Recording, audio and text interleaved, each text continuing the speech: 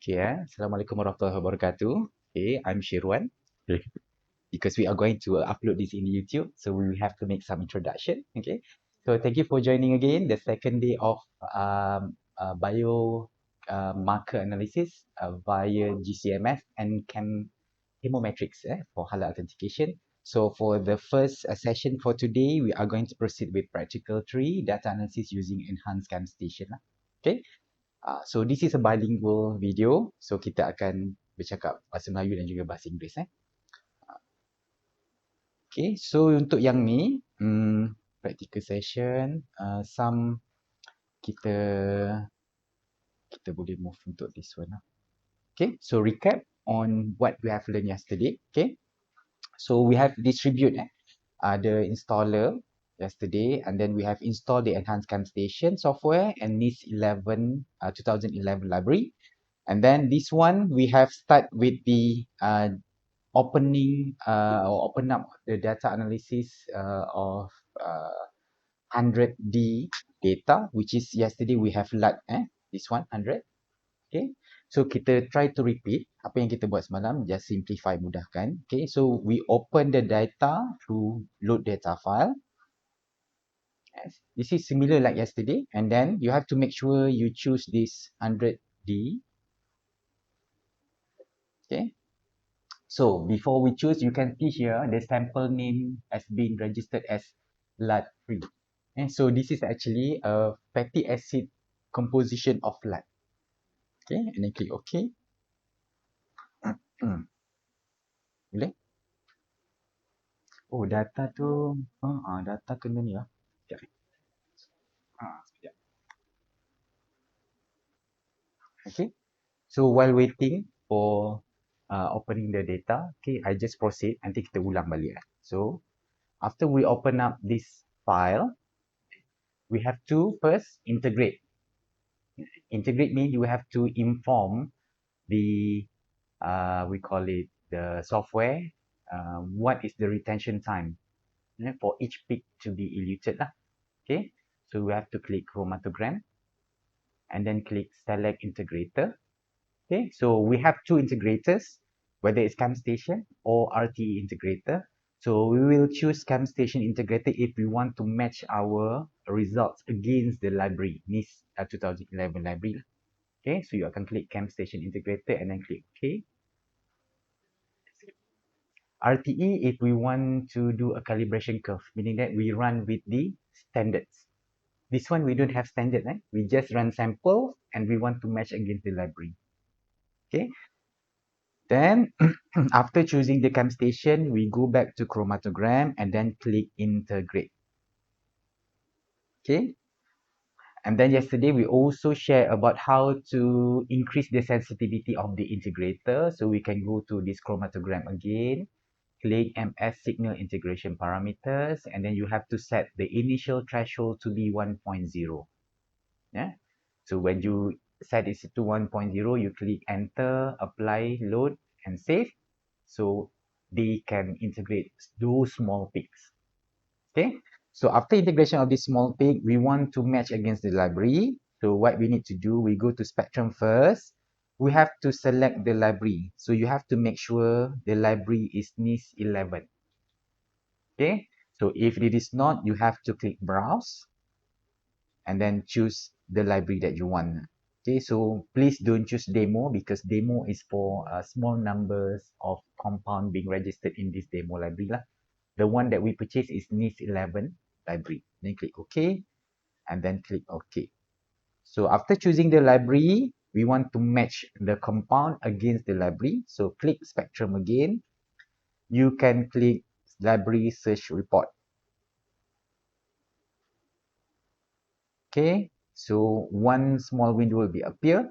So you have to click screen only. Don't click printer or file. We want to click screen and then you click OK. So you can see at the bottom how many compound being matched against the library. Okay. Okay, sekejap Spectrum. Go to select library first. You have to make sure you choose NIS 11 lah. Okay. So if you get the result in this form, WordPad form, if you want to make a clear visualization, so Control All, choose the font number to be 8, so you will get a more more arranged results lah and display. So you have to look at the qualitative column, the qual. So you can see any qualitative numbers having 80 and above indicate high potential of matching against the library. Okay. So beside of having the result in the form of WordPad, we also can convert the result into Excel.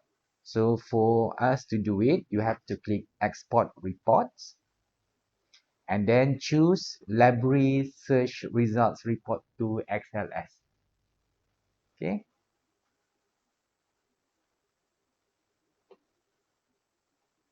Okay, so for this one, do not interrupt the conversion.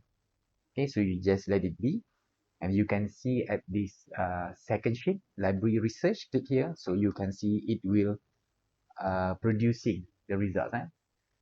Okay, now we want to rearrange. So the way that we rearrange, we use this quality. Just drag down to which any compound you want, which level. Okay, contoh lah sampai sini. Contohlah sampai sini. For example, up to this level. And then you click sort and filter. Choose the largest to smallest.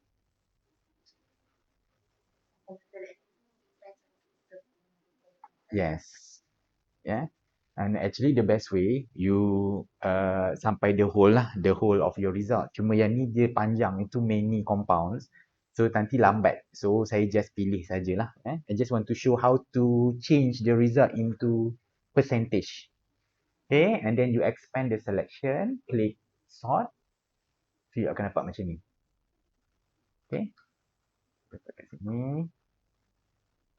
Okay. Okay, so dekat sini, those that is blank, yang ni are not the first candidate. So you can remove from your list lah, yang blank ni. Delete this one as well.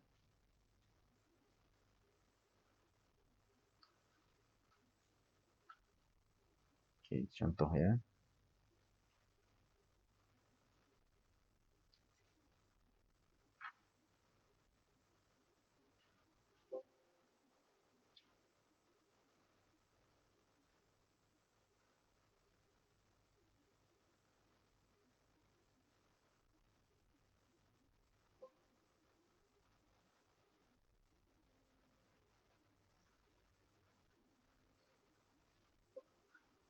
Okay, contoh expand the selection. Okay, okay, for example we only focus on up to this retention time dari sini ke sini saja. The rest ni kita tak mau. So kita nak delete lah contohnya. So macam saya mungkin tunjukkan macam kita nak delete, but I just remove them macam itulah supaya tak nampak contoh For example, this is our results. Okay, so what you can see here, this one I akan buat macam supaya nampak. So what you can see here, we have, for example, this is the compound names. Semua ni. Okay. And then, there is an area sini. Okay. So now, we want to convert this result into percentage. For example, in one extract, we have, sini sampai sini, we have 13 compound detected. For example, contoh. So, out of these 13 compound, we want to know which one is the highest. Definitely, we can base on area. Beside of that, we also can convert the area into percentage. Okay, so what we can do, here, after the area, there is a column E, kan? So you put your cursor there and then, apa tu? Insert a new column after the D. D. So you click your cursor at E, macam tadi, and then you click insert lah. So they will produce a new column. kolom kosong lah, blank column. Boleh? Okay. So now you just put here percentage, the title, percentage. Ataupun macam ni. Relative area in parenthesis percentage. Relative area in percentage. Dalam parenthesis in percentage lah.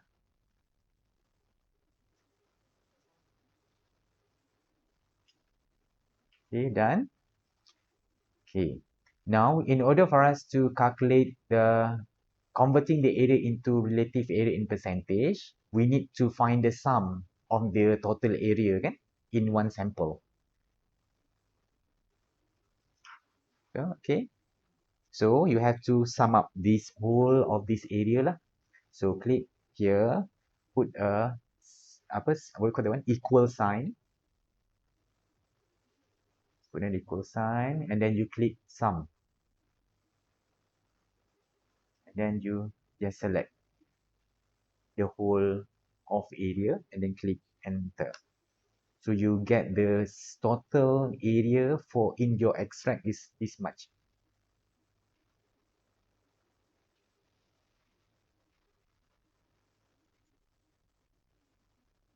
Okay, done.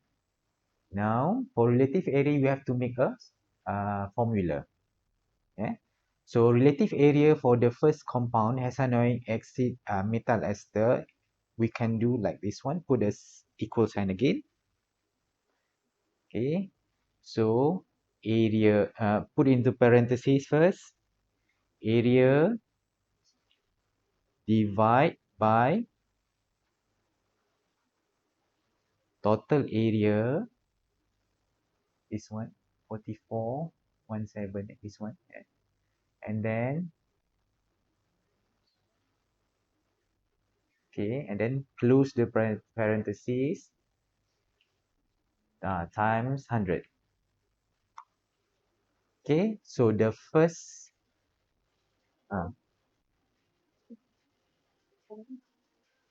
okay, so the first compound having a 21.35 percentage lah.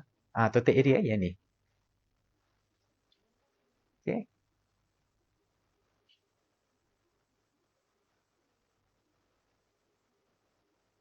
Boleh? Done. So now we want to calculate the second one. Okay, so for us to calculate the second one, we have to put a sign dollar at the total area. So you put your cursor before the D, put a sign dollar, D and after D.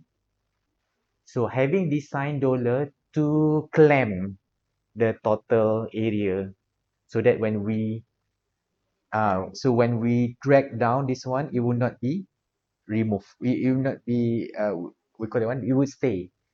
So that's why you can see still the same formula. If you don't put the dollar sign dekat sini, contohlah tak ada. If you drag and then it will become error lah. Macam tu, saya tarik sampai sini. Nampak tak? Sebab cuba you tengok, dia akan tarik bawah, tengok If I put the cursor here, so the red kan total area jadi below. So that for us to claim the total area to stay for the whole formula, we have to put a dollar sign at the first formula sini lah. Dollar sign before the D and after the D. And then you yes, macam tu. Yeah, tak payah buat satu-satu. Itu zaman makcik-makcik, yes. Zaman kita moden. Okay, zaman moden kita buat cara ni lah. Okay. So this is how we calculate relative area. Dah ada jawab dah Rabiatul punya soalan. So using this you dah boleh publish dah. How to publish? Okay, kita boleh start to explain the most dominant compound by rearrange this one. You drag down relative area punya those compound. You sort from the largest to smallest. And then click expand the selection. So you can see 11 octadecanoic acid methyl ester is the most dominant in your extract. Followed by 9, 12 octadecanoic. So you can start to explain in your thesis or in your paper.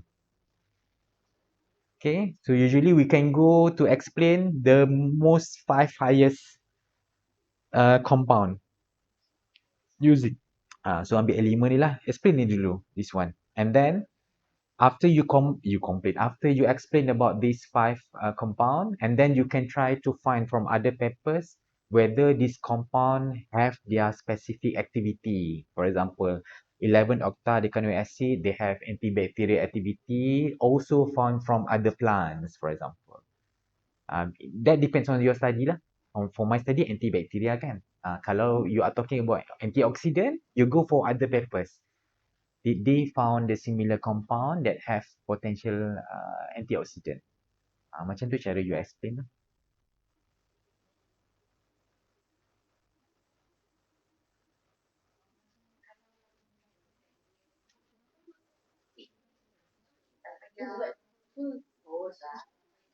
That depends on paper. Kadang-kadang dia minta chromatogram lah. Prepare je lah, you screenshot saja. Screenshot saja. Hmm. 24. So you pergilah dekat 24. Yes. Letak je number kat sini. Ambil yang dominant saja. So yang ni kan, ingat tak? Yang ni kan terlalu banyak kan? So you go back this chromatogram ni, you pergi MS dengan integration ni, naikkan balik dia punya threshold ni. Tak ada, lagi rendah, lagi sensitif. Itu saja. Yes, play around. Untuk result mungkin you letak jadi 18 semula, enter, apply, okay. Nak save atau tak terpulang. Okay, contoh letak. Similar like yesterday, go to chromatogram, MS signal integration parameters, you increase this one, become 18 lah. Naikkan semula. So it would not be sensitive. So you can see, no more small peak being integrated. So lepas ni you print screen saja, put it into your paper. Nampak semua lah cantik sikit. Macam semalam.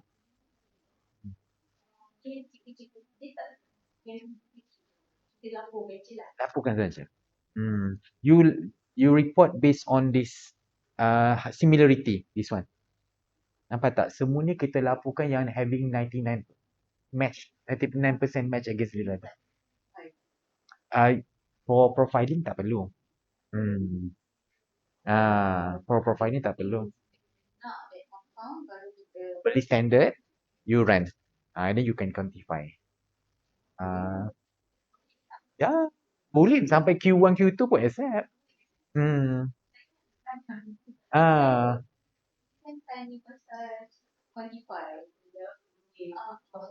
Concentration. So concentration you ubahlah jadi macam ni. Quantify meaning dalam in the form of percentage lah. Kalau you want to change to make it into ppm tak boleh. You memang kena buat calibration curve. You need to purchase all these standard and then run calibration curve lah, and then you can report as a ppm level contoh. Mesti lagi relative area. You tak boleh pakai ni pun.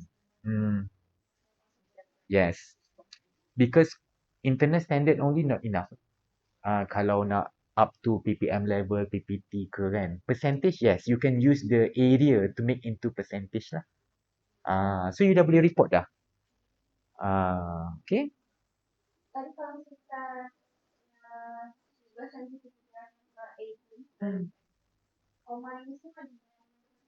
Ada dalam ini. So kalau you nak sensitif semula, go to chromatogram, MS signal integration parameter, you reduce lah this one. 18 ni you letak balik 10 contohnya. Tak nak letak 1. We want to make it intermediate saja. 10, click enter, apply. Okay. Nak save atau tak, it's depend on you. You want to save or not. Okay. For example, I don't want to save this setting. I want to make it just for this data only. Click no. So it start to integrate smaller peaks. But not that sensitive lah. The most sensitive one is one yang kita buat tadi at the first place. Actually, you have to go to that level to know the matching first. But if you want then if you want to report into apa tu publication, takkan you nak masukkan chromatogram yang penuh ni kan. So you decreasekan sensitivity supaya dia tak nampak yang bawah-bawah tu. Those below ni tak nampak. You naikkan 18. Lepas tu you enter, apply, okay. You print screen saja this one, masukkan dalam thesis, dalam paper. I increase or decrease the sensitivity for the sake of tak nak nampak berserabut. Tapi when you want to quantify this one, make it as sensitive as possible. Sebab smaller peak doesn't mean that dia tak match against the library. Sebab tu saya suruh reducekan the as low as possible sensitivity supaya semua peak tu je try to count. And then based on quality, lepas tu kan kita susun quality dulu. Lepas tu baru kita calculate this relative area. Lepas tu baru you boleh change lah relative area ni describe your extract on which compound having the higher relative area. You can explain from that. Okay, so focus on quality first. Small peak doesn't mean they don't have high quality mesh against library tau. So make it small peak doesn't mean they have a low quality number against the library. So that's why at the first place, bila you open this one, you kena reducekan this sensitivity as low as possible so that it will capture even small peak. Yes. You just letak sikit sajalah, macam letak macam one zoom in, letak kat sini peak tu.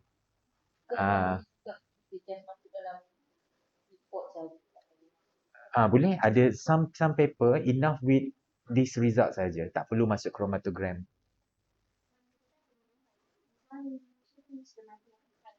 Okay. Boleh. Kalau nak masuk pun boleh, tak masuk pun tak apa. It's up to you.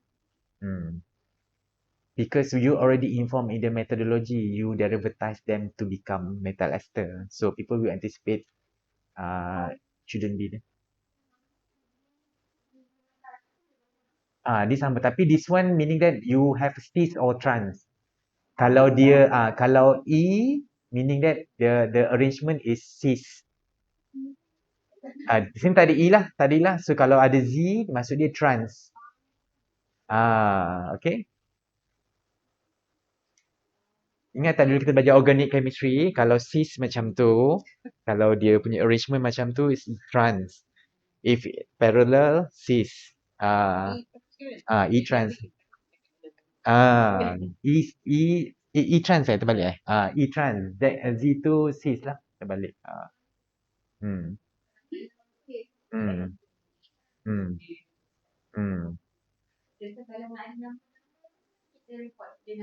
Mana? Yes, you have to report. That is the position of the carbon.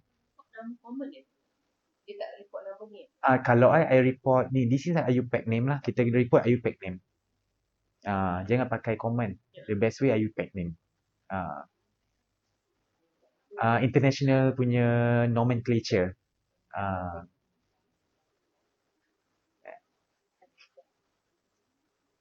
Yang ni kira mudah sebab kita memang looking for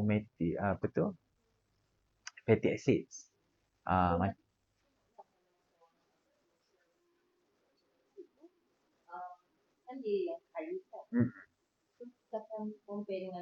Lain-lain punya paper. And then based on you punya activity tu apa? Macam saya nak cari antibacterial activity. So adakah antibacterial activity pada paper lain? At the first place, this is usually first chapter you akan buat this one je. Lepas tu barulah next chapter tu kita purify macam yang doktor buat masa PhD dia kan. So that one will double confirm. Column tu. Tapi that depends lah. Kalau you nak cari new compound, you akan buat sampai macam tu.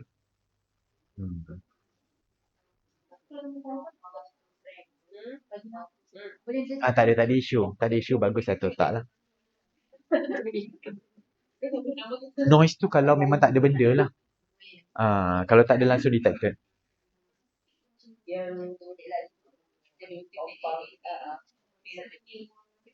Itu mungkin terlalu pekat. Hmm. Cairkanlah lah. Reducekan cair.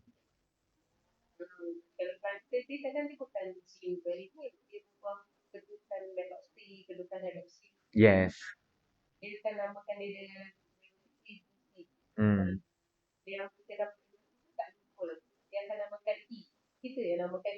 Hmm. Hmm. Metoksi tu kalau ada oksigen dengan CH3. Itu kita panggil metoksi lah. Hmm.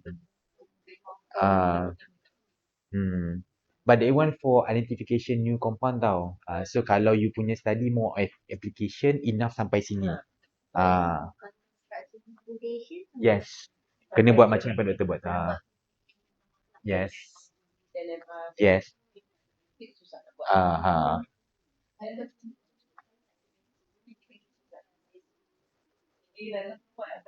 Tak ada.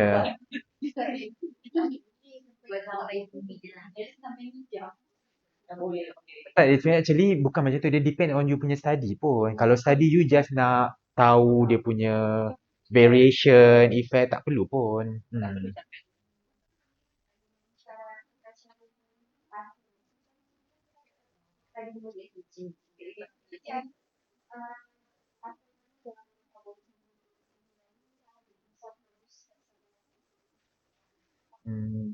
Familiar tapi that one you have to really baca buku lain, paper lain, you have to draw. Depends based on their, kita panggil apa? Pathway tu, you have to follow. Is it the same ataupun ada some changes? No, no, no.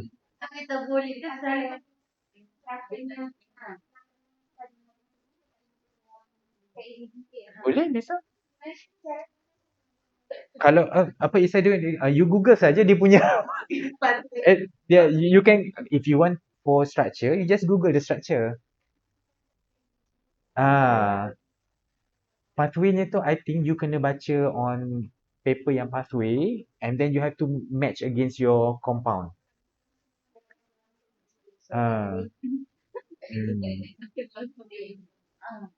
We are the one develop tau. But usually if we have macam lah, we test on certain bacteria contoh. One particular bacteria, you have to check the bacteria punya metabolism. And from there you have to match again this one. Which compound that you find.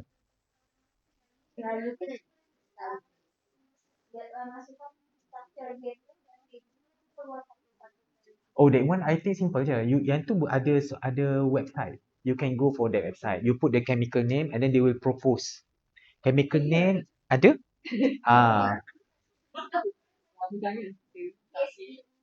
Hmm.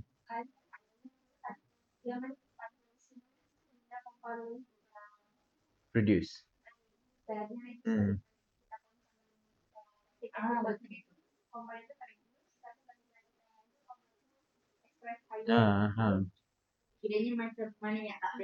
Under regulate kan. Upregulate tu maksud dia naik lah. Compound tu naik. Concentration dia increase lah.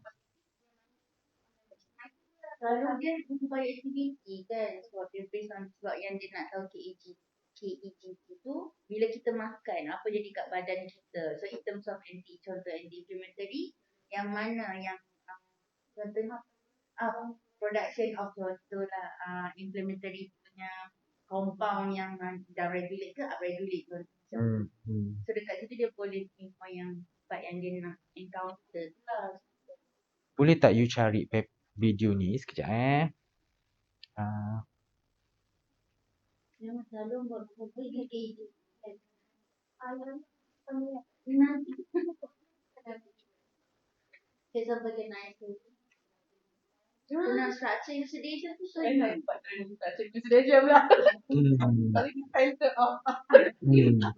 Boleh cuba.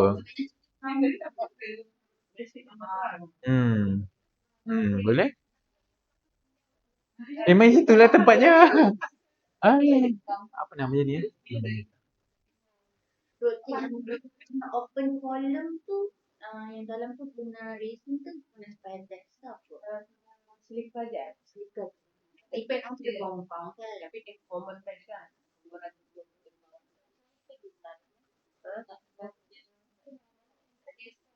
Hmm.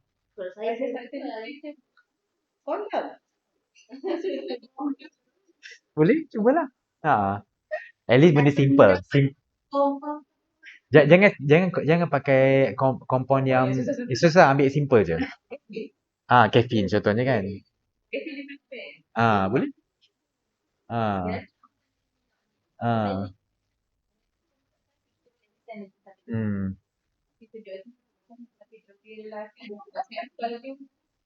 Tapi tak apa doktor, saya rasa kalau benda basic tu orang akan nampak dia senang lah. Tapi new compound memang challenging. Tapi kalau compound yang ni doktor boleh buat yang caffeine tu sebab dia known. Betul lah. Okay. Apa ni cantik? Try cari ni data professors ni. Saya pernah jumpa. He told me macam ada some website untuk you nak buat macam you punya pathways so on so forth.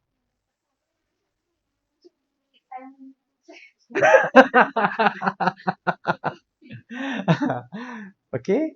So cuba cari sebab doktor ni this professor apa ni this doctor he's Thailand. He's from Thailand. So he's working in Thailand actually. So dia memang bioinformatics. So dia pernah I think I pernah tengok lah dia punya video. Dia ada sebut some website untuk nak find those information lah. Yang kedua, I pernah buat paper dengan student yang buat that pathway tu. Tapi there are specific software you kena purchase actually. So yang tu macam nak ajar yang tu rasa macam bersalah sekejap ya. Sebab yang that one kena beli sebab this student yang buatkan.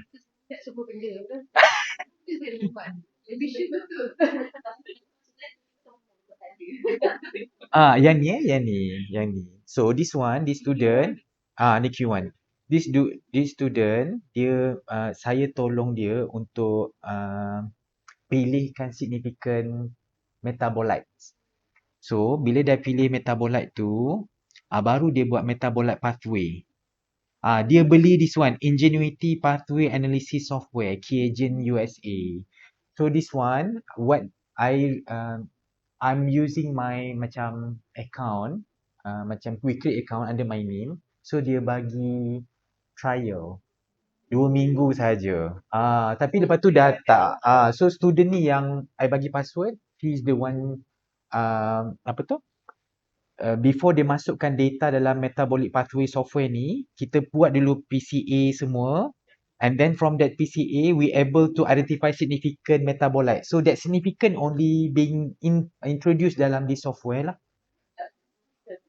Dalam 8 ke macam tu lah. Macam 8 something macam tu. Masuk dalam software. Sorry. Mana dia punya compound? This is the significant one lah. I tak sure yang mana yang dia masuk. Tapi this is the treatment on the cell. Lepas tu ini pathway yang dia buat. But this one, pathway ni, dia dapat results tu macam ni actually. So from this is the manual drawing by himself. Bukan daripada software tu. So this drawing also he referred to previous publication. Tapi what you want to put inside of this based on the result lah from the software Kiagen USA tadi. So this is what I've been telling you. Yes, this is the result of the Kiagen lah. Automatic they will inform you. Dia macam ni. This one, they propose this one. Botanoid metabolism. This is the pathway. So from this pathway, they cari from other papers. So they try to draw this one. Combine all the pathway lah. Which is, this Kiagen software doesn't produce this drawing. You have to do it manually. So this is what I've been telling you. Rasa macam sebersalah nak bagi tahu because I memang tak ada software tu. But this is very interesting sebab dia memang Q1. Saya tolong dia sikit je, tapi dia bagi saya paper Q. Tapi yang I tolong dia, this one, this one. Okay. So this is the another sample Go to file, load data file, click number 15D. Okay, this one 15D ni adalah fatty acid yang kita dah run. We run this fatty acid standards at 50,000 ppm. 50,000 ppm lah. Click okay.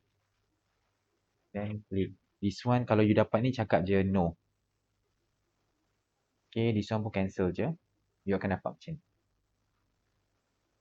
Okay, so this is the standard 37 standards of fatty acid methyl ester.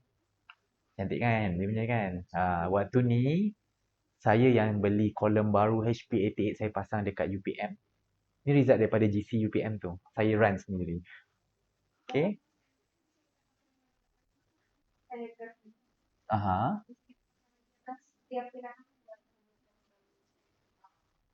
Sepatutnya macam tu. Buat baru. Ya.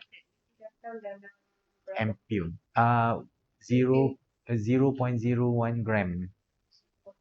100 milligram oil. Extract ni dalam bentuk oil. Standard ni coming in the oil form. So bila dah 100 milligram, so kita dah boleh kira lah berapa ppm. Kan dia ada mixture of all the fatty acid. Yang ni saya just cakap oil tu. Oil tu. Sebenarnya saya tak, sepatutnya kita boleh pecah tau. C16 berapa sepatutnya. Ni just nak beritahu je 50,000 ppm tu for the sake of that oil, the whole oil coming. People declare satu-satu. Okay. Bila you beli this fatty acid punya standard, you akan dapat this one, COA. Macam ni. So, this COA, you boleh tahulah berapa percentage. Dia dah beritahu berapa weight, 2.0. Yang ni kita boleh download terus daripada supplier. So, dia dah dapat tu, contohlah ya, kita dapat 100 milligram. Weight dia untuk first compound ni 2%. So, you kira lah 2% over that 100 tu, you tahulah untuk this compound berapa sebenarnya dia punya weight dia. No, yang ni bukan 400. Yang ni 800. 800 saya belilah yang ni. At that particular. Ni Sigma. Saya tak tahu lah, mungkin dah tukar ke dia punya compound kan. Tapi you boleh belilah Fame Mix C4 until C24 lah. Yes. So yang ni datang dalam 100 milligram. So kalau first compound ni dia 2% kan. So 2% over 100 milligram. Kita boleh tahu lah berapa milligram dia. Yes. Sebab dia mixkan semua jadi 100 milligram. Dia tak campurkan 37 ni. Yes. Cuma yang ni saya just cakap lah for the sake of one oil tu lah. Saya tak cakap individu. Ni doktor try NMCD tu ni dia bagi sheet dia. Ni yang saya run sendiri. Dengan HP88 column. Tak ada, yang ni terus run saja. Yang dalam kena dilute dulu lah. Lalu dalam 1 mil. Lepas tu terus run. Hexane boleh, dichloromethane boleh, ethyl acetate boleh. Okay. So cuba buat the same step. Okay, chromatogram, select integrator, pilih chem station integrator, go to chromatogram, integrate. Nampak tak, dia tak keluar semua. So saya kena turunkan.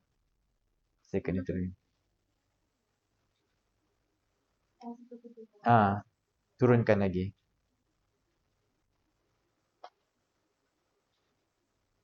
Okay, so dia dah integrate semua. Spectrum, select library, make sure ni 11. Spectrum, library search report. Buat yang sama ya. Ni just play around lah. Supaya mahir kan. Next time dapat sampel je boleh buat laju. Dan boleh buat workshop lain pula. Sendiri buat workshop lain.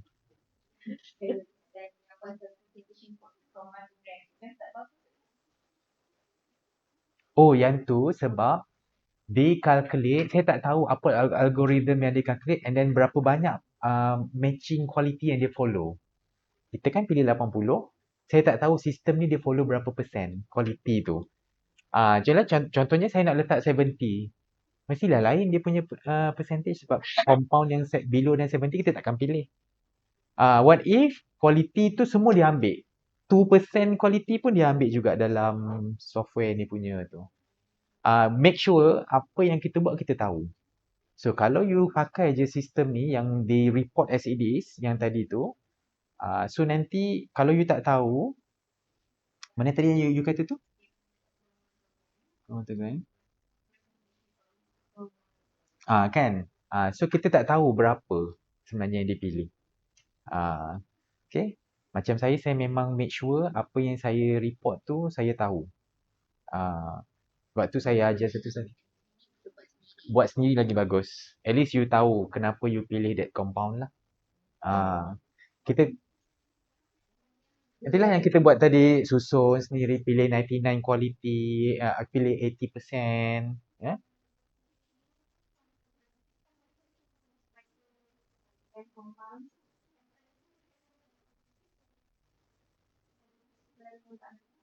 Yang ni pun kecil-kecil pun akan nampak juga.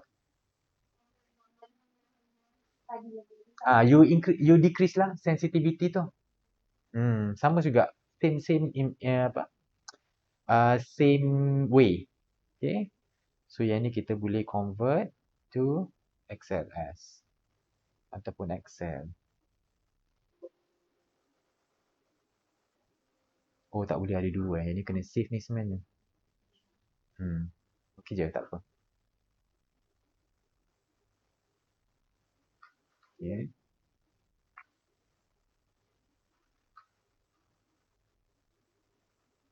Okay, so you can do it the same lah, same thing. Ni saya tak ajar lah, ini sama je So you boleh tengok dekat sini dia tulis 550,000 ppm. Okay, for the oil lah. Tengok quality pun rendah. So you cari lah, susun balik, arrange, pilih yang from the largest to lowest and then you hanya report 80% and above. Okay.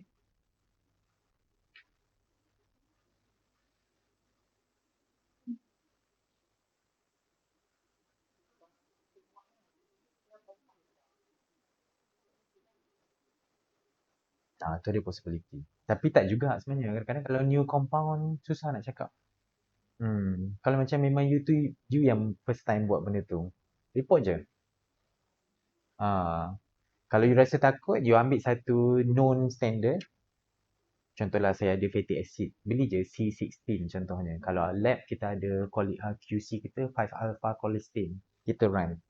Kalau dia keluar je tu, okey lah GC tu. So result awak tu boleh terima. Maksudnya bila kita nak run tu, kita run sekali dengan QC tu. Run. Blank, QC dulu, blank, sample. So kalau QC tu keluar, maksudnya sample pada result you tu walaupun rendah, betul lah. And then you report lah, cuma you beritahu lah berapa quality yang you report dalam tu. Matching against the library lah. Apa-apa je, saya punya pakai 5 alpha cholesterol. You boleh carilah, benda-benda lain pun boleh. Asalkan we just want to check whether that QC eluted or not. Or detected or not. Kalau tak detect, maksudnya GC tu having problem. Okay.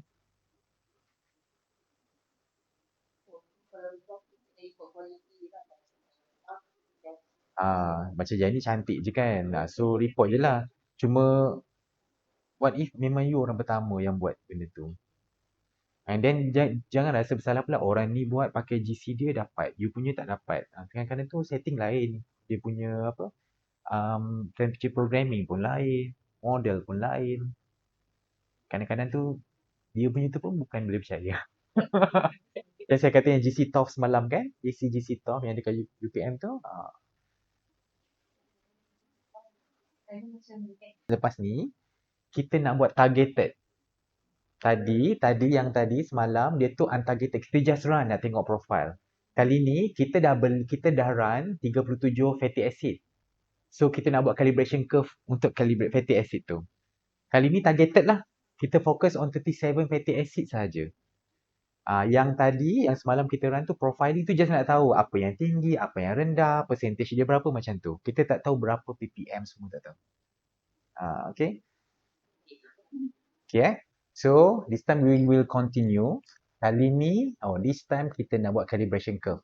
Which is bermaksud we are now moving into targeted analysis. So, in this case, the targeted analyte are fatty acid metal ester lah. Okay. So, macam ni kita nak buat, how to do it. So, the aim is now to set up calibration curve. Okay. So, dekat situ, tulis dekat situ, click GCMS dataset folder and open file number 15. Kita dah buka tadi This one is number 15 tau. Okay. So, number 15 is 50,000 ppm of oil containing 37 fatty acid metal esters. So, what we want to do, we want to set up a calibration curve. Kalau you tengok pula, I just tunjuk sikit, kita ada buka balik file, go file, klik load data file.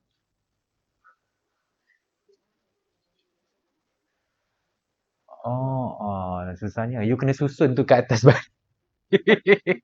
Tarik susun kat atas. Tak tahu, kadang-kadang tu komputer kita kan, ini software ni dah lama. Kadang-kadang. Okay. Kan?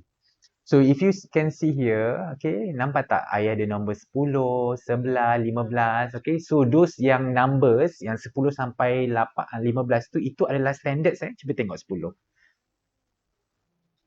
5,000 ppm. 11 is 10,000. 12 is 15,000. 13 is 20,000. 15 is 25,000. 14 is 25. 15 is the highest one, 50,000 ppm lah. So we want to make a calibration curve using these standards. Okay. So dalam ni kita ada preparation of standards lah, calibration curve. So calibration working standards. Okay. But at the first place, if we want to set up a standard, a calibration curve using this software, kita kena buka, we need to open the highest concentration lah, which is 50,000 ppm. Okay, tak apa, Rabiah tu susun dulu. Nanti terlepas dia. Okay. So previously, apa yang orang buat? Orang akan buat dekat Excel. Calibration curve. Betul tak? Tapi ramai orang tak tahu, not so many people know actually this software sendiri boleh buat calibration curve dia sendiri. Okay. Dan? Dah betul dah? Okay. So sekarang ni, at the first place, to set up a calibration curve, we need to start with the highest concentration first. Okay. Kenapa bukan pada rendah? Because now we don't set up first. We want to register 37 compound ni to the system. So that's why we choose the highest concentration first for registering the compound to the system. Belum lagi belum calibration curve lagi. Kita nak register dulu. Okay, so buka file yang nombor 15. Yang ni lah, dah buka lah. Okay. This one, you kalau keluar yang macam, you klik je no. This one pun klik je cancel. Okay. So, sekejap saya tengok balik PowerPoint je sebab apa. Click file. Okay. Okay. Click file, select signal, choose data sim. Okay. So, you have to make sure the one that you choose here, the file is sim data, not scan data. Okay. Go to file. Click select signal. Make sure it is data sim data. Go to file. Select signal. Make sure it is sim data lah yang you tick. Kan semalam kita run, kita record both sim and scan kan. So kita nak sim data sahaja. Okay, sambil-sambil tu mungkin yang ni sim data mungkin kita nak tengok scan data dia macam mana rupa dia kan. So kita boleh klik dua-dua. You akan tengok lah. The top one will become scan. Sim yang dekat bawah. Nampak yang scan ni macam banyak compound sebab scan it will analyze apa sahaja.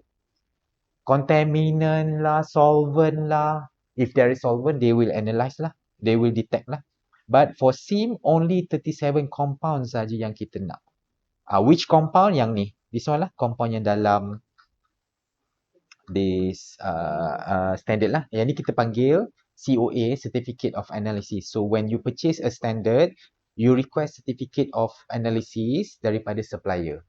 Sometimes from the website of the supplier, you can download pun. So ni downloadable lah. Yeah. So you can see we have 37 compounds lah dekat sini. Cuma nama-nama yang ni, methyl butyrate, yang ni adalah common name. Dia bukan IUPAC lah. So if you want to report as an IUPAC name, you just Google saja. Saja kita registerkan satu dekat rumah. Ya dekat SIM tu, cari molecular weight dia bagi this compound, masukkan dalam that SIM dalam GC tu. Yang 37 yang kita 74 lah, 100 lah. Okay, so this compound they have their mass kan, molecular weight kan. So you masukkan molecular weight ni dalam the GC software. The GC instrument lah. And then they will focus on this 37 saja. That's why when you get this result, you akan dapat yang ni, yang bottom ni lah. Ni ada saya dah simkan dah semalam. Saya dah buat sebelum ni lah sebenarnya. Yes, 37 molecular weight we insert into the GC instrument. Cuma semalam kan kita just run saja kan, tapi kita dah analysekan untuk use sebenarnya standards ni.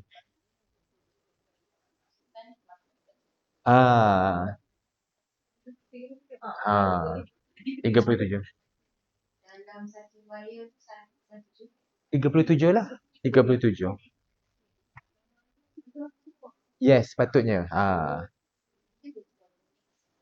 Dia lah memang mix. Dalam mix tu kan ada 37 compound targeted. So 37 tu kena masukkan.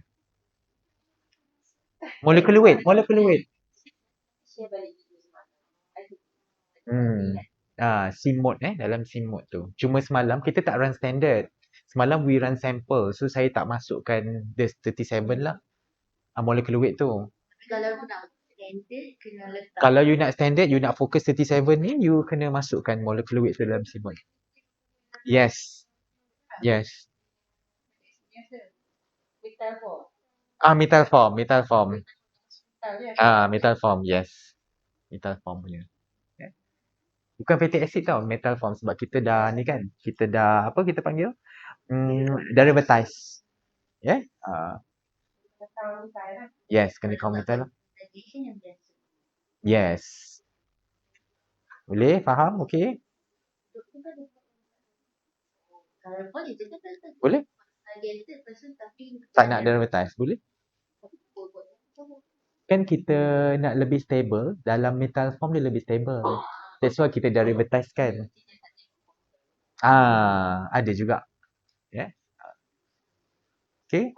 Cuma semalam adalah kalau kita nak buat, kita akan jadi 3 hari lah. Okay.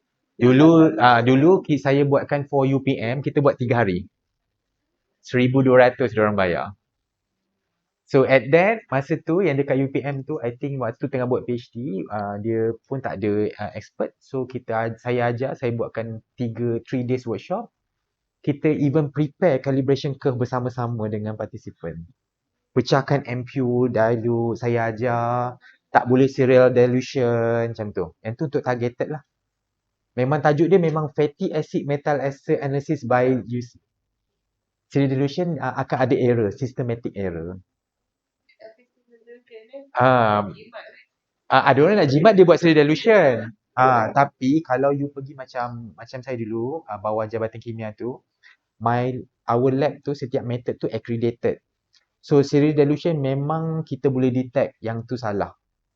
Sebab you serial dilution, kalau yang first ni you salah, you akan salah semua.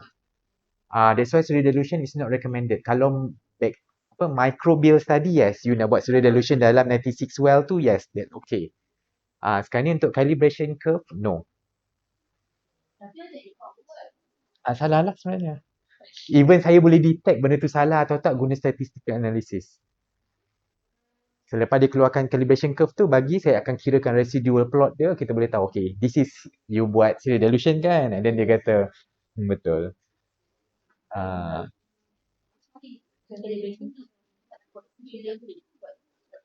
Buat satu-satu. Daripada stock solution tu. Stock solution tu you kena pecah dulu. Lepas tu yang kedua ni pindah ke sini pula. Yang ni buat lagi kat sini. Dia tak boleh satu ke dua. Lepas tu dilute lagi. Dilute ke sini tak boleh. Satu ke dua. Dua ni boleh buat tiga. Tapi untuk yang keempat ambil yang satu. Keempat. Yang dua ni buat yang kelima pula.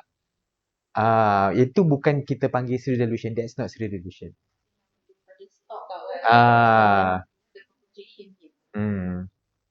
Okay, yang tu 3 hari. Yang tu memang spesifik fatty acid metal ester punya analysis yang guna GC. Tak boleh sepatutnya. Not recommended lah.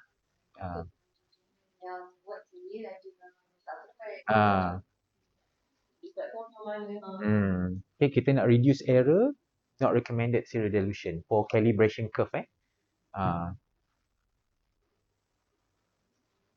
Okay, sekarang okay boleh Okay, so sampai sini, since kita nak buat calibration, we want to introduce the compound, kita akan pakai sim data only. So, you pergi balik dekat file, klik select signal, untick the scan data. Yang atas ni kita untick.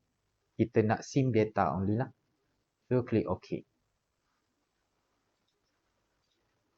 Okay, ni boleh besarkan. Okay. Dia tak ada apa, tak ada masalah. Okay, jom. Oh ya, kalau you rasa tinggi sangat, you boleh je buat kat sini, chromatogram. Sekejap ya. Chromatogram scaling. You nampak kan yang paling tinggi sini kan 115 1.500.000 150,000. So you boleh klik sini OK.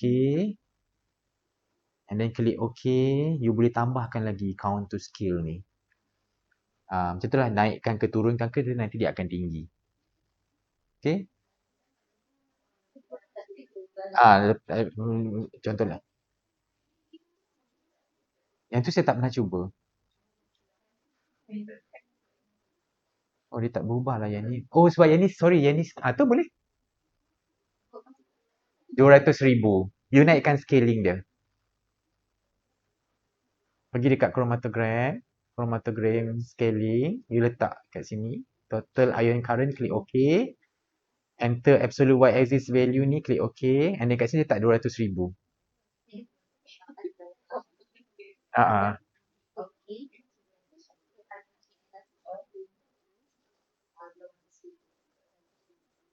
So scaling tu akan diturunkan lah. Scaling lah. Kita akan naikkan scale dia, besarkan scale dia. So peak tu akan nampak macam cantik lah, tak adalah terlalu besar. Ya. Okay. Abundance tu. Ni. Oh, okay. Saya tak suka pakai ni sebab nanti orang tak faham. Nanti kalau software tu berubah, okay. Macam saya memang suka ajar yang klik dekat mana supaya semua orang tahu ini maksud dia apa. Okay. So, okay kalau yang kat sini. Okay, sekarang ni saya buka balik paper saya. Sekejap ya. Saya bagi kat paper saya ni. Sebab paper ni saya memang daripada calibration curve ni lah saya publish paper ni. So, ini adalah fatty acid yang saya buat yang calibration curve yang saya buat. This one. Okay. So, untuk this workshop, kita akan fokus pada alamak. Tinggi pula. Zoom out. Dia punya ni tak berapa best dah. Saya tak berapa suka pakai this Mendeley ni. Alright. Nampak Okay. So kita akan cuba buat calibration curve untuk compound number 2 sampai number 4 je. Kita boleh buat 37 tau, tapi lama sangat. I just tunjuk 3 saja okay. So kita boleh buat serentak. Cara dia ialah cuba tengok dekat sini. Hexadequinate. Okay, yang apa yang I masukkan dalam mass, dalam GC tu ni, I key in 102 ni sampai 343 ni dalam GC waktu C mode tu. Yang ni mass ni yang kita masukkan lah untuk nak supaya the GCMS tu akan fokus dekat 37 compound untuk hasilkan this chromatogram. So ini adalah mass yang kita masukkan, sorry. This mass lah. Setiap compound ni molecular weight dia. Hexanoic acid ni awak google je lah.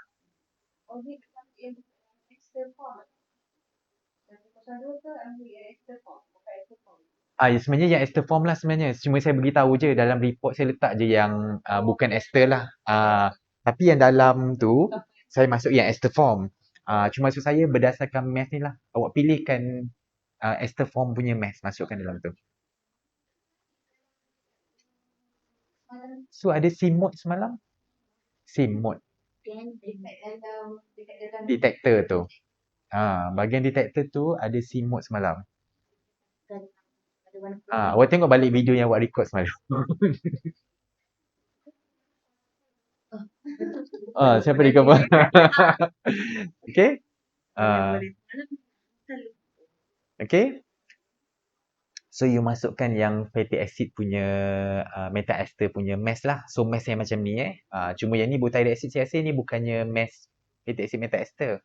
Yang ni dalam bentuk butyric acid sendiri. Tapi yang kita masukkan dalam GC tu adalah methyl esters lah. Okay. So bila kita dah masukkan yang ni, so untuk calibration curve kita nak buat 3 ni je. Hexanoic acid sampai decanoic acid. Ni je. Okay. So you boleh tengok dekat sini retention time dia hexanoic acid ialah 10.144. Betul? So pergi dekat result GC, integrate dulu, go to chromatogram and then integrate. Okay. So dekat mana 10.44 tu? Jumpa tak? Dia tak ada kan? 10.144 kan? Yang ada. You boleh zoom kat sini. Ni. 10.142. Select integrator and then integrate. 142 ambil kan. Dalam GC dulu masa saya buat dekat UPM tu dia 10.144. Tapi yang ni dalam 10.142 lah sebab kita run kali kedua. Jauh kot. Ni minit ni 10.142 3 decimal point. Okay. Chromatogram integrate So and then you zoom dekat sini. So this 10.142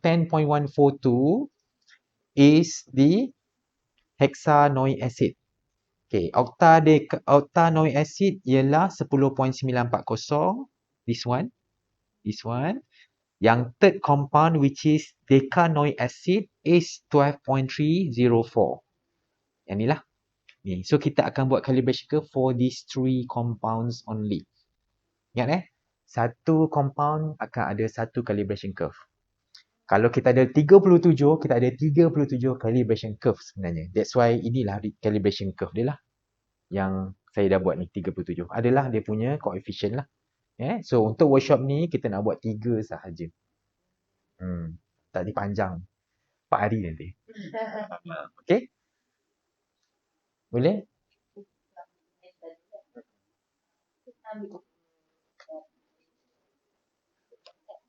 Tak payah. Google je. Google je. Tak perlu. Sebab benda tu memang well known. Hexanoic acid tu kan memang well known. You Google je. Tak payah nak cite pada paper pun. Google je dekat Wikipedia pun berlambak dia punya mass tu. Ataupun you kira je berapa carbon, berapa hidrogen. Dapatlah molecular weight dia ataupun mass dia. Macam mana? 116, okey. Yang tu dalam ester kan?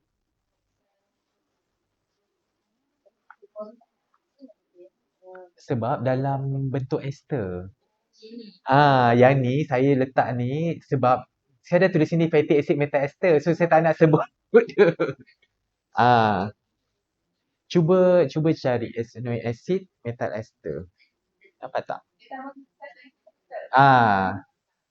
Betul sebenarnya mass ni yang saya masuk tu yang dalam bentuk ester tu cuma dalam report ni saya dah tulis kat sini fatty acid metal ester, saya malas nak tulis dah. Sebab kita nak tahu je fatty acid tu. Cuma yang detected dalam form metal ester. So mass yang saya masukkan ni adalah ni metal ester. Ni 120 ni metal ester lah. Sebab yang ni kan kita kan curve for fatty acid metal ester lah, ni mass je.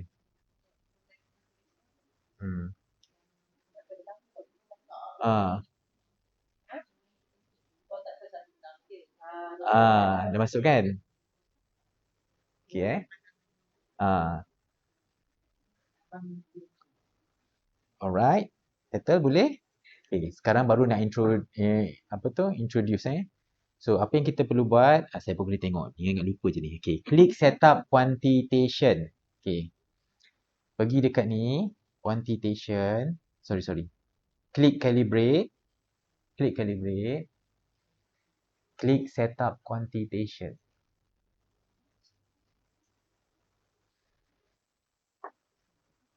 Okay. Klik calibrate. Klik setup quantitation. Okay, nampak kan yang saya punya ni saya dah buat sebab you are the second batch punya workshop.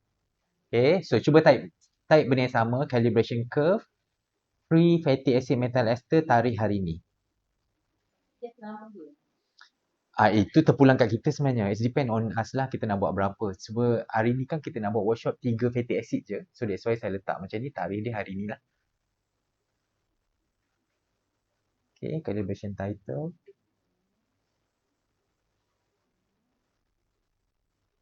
Okay, so yang ni sama saja 2 minute 1, 0.1. Tak. Ni tak perlu.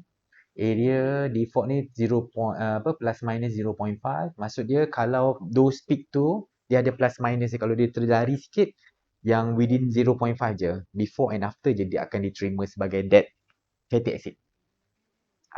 Kalau tak dikira tak ada lah. Tak ada. Okay.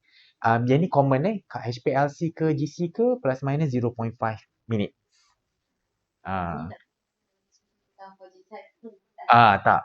Kalau macam tu semua benda nanti dia boleh masuk. Okay. Kemudian since calibration ni kita nak buat dalam unit ppm, so sepatutnya tulislah microgram per mil. Macam ni sebab kita tak ada micro, kita letak je u gram per mil lah. So actually this one microgram per mil ppm unit. Okay. And then ISTD means internal standard. Kita tak masuk internal standard dalam standard ni. So that's why kita letak je kosong. Kalau ada internal standard tu berapa ppm you prepare, you masuk. Tulislah berapa.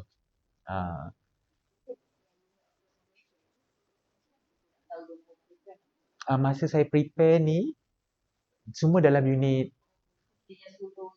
Yang masa saya prepare standard ni saya memang prepare dalam ppm je semua. So saya letak sini ppm lah. Kalau doktor dilutekan lagi dalam unit sampai 4 per billion ppb, kena letak ppb lah. Akan jadi nanogram per mil lah. Macam tu. Unit memang kena sama daripada awal. Sebelum inject dekat GC tu lagi, waktu prepare buat dilution, dah tahu you buat unit ppm ke tak. Selalunya ppm lah. Sebab dia ikut instrumen GCMS ni memang dia can go up to ppb sebenarnya. 4 per billion lah, lagi rendah lah. Cuma saya takut tak detect, so saya buat je ppm level tinggi sikit. Tinggi sikit. Kalau GC TOF tu dia yang rosak tu boleh pergi sampai PPT. Boleh lagi dilute. Sepatutnya lah theoretically. Okay. So macam mana yang kita prepare lah. Okay. Dah sudah yang ni, klik OK. 0 saja sebab there is no internal standard dalam this fatty acid. Okay, and then klik OK. Macam ni kan? Nampak kan? Okay, ni sepatutnya you punya tak keluar sebab you punya baru first time buat. Yang ni saya dah buat dulu. Okay. Tak apa. You klik je insert above. Yang ni tak apa, jangan follow saya punya ni, biar saja So, you klik je insert above. Akan keluar satu window macam ni. Betul? Okey, sekarang ni kita the first compound yang kita nak ialah hexanoic acid metal ester, minute dia 10.144 kan. So you zoom dulu dekat sini sampai dapat this compound, betul? 10.142. Okay, zoom lagi sampai dapat macam ni, betul? Okay, sekarang ni letak nama dia kat sini lah. You boleh letak hexanoic acid. Nak letak metal ester ke tak ke terpulang. Type dekat atas ni. Okay, macam ni Ada orang letak macam ni kan. Saya pula, saya suka buat macam ni. Hexanoic acid ni dia ada assignment dia C6. Sebab dia ada C carbon dia 6. So kita pun boleh guna macam ni juga. C60. Boleh letak kat sini lah. Nak dalam kurungan pun boleh. Nak letak as it is pun boleh. Boleh? Tak apa, saya tunggu. Type dulu.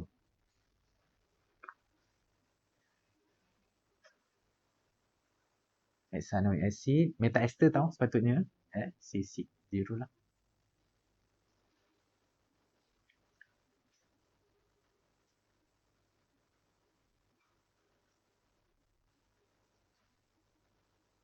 Boleh? Dah? Okay, sekarang ni tengok saya punya ni. Kita punya ni. Mouse ni. Okay, kita akan right click. Pergi dekat apex dia ni. Right click. Boleh tak?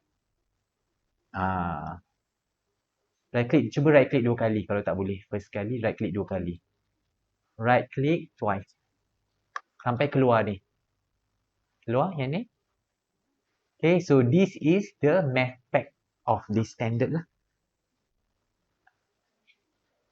Boleh. Right click pada dia punya apex peak tu punya. Saya tutup balik sini. Puncak dia. Twice. Keluar juga. Tapi the best tu kita cari dekat puncak dia lah. Okay. So sekarang ni.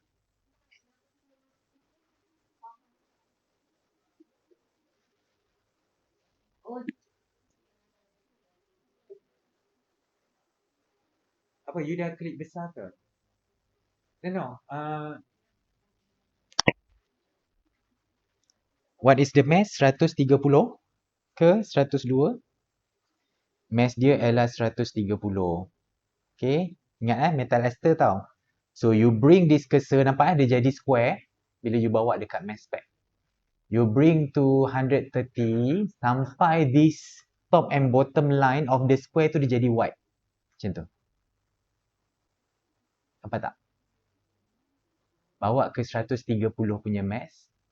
Dah. Lepas tu simultaneously click left and right cursor. Cursor pula, mouse. Serentak. Okay, bila you dah buat serentak, you akan dapat kat sini. Retention time dia masuk 10.141. Target pun akan masuk 130 max. Tak apa, okey je.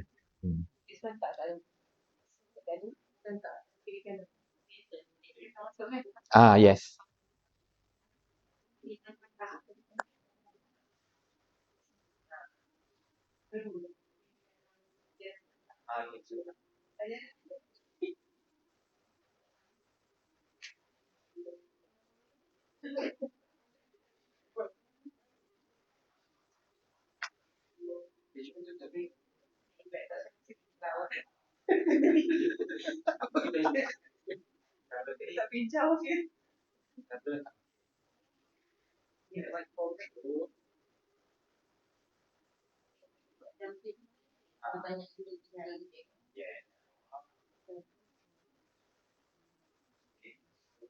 Tu dah masuk tak?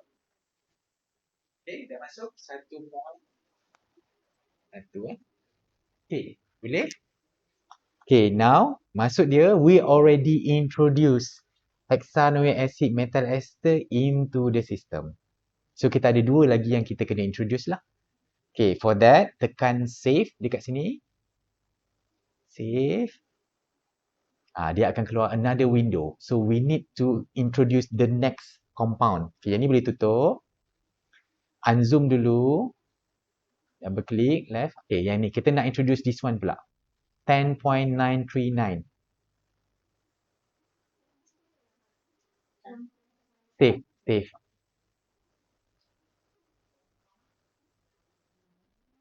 Okay, so yang sama. Zoom.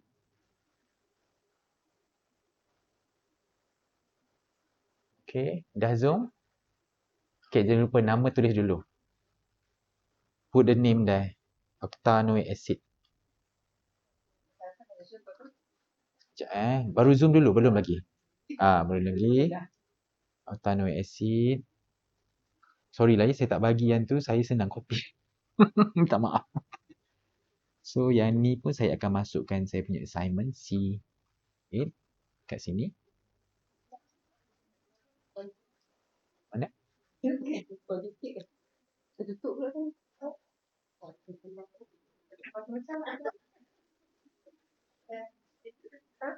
Our GC tu kita combine pula, ada satu lagi MS sebelah dia. So MS baru kita pilih Q1 Q2 ni lah as a daughter ion.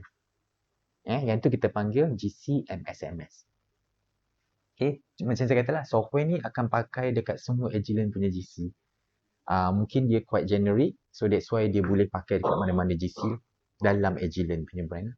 Okay, so sampai sini similar work. Okay, bawa ke apex dia.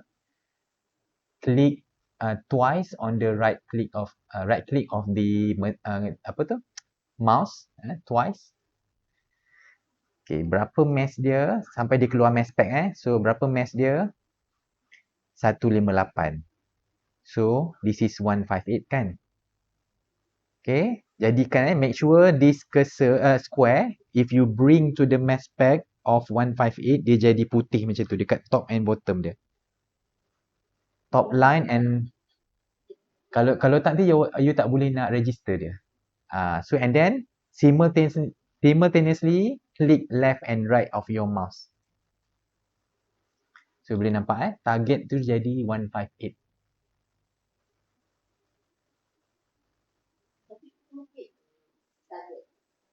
Tak payah. Biar dia masuk sendiri lah. Tak apa, tak ada masalah pun. Kita nak make sure target ni dah jadi 158. Itu saja. Dan tak apa, okey dah tu. Tu tak ada masalah. Sebab kita nak 158 tu je. Yeah. So dah sudah, okay. Tekan save. Buat the same thing on the third compound. Okay, third compound kita yang mana satu? This one. 12.303, zoom. Okay, the name of the compound is decanoic acid. C10. Follow je yang saya buat ni. Kan, dah boleh kerja dengan Agilent kan ni.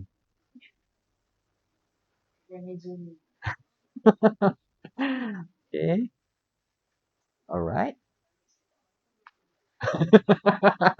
Tak apa, video ni recorded, nanti saya masuk kat YouTube. Ambil je. Alah, kita tak pakai macam tu lah. Kalau kita dah pakai nanti nak tak nak kita akan tengok juga. Tengok Dr. Zubaidah siap je dia punya paper. Dia tengok YouTube saya je. Tak dapat 12? Tak ada. Zoom out dulu.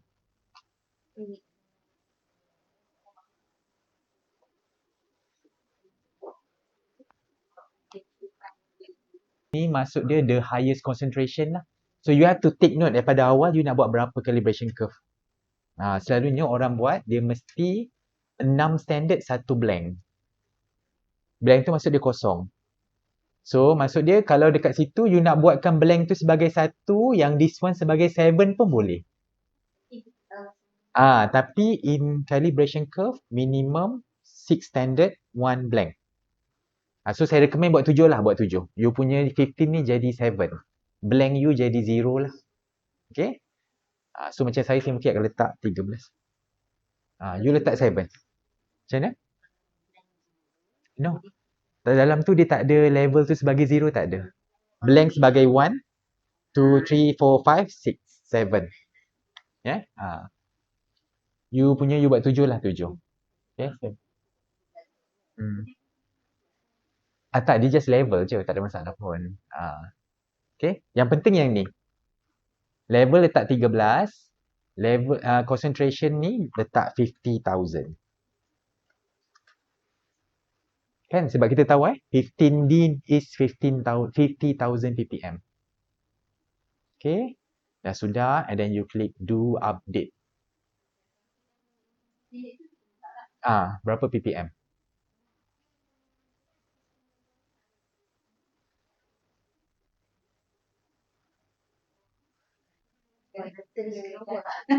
Terus keluar calibration curve kan. Tapi ni 1 point sajalah. Kita akan masukkan pertengahan ni pula. Cuma yang bawah ni kita akan mula dengan the lowest pula, bukan yang ambil second lowest lah, sebab kebetulan to introduce the compound we use the highest concentration. So kita terus masukkan dulu dalam sistem lah. Okay? Okay, contoh nampak saya punya kat sini dah keluar. Saya boleh delete tau mana yang bermasalah. Saya nak delete yang ni.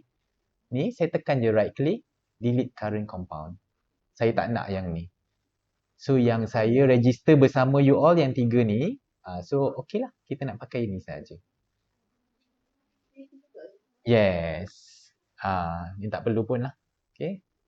Nampak okay, ada satu je compound yang dah di-register lah. Nak tengok R square, tengok dekat sini, calibration. Sebelah tu, nampak tak calibration R square? 1. Yelah, 1 point je kan. 1 point. So, good R square lah. So, you punya linear term adalah you punya intercept is this one lah. Jap, constant term ke linear term?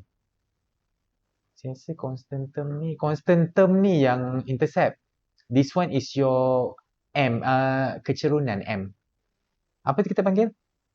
MX. MX plus C kan? Y equal to MX plus C kan? Equation M, you punya M. C tu constant term. You punya intercept, this one ialah 0 lah. So constant term lah sini. You punya kecerunan apa itu sebenarnya? Bahasa Inggeris kecerunan? Gradient, yes. You punya gradient is this one, 3.642. Masuk kat YouTube. Tak ingat bahasa Inggeris dia. Kan? Kisah ya, kisah. Okay. So ini baru satu. And then click OK. Current changes will be saved. Proceed. Okay. Okay, jangan buat apa-apa lagi. Apa-apa hal kita kena save terlebih dahulu. Bila dah keluar macam ni pun, you pergi dekat method. Save method. Masuk balik title yang kita masuk tadi. Calibration curve, 3 frames, tarikh hari ni. Okay, and then tekan OK. Calibration curve, 3 frames, 25/08/2022. Ni terpulang dekat you lah. How do you want to rename lah. And then click OK. Nampak ada .m. .m meaning that method lah.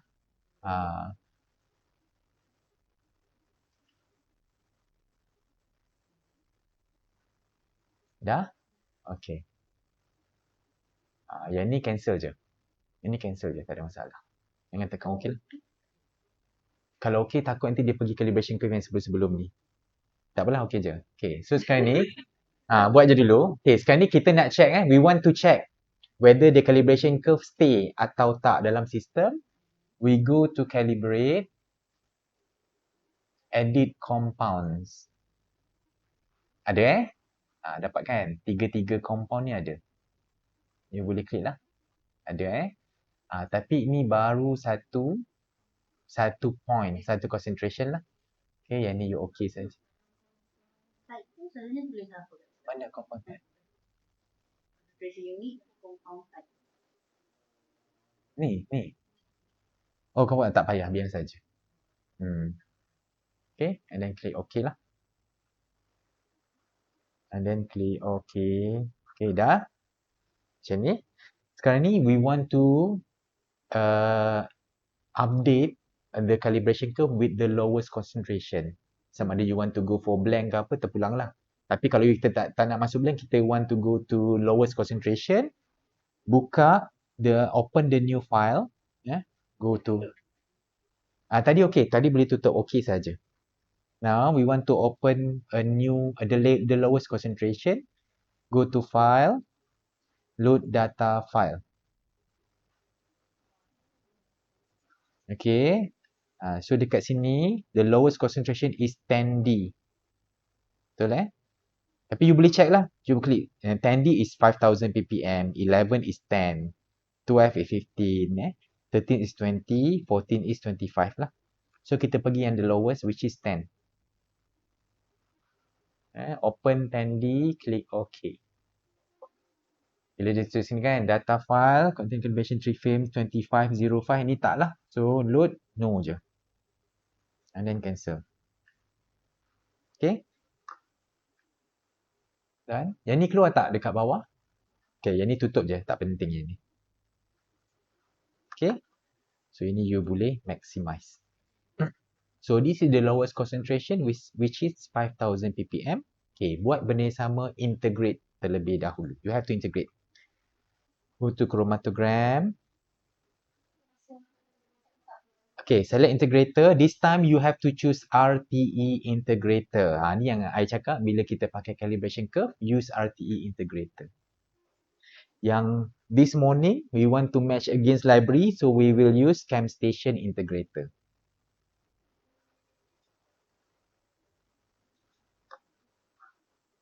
Okay, dia integrate tak? Belum. And then baru integrate. So again, go to chromatogram, select integrator, choose RTE integrator, then you go back to chromatogram, integrate. Okay, so you boleh zoom lah nak tengok dia integrate tak. 10.12, 10.901, 12.251 lah yang ni sebenarnya. Okay, dia ada lari sikit lah some of the standard punya retention time. Okay, kita integrate.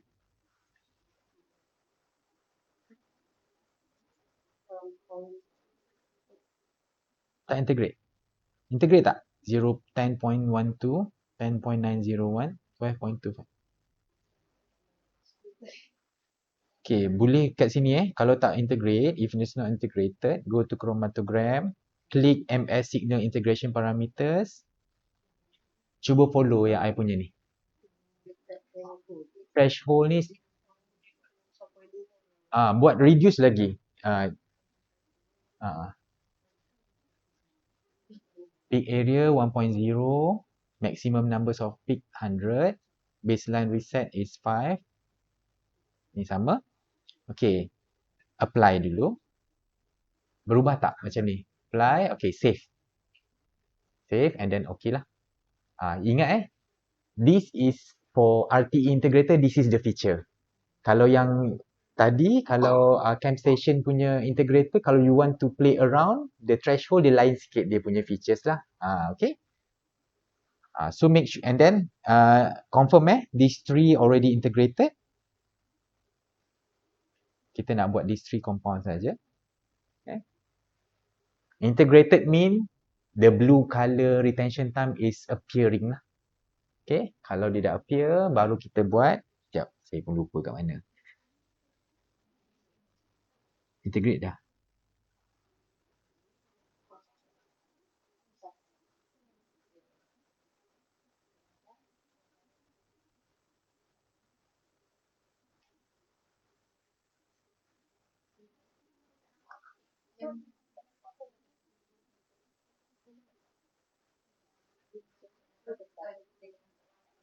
Macam tak nampak yang balik belakang.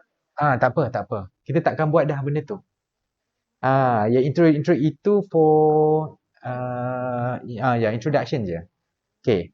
So sampai sini we don't have to do the same like introduction of the compound. Kita akan pergi dekat calibrate. Go to calibrate. Click update. Yes. Tak payah dah buat. Sekali tu je. Dia akan buat automated lepas ni. and then click update one level. Saya ulang balik Go to calibrate, click update, and then choose update one level. Okay, and then click okay. Kalau global tu dia akan buat automatic semua. Macam I nak buat update one by one, one standard, one standard, one standard supaya you boleh check satu-satu. Kalau you buat global, semua dalam folder tadi tu dia akan buatkan semua. I takut dia ada termiss. Macam tadi kan, ada compound yang tak integrate sebab kita punya tu tak so sensitivity tu kita quite high. So that's why kita kena cantikkan dulu, buat satu-satu and then baru you boleh confirm. Ya. Kalau tak nanti itulah kalau kita terlalu fokus on automated sampai kita terlepas. Sebenarnya peak tu appear tapi disebabkan not integrated dia tak akan di count dah lepas ni. That's why kita kena make sure dia integrate. All compounds are integrated lah. Okay. Saya tutup lah ini. Okay, done. Sampai sini okay? So file has not been quantitated, quantitate now. Yes. Okay. Okay, ingat tak? This one is level you punya tadi berapa? 2 I punya 13 so I akan letak no level you punya level 7 kan? So yang ni level 2 betul. Kalau blank level 1 lah. So you letak level 2 for you. For me I letak level 7 no 8. Saya punya 8 compound concentration is 5,000 5,000 betul? Blank you sepatut satu. Dalam ni tak ada blank. This one should be your number 2 lah. Okay? Saya number 2, number 3, number 4, number 5, number 7. 5,000 ppm. Okay, and then do update lah. Kenapa dia? Saya yang silap. Sorry, saya yang silap. Saya punya sepatutnya 5,000. Boleh tukar kat sini ya. Kalau tersilap lah. Kalau you rasa tak silap, janganlah tukar pula. Okay. Tukar kat sini lah. Alright. Alright. So you boleh tengok lah. R square masih lagi boleh diharapkan. 1. Ni baru 2 point. Okay.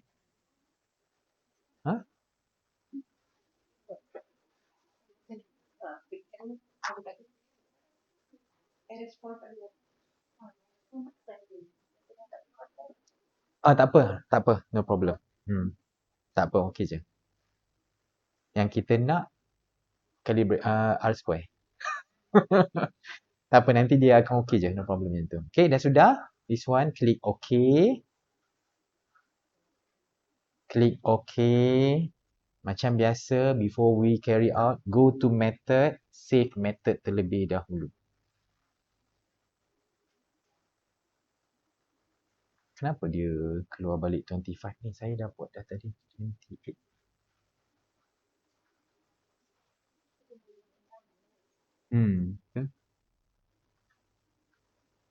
Okay. So, okay, dah save. You carry out with the rest concentration. Open back file number file, load data file. This time we go for 11D. And then click OK. Okay. This one no. Ada tak yang you dah save dalam ni?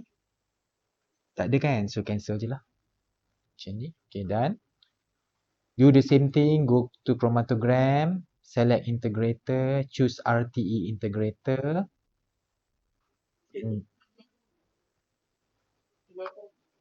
11D kan? Tadi 10. Buat yang kedua lah 11D. Satu-satu. Yang ni saya panggil update one level. Boleh je buat semua, kita pilih yang update global tu. Tapi takut ada some of the compound is not integrated lah. Okay, ke chromatogram.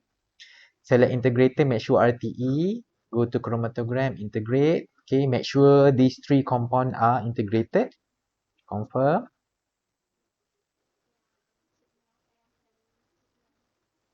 Signal apa?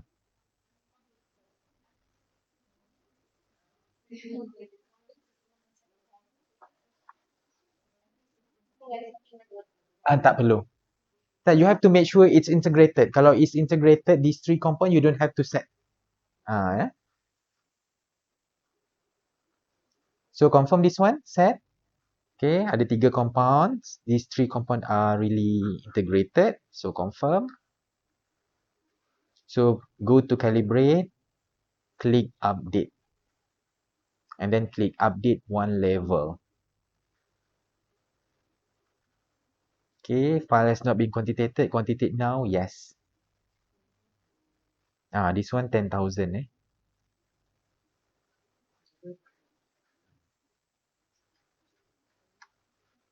Macam saya akan jadi 9 lah. Okay, this one 10,000. 10,000 session. Yes. Level you 9 lah. Then click do update. Okay, so ada 3 point tak apa, okay je. Tadi 10,000 Level, yes. You punya level 3.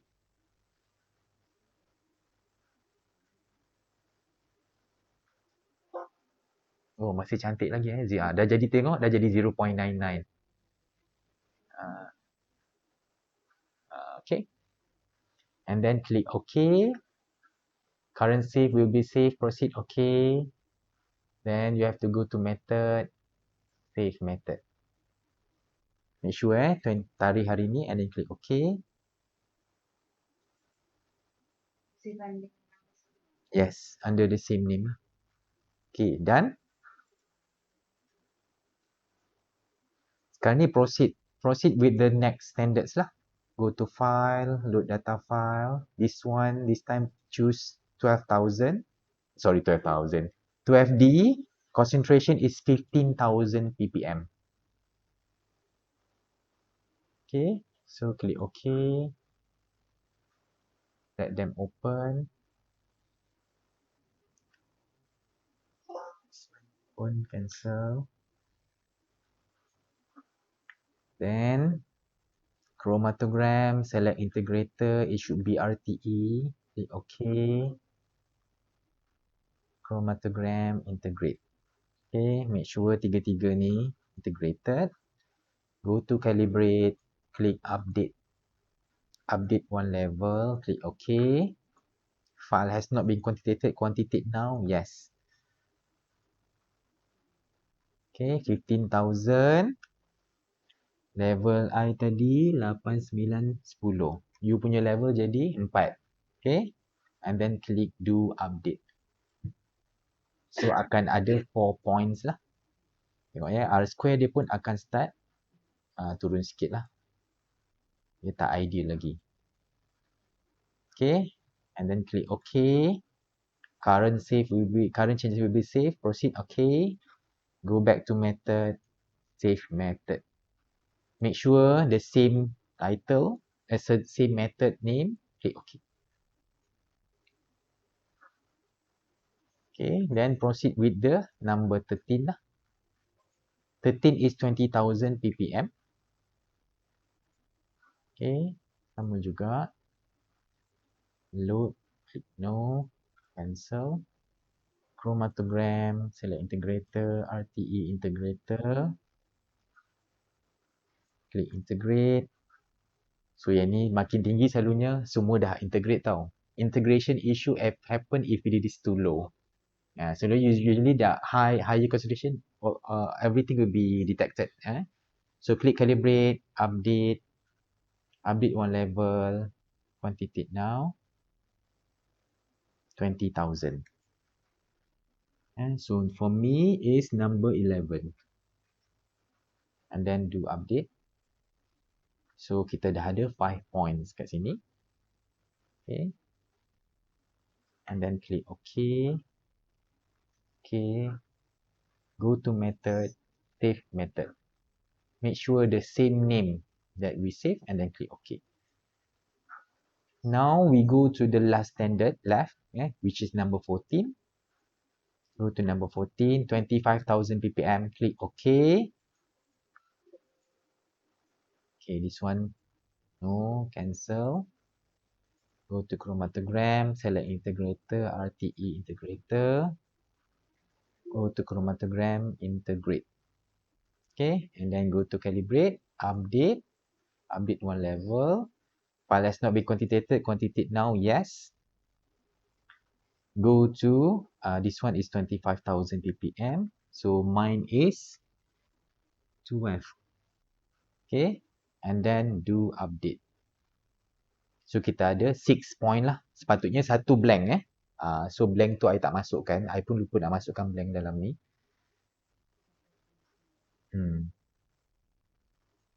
Okay. And then click OK. Current changes will be saved. Proceed OK. Method, save method.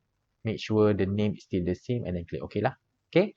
So to check back your calibration curve, go to calibrate, edit compounds.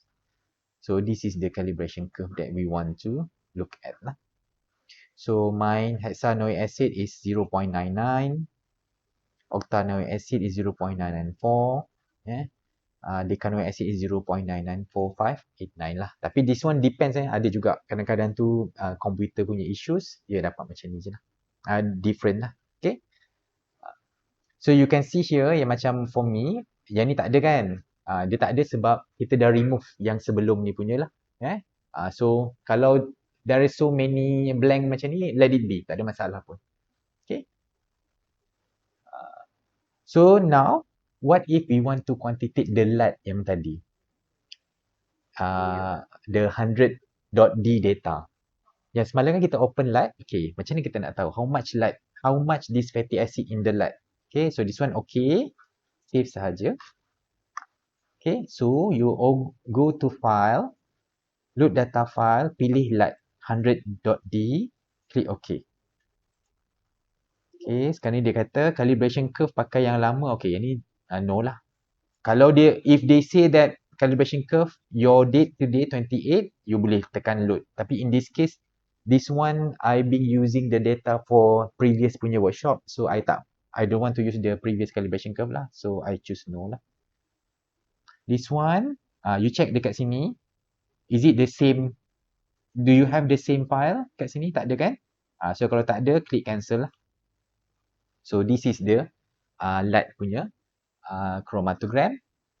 Click file, make sure you choose data sim. Calibration, our calibration curve in sim data. So if it is open in scan data, you have to go to select sim data only. File. Make sure you open the sim data. Select signal, make sure you choose sim data. Okay, ini bermaksud we have to use the correct data lah.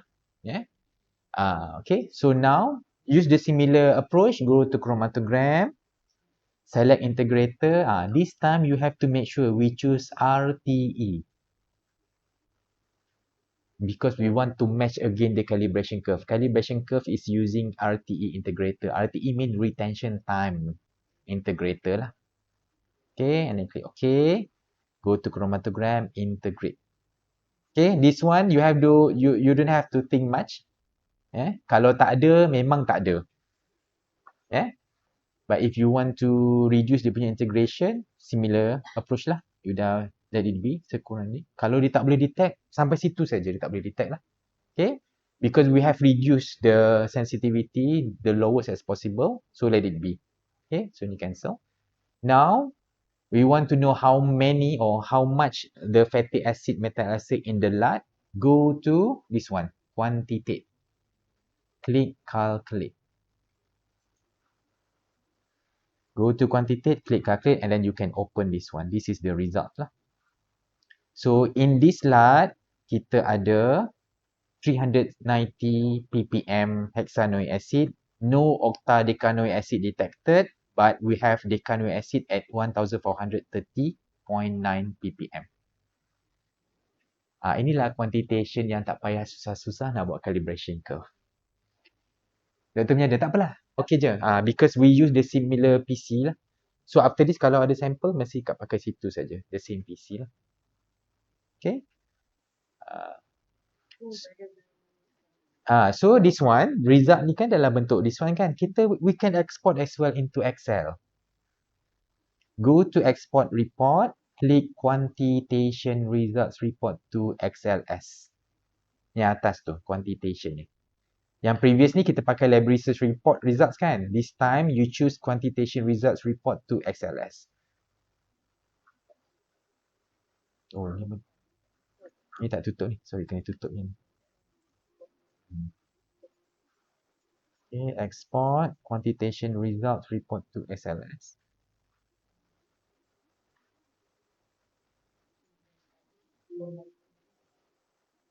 So, dah dapat result dia. Tak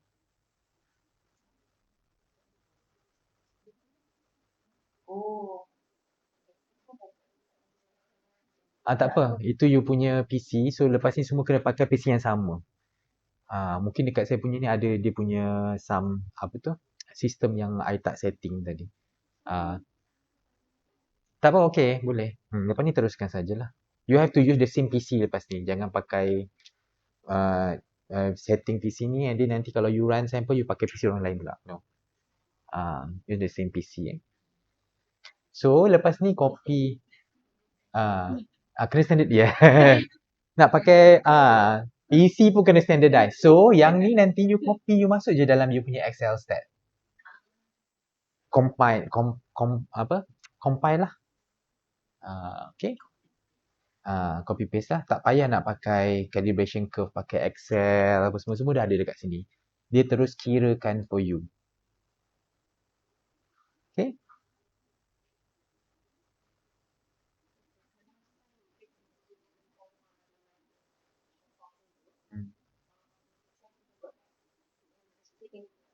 Standard tu macam yang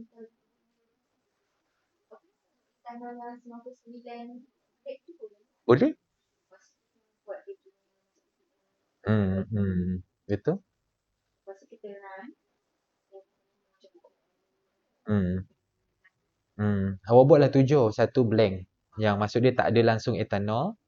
Lepas tu lowest sampai yang highest, yang lagi 6 tu. Yes.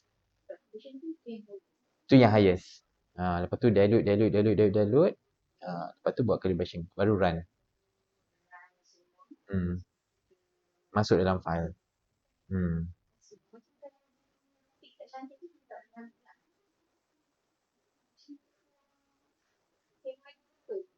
Kena tengok lah. Sepatutnya dia okey je. Sepatutnya sample ke standard? Standard kena cantik lah. Tak cantik maksud dia something wrong kat situ. Preparation ke column ke saya tak pasti. Kalau column dah lama ke mungkin tak cantik lah. Something wrong kat situ. Kena run banyak kali ke? Ethan.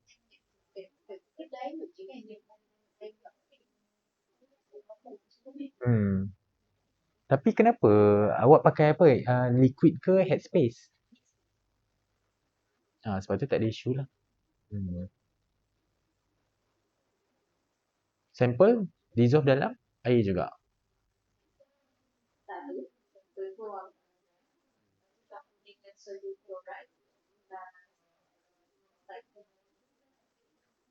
Okay, cuba awak prepare, awak punya pun campur yang standard tu, campur step yang sama.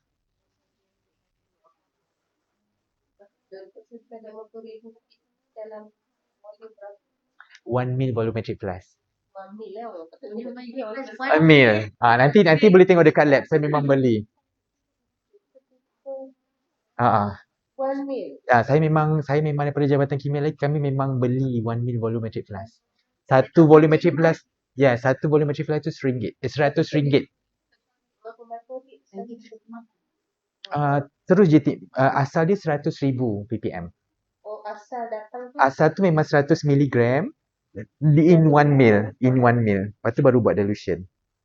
oh 100,000 masuk dalam 1 1 mil. ml je. Jadi 100,000 dah. 100,000 lah. Lepas tu bila pindah buat dilution, so kita memang ada balance lagi. 50,000 ppm. 100 tapi 100 tu direct terus dalam 1 ml saja. saja. Yes, terus. So you memang dapat betul-betul pekat. Hexane atau DCM. Dichloromethane boleh. Kalau untuk 50 lagi GCMS sebab nanti dia evaporate kan. Negative 80 saya simpan. Oh, dah buat sestok 1 mil tu Semua simpan dalam negative 20 atau negative 80. ambil dah separuh. Yeah, so memang ada balance lagi lah. Sekejap. Oh, kalau Miss step. Okay, at least you know macam mana nak buat. Okay, so sekarang ni kita dah reach this part Apa lagi yang kita kena buat? Okay, lagi satu. Saya dah buatkan satu calibration curve yang bagi saya quite good. Okay, so you boleh tengok cara nak buat dia. At the same time, kita boleh buka juga this calibration curve yang dah di-save sebelum ni. Okay, cuba buka. Sekejap ya. Tak, saya tak sure you ada ke tak. Saya rasa saya ada. Saya tengok balik Ada tak saya share yang ni dekat you? Ada tak ni? Fame scan tak ada Ada. Okay, kalau ada, cuba buka file. Sorry, click method. Kalau you ada yang tadi, yang saya kata file ni. Kalau you ada ni, fame scan ni, yang ni sepatutnya you tak perlu dapat pun tak apa. Tapi kalau you ada, saya tunjuk macam mana nak buka dia lah. So you go to method, load method. Okay, yang ni yes. Load now. You cari. Satu saya simpan tadi. You punya you simpan kat mana? Desktop lah. Kan? Macam saya kena buka dalam ni. Where you put? Saya dalam training. Sekejap ya. Banyak ni saya punya ni. Too much. Training is this one. Okay, yang ni the first calibration curve yang saya pernah buat dululah. Ni okey saja. Okay. Dan cuba you klik tak apa. Baru buka je dulu method. Go to calibrate. Click edit compound. Siapa yang ada lah. So these are the 37 standards frame yang saya dah buatkan. Ambil 0.7 yes.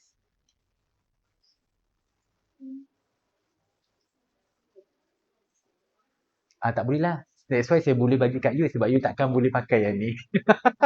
Sebab dia akan based on your retention time dekat sini.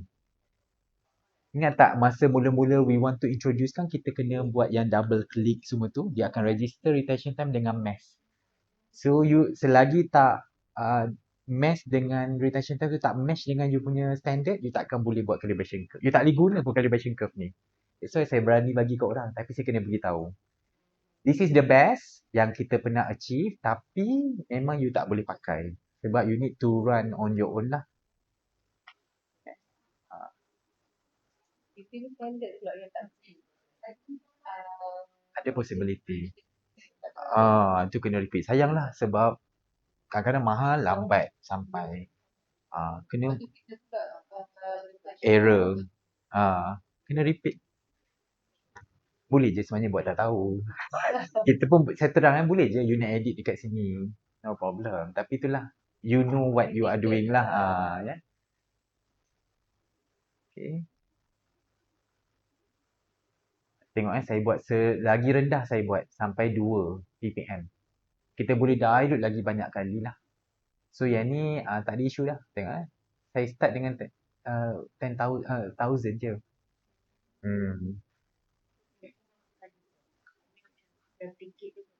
Oh, yang ni rezeki saya buat sekali je. Sebab this one saya buat tahun 2017. Okay, 2017, I'm the one yang buka kolom tu, installkan HP88 yang tak pernah orang install. Saya cuci dulu ion source detector tu, baru saya install and then saya run. That's why dia cantik. Kita orang pertama, kolom tu the first column, tak pernah orang pakai, lepas tu saya run. So cantik lah, buat sekali je macam gembira je buat tu. Tapi cara saya prepare dalam cold room, saya inject satu-satu, run the lowest concentration, yang lain ni simpan dalam negative 80 atau 20. Dah lagi, yang ni dalam, I think dalam 40 minutes. Lagi 5 minit lagi, nak habis, saya pergi keluarkan second concentration. Ready. Letak kat situ, so dia terus inject. Minyak takkan beku. Sebab ini dissolve dalam hexane pun tak beku. Kalau you pakai air memang definitely lah beku. Tu lain lah. Kena tunggu dia ni kan. Non-polar solvent, hexane, acetate, dichloromethane, semua takkan beku kalau you simpan negative 80. Sebab tu kalau you buat microbes, you buat glycerol stock. Glycerol tu kan fatty acid. That's why glycerol stock dia tak beku. Glycerol tu tak beku. Stock dia tu mungkin beku lah. Glycerol, minyak tu untuk cover. Sebab dia takkan beku lah. Belajar micro. Boleh cerangkan sikit. Boleh, jangan rasa serba salah. Saya memang tak pernah belajar micro. Degree sampailah master semua. Tapi supervisor saya kata dia hanya ada grant anti-microbe je. Saya belajarlah sendiri, tengok YouTube. Bila tunjuk dekat supervisor, cantiknya Syirah you punya streaking. Lepas 1000 kali koyak, bro. Lelaki kan buat streaking. Lagilah. Keras kan? Tapi saya berjaya juga achieve benda tu. Bagi saya tak susah pun. Macam tu lah. So jangan rasa you tak pernah belajar benda tu, you tak boleh achieve. Kita je kadang-kadang underestimate our capability. Okay, sesi ni ada sesi motivasi ya, workshop dengan saya. Ah, Bukan doktor propose kat dia. tak. Kan saya cakap, saya cari lecture supervisor yang ada grant. So kebetulan supervisor saya ni dia ada grant dan dia kata dah 1 sem tak ada orang nak jadi student dia. Mungkin sebab tajuk tu lah. So bila saya dah buat, Tidak tahu mana tajuk ni. saya tak ada. Saya pakai je and then saya kata saya tak mahir microbe. Saya kata tapi Syirah you can do it. So saya buatkan outline.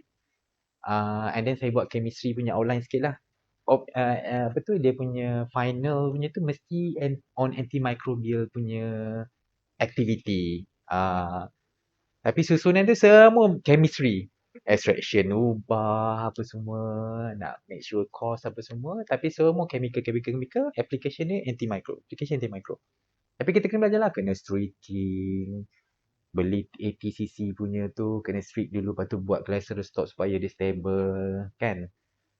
Streaking, lepas tu buat MIC test, serial dilution semua tu, okey lah, lepas tu okey. Tak ada masalah pun. So, you pun boleh buat, walaupun kita tak pernah masuk yang tu. Sendiri. Salah satu tu Pak Yaya tu lah. Saya jumpa dia, saya tanya pendapat dia apa semua kan. So dia bagi suggestion buat macam mana. Cuma MIC tu saya improvisekan teknik tu. Previously orang buat MIC guna visual check. Tengok mata je. Dia buat dilution. Kalau lepas 24 hours cloudy solution tu maksud dia bakteria tu tumbuh. Kan? So saya kata saya tak percaya kat mata saya. Saya calibrate satu mesin spectrophotometer, so saya run dekat situ. Sebelum saya buat dekat halal. Sebab dekat halal lagi latest equipment dia dan equipment Dia tak ada. So this is the calibration that we have. Sama saja. Okay.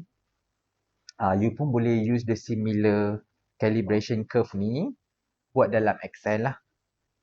Cara dia paling mudah, boleh tengok kat YouTube ni juga. At the same time, mudah je nak tengok.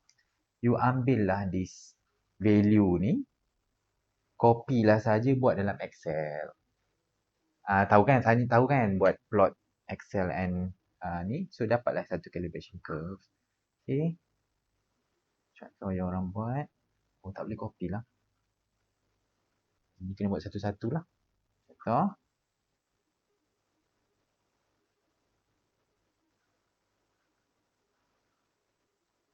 okay, so ambil satu-satu. Ni memang tak boleh.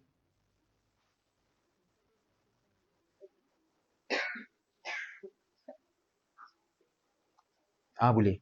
Okay. Control C je. So, this is concentration.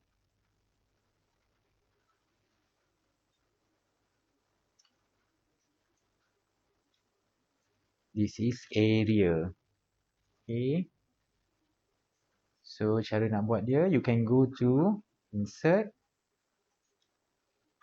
and then choose scatter plot. Okay.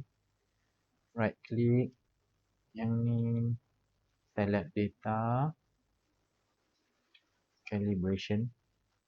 Curve. Scatter plot. Ni insert. Pergi sini. Ni. Ni scatter plot. Okay. So, dia akan keluar. Bila dah keluar ni, right click this one. Select data. Okay. So, yang ni letak calibration curve. Compound apa ni C40. Okay, yang ni kita tak buat dalam kita punya tadi. Saya just tunjuk je lah. Go. Add. Series name ni biar dulu. Oh, ni pun sama. Calibration. Curve. C40. X value ni kita ambil this one.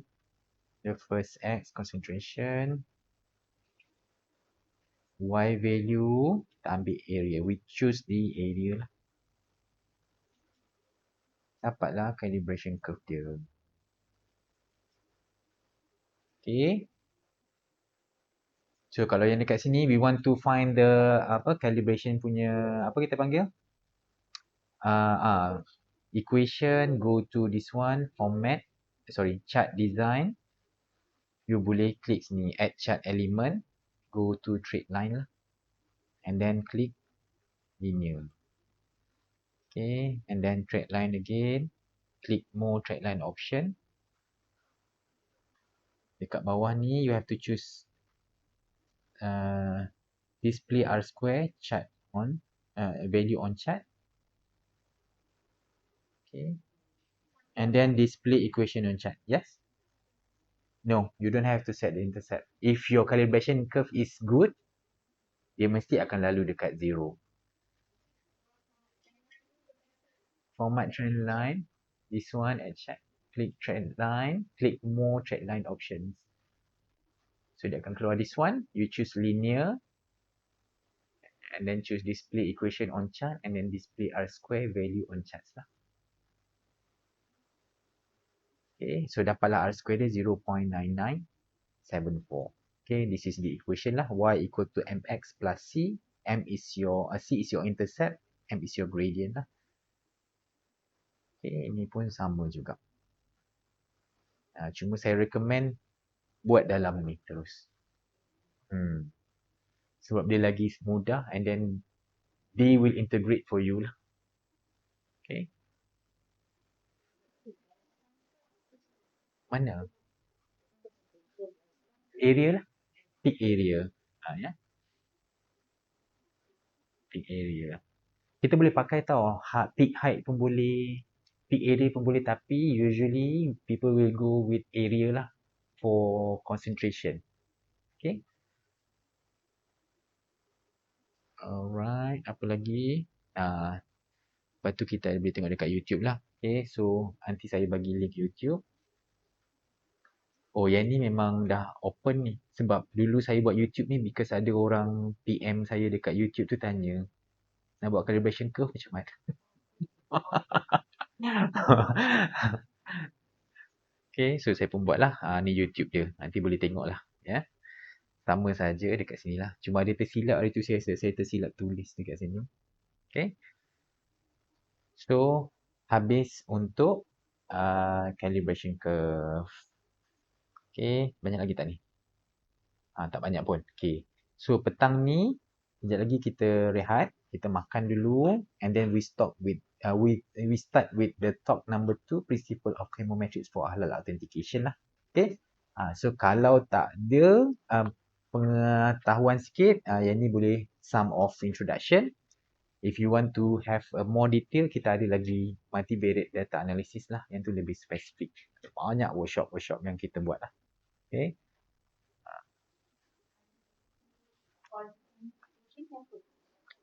Penulinan halal. You nak tahu lah source tu apa. Okay. Yang ni untuk halal because application on halal lah. Kalau you nak authenticate sample, contohnya kalau itu honey kelulut, betul tak honey kelulut? Authentication juga lah kita panggil. Kalau honey tu tuala, authentication jugalah kita pakai. Yeah. So again, kita continue we continue with the next part. Principle of chemometric for halal authentication lah. Okay. So for those join my previous workshop about multivariate data analysis, I think this is just for refreshment. Refreshing the information. Refreshment tu macam makanan pula kan. Okay. So definitely you have to install the SLStat software. So kalau yang tak pernah install, you boleh pergi dekat this ni, slstat.com. And then you will get the trial version lah. 14 days. Yeah. Okay, sekejap. Saya pause. Okay. Okay, so dalam this installation, dia kan ada ni lah. Klik sini, try now. Okay, boleh korang install pun boleh. Try now, you can click try SLStat. Okay, and then from here, click try SLStat here nanti. Pergi dekat website dia. And then you can choose. If you are using Windows, choose download SLStat for Windows. And then download SLStat for Mac lah kalau you ni. Semua ada SLStat. Kecuali Rabiatul. Okay. She need to install lah. Okay. Sabar kejap lagi kita handle. So you need to choose lah which Windows or Mac lah. And then you have to follow the direction or command post installation. Nanti they may need to request you to fill in your information. Detail ni cara nak install pun ajar. Okay, so after installation, you boleh buka SLStat macam ni. Go to open your Excel. Okay, my recommendation kalau boleh, kalau you ada Microsoft 365, that one is better. Yeah. So if you have SLStat, you akan dapat this kind of tab lah, SLStat tab. You can click here. You click this icon. Right. Okay.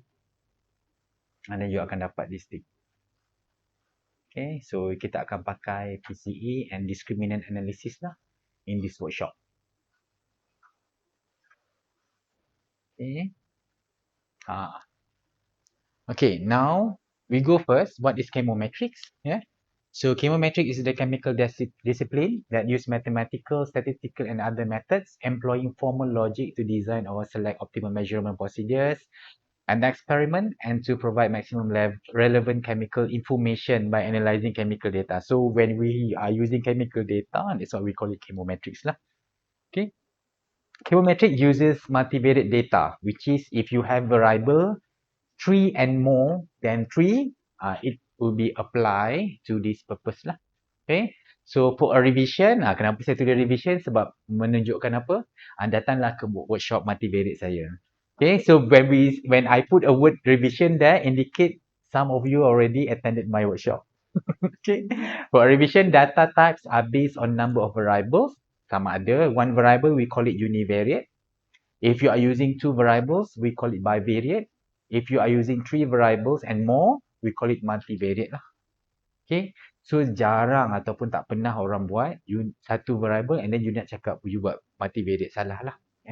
2 variable pun tak boleh. We don't call them multivariate. Okay.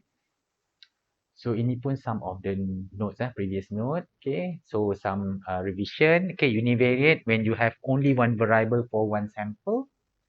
You can see here we have sample 1, sample 2 and sample 3. Okay. This one is another example as I previously shown. Okay, sample one, you can see that I analyze gelatin. Okay, HYP means hydroxyproline. Sekejap this one hydroxyproline. This one B means bovine, lembu lah. We also analyze hydroxyproline proline for fish. We also analyze hydroxyproline for pork lah. So we by analyzing one variable which is hydroxyproline, we can display the result in the form of frequency distribution tables. Also, we can change them into pie chart or bar chart lah. So this is the common way on how to displaying the results of univariate.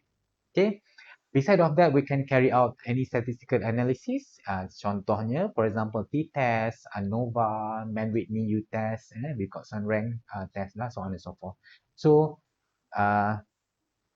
nowadays, people are moving into big data. So when we talk about big data, it's not related and not only cover one variable or two, but now more, three and more. So that's why this multivariate or chemometrics come in. Okay.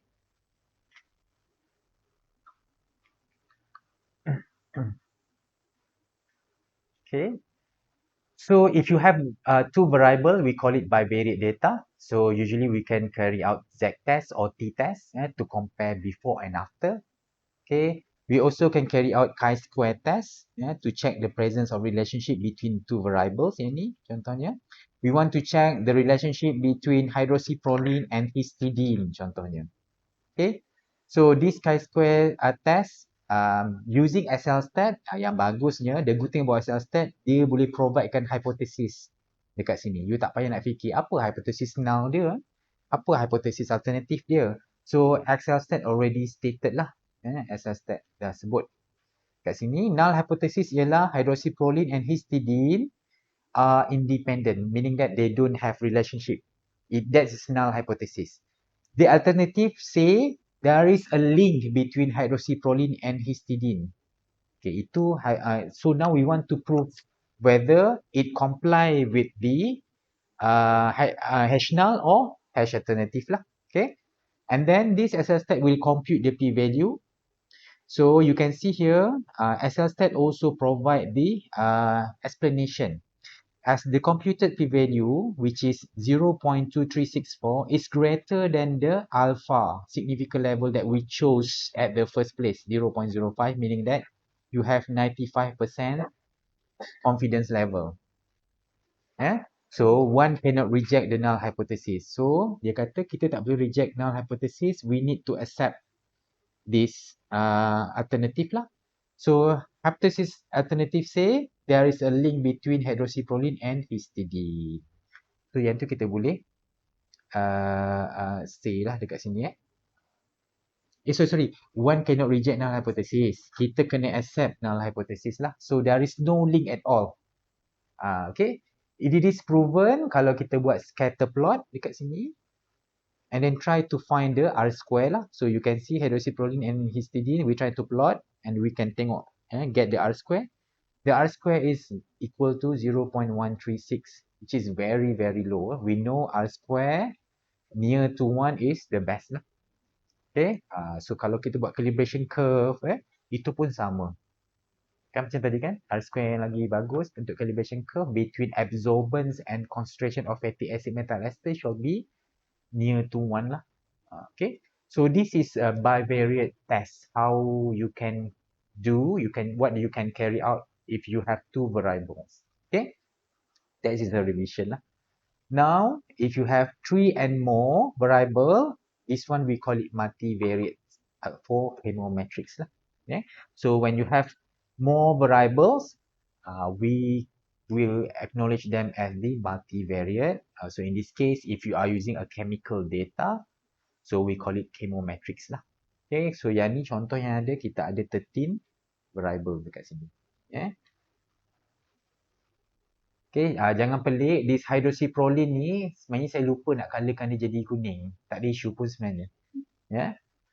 Yang ni pun sepatutnya saya putihkan lah. Actually no problem. Okay. So again, Why multivariate? Why we need to use multivariate data analysis or chemometrics? When you have three and more variable for one sample and you want to know the relationship among the variable. Tengok ayat dia, relationship among, bukannya relationship between variable. If we say that we want to see relationship between variable, kita nak lihat relationship between variable A and B. Yang tu kita panggil relationship between variable. If we want to look at that, kita pakai correlation test sahaja. If you want to check relationship among variable, semua variable tu apa relationship sesama mereka, that's why we use multivariate. Beza among dan juga between lah. Okay.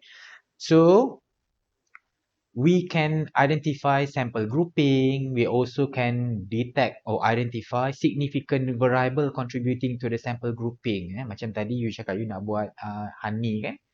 So dalam you punya psychochemicals variables tu, you buat GC,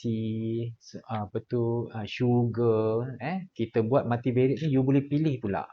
Among all those variable, mana yang betul-betul contribute dalam you punya study. That's why kita pakai multivariate lah. We also can predict sample grouping. Contohnya, you dah bagi some of the honey using sugar. Some of the honey generated from the bees that consume flower punya manisan lah.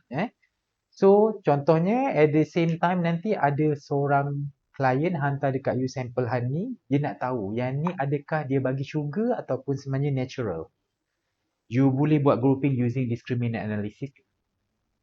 So, discriminant analysis, principal component analysis, regression analysis, all of these are among the chemometrics or multivariate data analysis lah. Okay.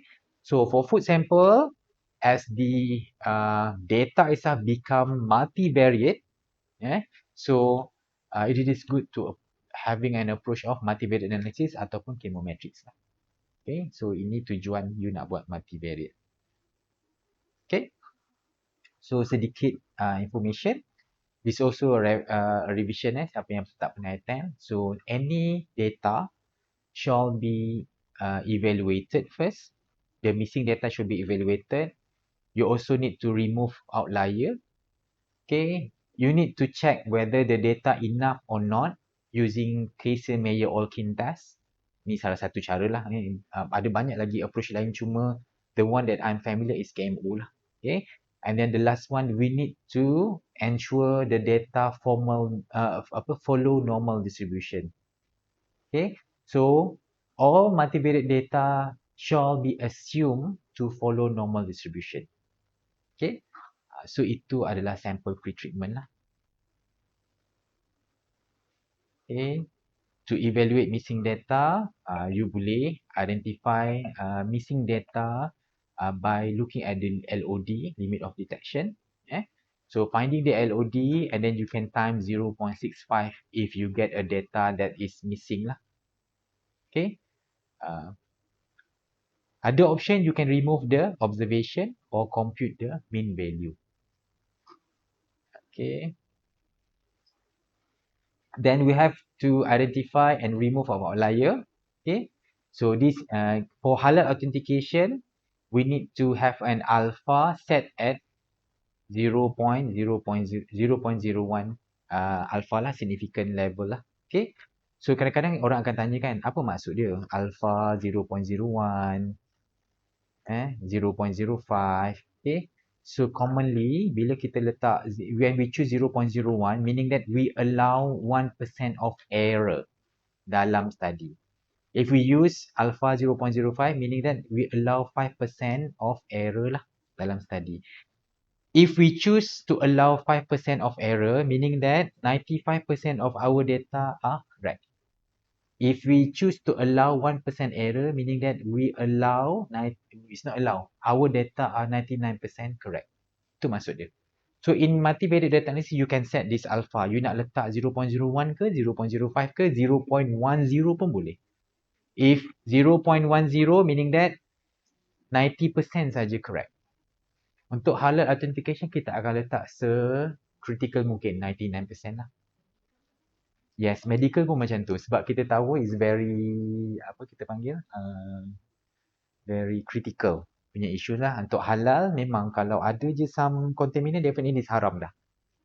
Dia kan dia tak ada halal, dia mana ada percentage allowable limit, tak ada. Ada je babi tu, serendah-rendah mana tetap haram, kan? So that's why we put up to 0.01. Kita tak tahu lah, mungkin in the future kalau I think 0.01 is not enough, mungkin saya akan letak 0.001. 99.9% accurate. Ah, okay, tapi environmental study and food commonly yang not related to halal, we will go for 0.05 lah. 95%. Okay, so this is an example. And then you can remove outlier. This one, okay, outlier ni nak tengok macam mana. Okay, kita ambil kat sini dulu. So you can see if you can carry out what you call it, box and whisker plot. This is box and whisker plot. So any point that falls beyond the we call it the whiskers yang ni whiskers yang ni macam whiskers ni macam kita panggil misai kucing whiskers ni, beyond this whiskers, that indicate this is outlier lah. So you can remove this outlier from the original data set and then you can rerun again. Okay, ataupun add more replication lah. Okay. This one also same. Sama juga. Okay. Tapi, okay, lihat you punya repetition. Kalau you punya repetition is less than 3, usually kita tak remove outlier. Kecuali you rasa you rajin, you remove outlier, you tambah replicate baru. Analyze balik data you. That's why saya tak recommend 3. You buat minimum 7 replication. Usually people coming to me selepas semua data dah siap. Bila data dah siap, that's why dia tak tahu banyak ada outlier yang dia accept as it is lah from the first place.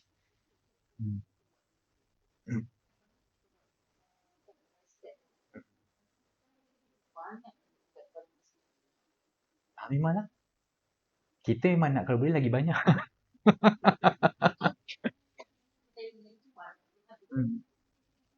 Tak apalah, bila dia banyak, tak ada masalah pun. PCA tu kan akan pilihkan signifikan saja. So you next punya test yang you nak buat, you pilih yang signifikan saja. Dalam yes. Usually kalau you put a long name, memanglah nampak serabut. Cuba chemical name tu you ubah jadi compound 1 sampailah compound 40 contohnya. Tak adalah nampak serabut. And then you buatlah satu supplementary information, C1 ni compound apa. Tengok tak paper yang ni, yang Hidayah ni. Kan dia buat macam tu. Tengok kita zoom out. Zoom out lagi. Tengok tengok Hidayah ni punya. Kita tengok dia punya PCA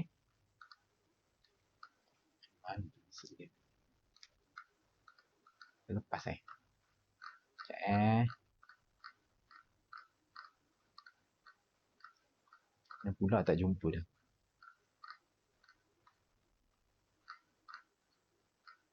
Tak ada pula. Zoom out. Tadi ada tadi kan, kita ada nampak tadi kan. Oh, tengok dekat dia punya ni, sorry. Tengok dekat heat map dia. Tengok heat map dia, nampak tak yang ni? 12, 17, ni adalah compound number 12, compound number 17. Dia tak sebut nama compound tu tapi in the manuscript dia letak.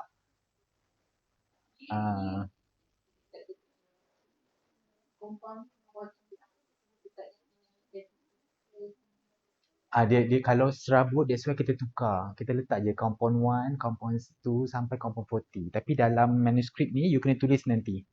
Dalam tu apa. Dekat method rasanya. Saya tak ingat lah. Tapi something macam tu lah. Tu nak elakkan tu lalu apa? Serabut. Saya tak pastilah. Ni nampak tak? Supplementary. Adalah dalam supplementary dia. So maksud dia kita kena pergi dekat website ni, cari supplementary. Buka kat sini supplementary ni. Tapi the best way, dalam writing in the manuscript, you boleh letak full name. Tapi dalam you punya Excel tu, you letaklah simplified kan. Tak adalah nampak serabut. Okay. So that's another way lah. Alright. So ni pun sama. Okay, this one you have to collect adequate multivariate data analysis ataupun chemometrics data. Okay. So what we can count, we can calculate KMO, Kaiser Meyer Olkin test. Okay, so any KMO value, they can be ranked according to this rank. If it is less than 0.5, it's become inadequate. Bila tak cukup, inadequate maksudnya you kena buat repetition baru, tambah replicate atau tambah samples lah. If 0.5 to 0.7 dah boleh accepted. 0.7 nanti 0.8 good, so on and so forth lah. Okay, so contoh yang ni you can see here. Okay, this is also from the previous workshop. KMO value is less than 0.2087. So cukup tak ni? Okay, so tak cukup so in this case, if I want to carry out this study, I need to add more replication ataupun more sample, ataupun you improve lagi beside of 5 variable, tambah lagi variable lain you want to do. Tak ada, yang tu memang you kena try. Decide dekat situ. Okay, so selalunya orang akan tambah replicate.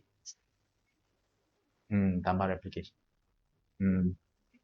Tambah lagi. Okay, sebab data you kena cukup dulu. Tak cukup sebenarnya dia tak layak buat PCA. Tapi as time goes by, macam saya katalah, software ni dia rubbish in, rubbish out. Yalah, you masuk sampah, sampah lain keluar. Dia tetap akan keluarkan result. You tetap akan dapat results lah. Cuma adakah result tu repeatable ataupun tak? Because of this thing. Sebab most of people yang evolve to halal authentication ke food ke, they just buat analysis tu and then they report. Dia tak masuk pun, beritahu pun significant level dia berapa, KMO dia berapa. So bila other people would like to repeat, tak achieve. Dia tak ada standardized punya approach lah. So that's why bila saya start join this buat multivariate, saya start masukkan this elemen-elemen supaya kalau orang nak follow, ini saya punya level. Kalau you nak try follow untuk buat balik, cuba you tengok sama tak. At least ada some guideline untuk orang lain follow. Bukannya orang buat je PCA, ambil data terus buat sendiri, terus dapat result, discuss. Tapi dia tak ada macam preliminary test that you need to highlight. Apa yang semua orang kena achieve dulu sebelum buat multivariate.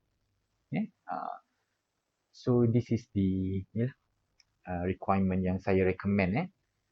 Okay, another one, you have to make sure your data is normal. Okay, which mean normal dia akan follow normal distribution lah macam ni. This one ni macam normal distribution macam tu. Okay, so beside of that, ada juga issue we call it the data should be homoscedasticity. Homoscedasticity means the variance between the low and high concentration are similar. Contoh yang ni kita panggil hetero sebab variance dia tu, distribution tu dekat ujung ni sikit tapi dekat tengah ni paling banyak. Kalau tengok ni nampak kan dia macam sama je. Kan? Macam tu. Okay? So yang ni kita panggil homoscedasticity, yang ni heteroscedasticity. Yes. Kena homoscedasticity lah. So bila kita tak boleh achieve or when we have an heteroscedasticity ni, you kena transform the data lah. Kalau data you tak normal pun, you kena transform the data first. That's why kita sebut, when you have multivariate or chemometrics data analysis, you need to transform the data lah. The data as well is assumed to be linear. Okay, so kalau tak linear, you need to transform. So, these three issues tak normal, dia hetero, ataupun is non-linear, we only have one solution lah, transform the data. Okay, tapi there's some case, after transformation, you still don't follow normal distribution. That's normal. Itu common. That's common. So what we can do, just let it be as long as you already transform the data. Okay, banyak case sebab saya pernah buat data yang berjuta pun tak normal selepas kita buat transformation. Because that's the nature of the data lah. Okay. kita pun buat data air hujan, air sungai selama 10 tahun. So tetap tak normal. Data environment paling susah nak normal lah. So as it is, as long as you transform the data, kita dah assume dia dah normal lah dekat situ. Okay?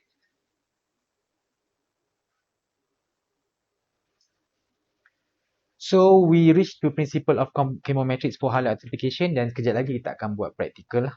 Okay, so in principle of chemometrics approach, okay, ada banyak, there are so many multivariate method lah.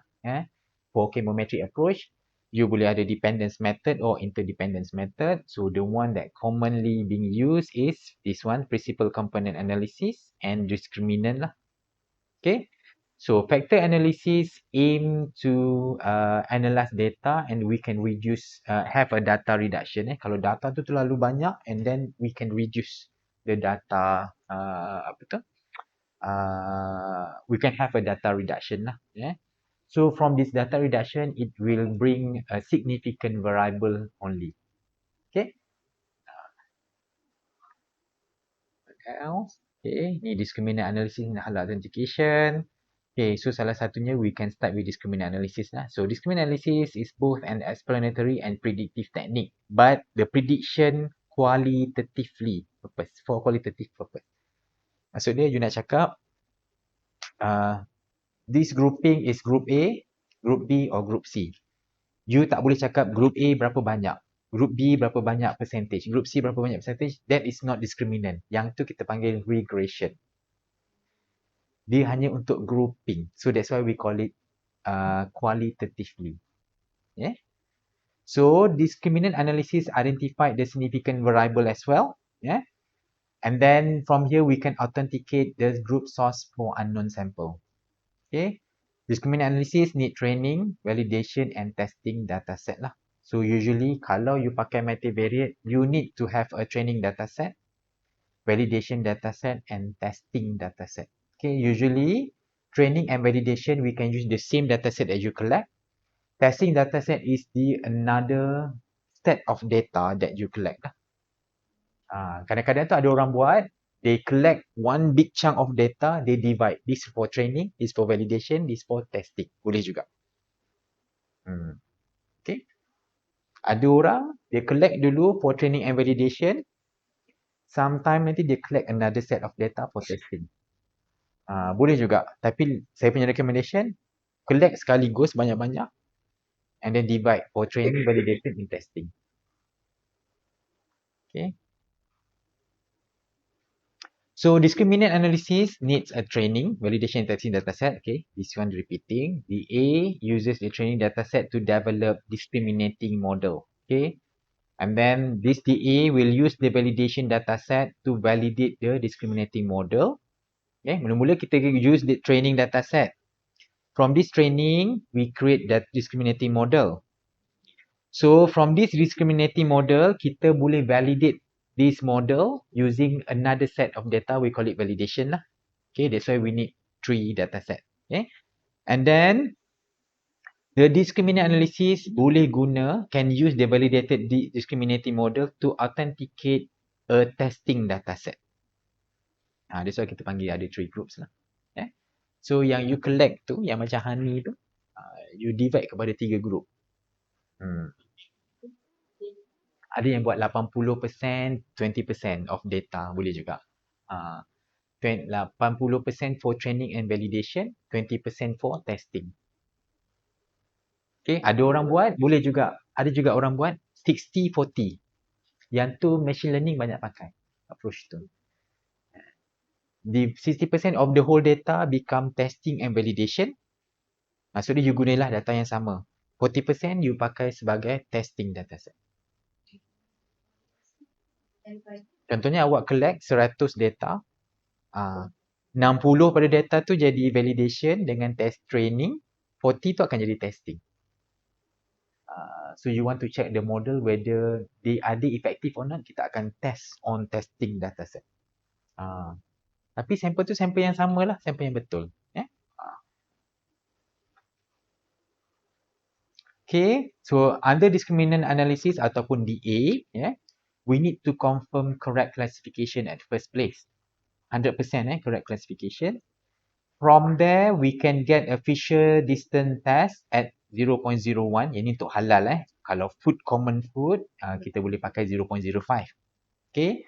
And then the p-value that having a less than 0.01 indicate the grouping are distinct and confirm significant variables lah.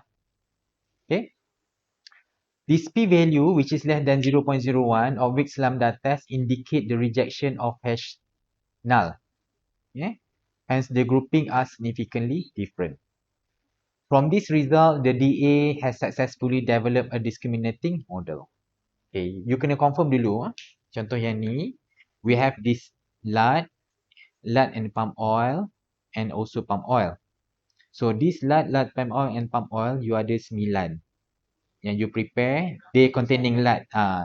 And then you can see after you use this discriminating model, you confirm tak those 9 lard ni are actually yes, lard. So it's 100% correct. You also prepare a mixture of lard and palm oil. Kita campurkan lard dengan palm oil dalam satu solution. You prepare 27 dalam case ni lah. And then confirm tak 27 mixture ni are really a mixture of lard and palm oil. If yes, it's 100% correct lah. Yang ni tak penting-penting, discriminant analysis assessor tu yang buatkan. Ni adalah result dia lah. So you confirm dulu you dapat 100%. That's indicate you discriminating model tu memang successfully developed. Kita boleh report as it is lah. Report lah, boleh je. Tapi for me, cuba dapat 100 dulu. Kalau tak boleh, you try to remove some of the replicates tu. Contoh dekat sini, you boleh tengok yang ni, dia ada panggil prior and posterior classification. P1 is palm lah, palm oil. LP mean mixture of lard and palm oil. Okay. Kadang-kadang kalau lah dia boleh, contohnya sepatutnya kita prepare 9. Tengok ni. P1 ni 9 kan, ada 9 replicate. Prior ni maksud dia what you prepared lah. 9 palm oil. Tapi when you have this discriminant model, this is the result yang dikeluarkan. Kalau tak dapat palm oil, contohnya dekat sini, kebetulan sini 9 kan. Tiba-tiba dia tulis sini lard. So that's why jadi 8/9 yang correct. So tak dapatlah 100%. So apa yang kita buat? Kita removekan P1 ni daripada data asal, rerun. Meaning that dekat sini mungkin palm oil yang kita prepare ni salah preparation ke, replication ni salah ke, cara kita treatment salah ke, ataupun what at that particular time GC awak tu problem. Gas dia habis ke. Ini adalah sample outlier pula. Tadi variable punya outlier tau. Ni sample yang jadi outlier. So you can remove. Yang ni saya pernah buat dengan UM. Macam tu juga. Remove terus. Lepas tu rerun balik. You dapat sampai you dah achieve this 100%. So this ada satu projek tu. Kita berjaya. Mula-mula dapat I think 89. Lepas kita remove outlier from this. Dapat 100%. So that data tu akan jadi database dah. Dia jadi database lah. Tapi again ni training dataset tau. Training dataset mesti 100% correct classification.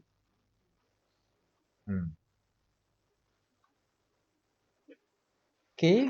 To support the discriminant model yang a good discriminant model, you can calculate the p-value of Fisher distance lah. Okay. So this p-value shall be less than 0.01. This is the one that we set. Okay. And then cuba you tengok. Dia dapat less than 0.01 lah. Lagi rendah lagi kan. So this one is better lah. Okay. This one indicate 3 grouping that you have are really distinct lah. It's really correct. Berbeza lah among them. Okay. So kalau macam ni pun sama. Okay. P-value yang kita set dekat sini 0.05 ni contoh lah. Ya. We also can support with Weeks lambda test, Rouse approximation. Yang ni pun ada dalam Excel stat.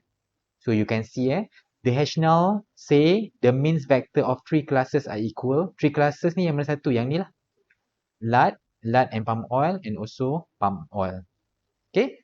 So is there any evidence to say that the grouping of three samples ni are really distinct, really berbeza. Dia tak bersama-sama. Kalau dia dekat, maksud dia ada possibility dia same sample lah. So kita tak nak.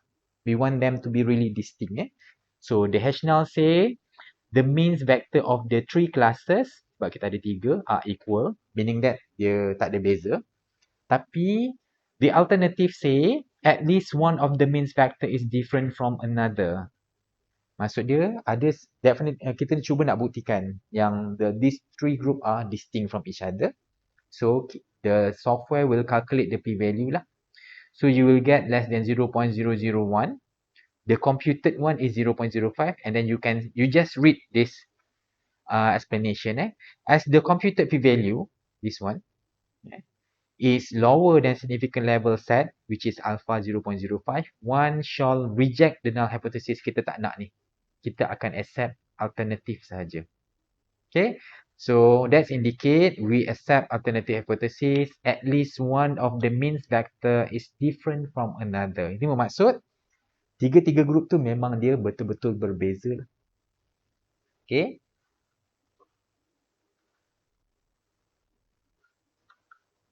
Okay. Beside of that, from this discriminant analysis, we also can identify the significant variable in our study. Nak tengok dekat mana? And nanti dalam Excel stat ni dia ada unidimensional test lah. Yang ni dalam DA memang ada keluar result ni. Nanti kita tunjuk. So you can see here the p-value. P-value the one that we set is here lah, less than 0.01. So any variable that having p-value less than 0.01 indicate they are significant variable. So yang mana? 1, 2, 3, 4, 5, 6, 7. Okay, kenapa yang ni tidak? Sebab yang kita set 0.01, yang ni 0.09 lah. So dia lagi besar. So yang ni tak signifikan lah. So out of this, kita ada berapa variable ni? 7 yang signifikan saja dalam our study lah. So yang ni boleh jadi you punya biomarkers kalau yang madu tu. Which is feed by using sugar ataupun tak lah. Ini yang orang akan cari. So lepas ni kalau ada orang nak hantar sampel, you fokus je dekat 7 variable ni. So kita boleh cut cost, tak payah nak run variable ni, variable ni dan variable yang ni. 3 variable boleh remove. If we want to bring this method variables ni to KKM ke untuk apa tu yang mengesahkan penulinan suatu madu, dia boleh save cost. Daripada run 13 variable, sebenarnya 7 tu je dah cukup jadi indicator. So government boleh save duit kat situ. Ataupun you punya contoh kita ada University Unipack dekat UKM. Dia pun boleh buat penulinan madu contohnya. We can propose to them, you tambah variable ni untuk nak confirmkan madu tu diberi sugar ataupun tak. Faham kan? So this is the application sebenar lah dalam kehidupannya. Most of the time kan macam saya kata, kita ni ajar untuk hafal je software tu punya formula untuk statistik kan, tapi tak diajar on the application. So yang ni lah saya ajar dalam workshop saya. Barulah you nampak nanti. Mana? Ni. Yang sebelah ni. Okay. Yang sebelah ni senang je. Okay. Any variable yang duduk sama dekat to each other, they are significantly, they are correlate to each other. Okay. Any variable yang duduk kat sebelah yang sama, same direction, they are also positively correlate to each other. But any variable that located in opposite direction, which is this group and this group, they are negatively correlate. Okay, bila kita kata negative correlate, contohnya yang ni POO POO ni, and this one ICT Okay, so POO indicate if POO high, ICT will be low. Okay, yang ni pula POO ni dengan PPL are located together. So dalam sampel ni, kalau POO tinggi, PPL pun akan tinggi. Ini kalau yang samalah, if it is positively correlate. Okay. Yang ni ICT dengan FH FHT yang sini. Okay. So dia dekat sama-sama. So if FHT tinggi, ICT pun akan tinggi. So that is how we read lah. Okay, lagi satu, if the compound direction is 90 degree, contoh ICT dan juga CT2 ni indicate they don't have any correlation at all. Dia tak mempengaruhi pun sesama mereka. Kalau 90 lah. Okay. Okay. Saya beritahu dulu ICT ni, yang ni bukannya ICT tu. It's not the ICT.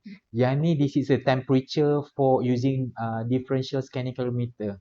DSC punya temperature lah for this sample. POO is triacyl glyceride. Betul TAG. Triacyl glycerol. Okay. So, this indicate in this sample, even if the POO high, triacylglycerol high, the temperature for this sample will be low. So that is the indication lah. Chemical tu kalau dia tinggi, temperature dia mungkin akan rendah. Mungkin melting point dia akan rendah ke something like that. Okay, this is what we can explain more lah. But in this case, kita just tunjuk saja because this is not for saya tak explain lagi apa yang berlaku dalam sampel ni lah. Kita yang letak. Okay.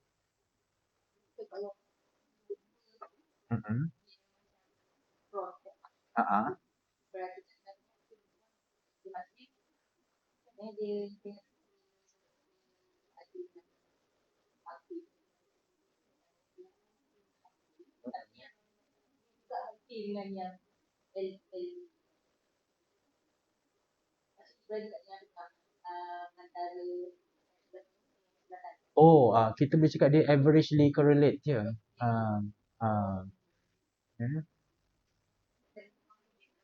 Boleh lah. Tapi against to what lah? Kena sebut lah. Relatively to what? Dia tengah-tengah tapi relative to what? Between.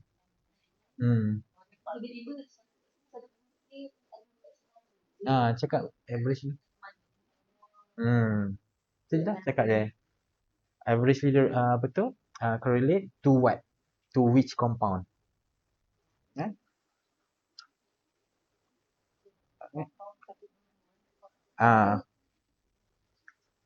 Cuba investigate. Yang tu boleh cari daripada paper. Sebab ataupun you nak buat another test, it's up to you lah. Cuma macam saya kata, SSTET ni, software ni dia hanya assist you je. You need to find the reason why. That's what coming from citation from other papers selepas you tunjuk result ni. This probably due sebab apa, you may cite ataupun kalau you want to further do some analysis, you can proceed. Okay. Contoh macam yang dulu, macam yang Hidayah tu, yang paper yang Hani tu, dia pernah sebut, dia kata kenapa ni tinggi atau rendah, sebab masa dia ambil sampel tu, dia kata kenapa moisture dia tinggi, something waktu lah. Against yang certain parameter ni, kebetulan waktu tu dia memang ada beza, satu waktu musim kering, satu dia masa musim hujan, dia ambil sampel. That's why moisture dia tinggi dalam Hani tu.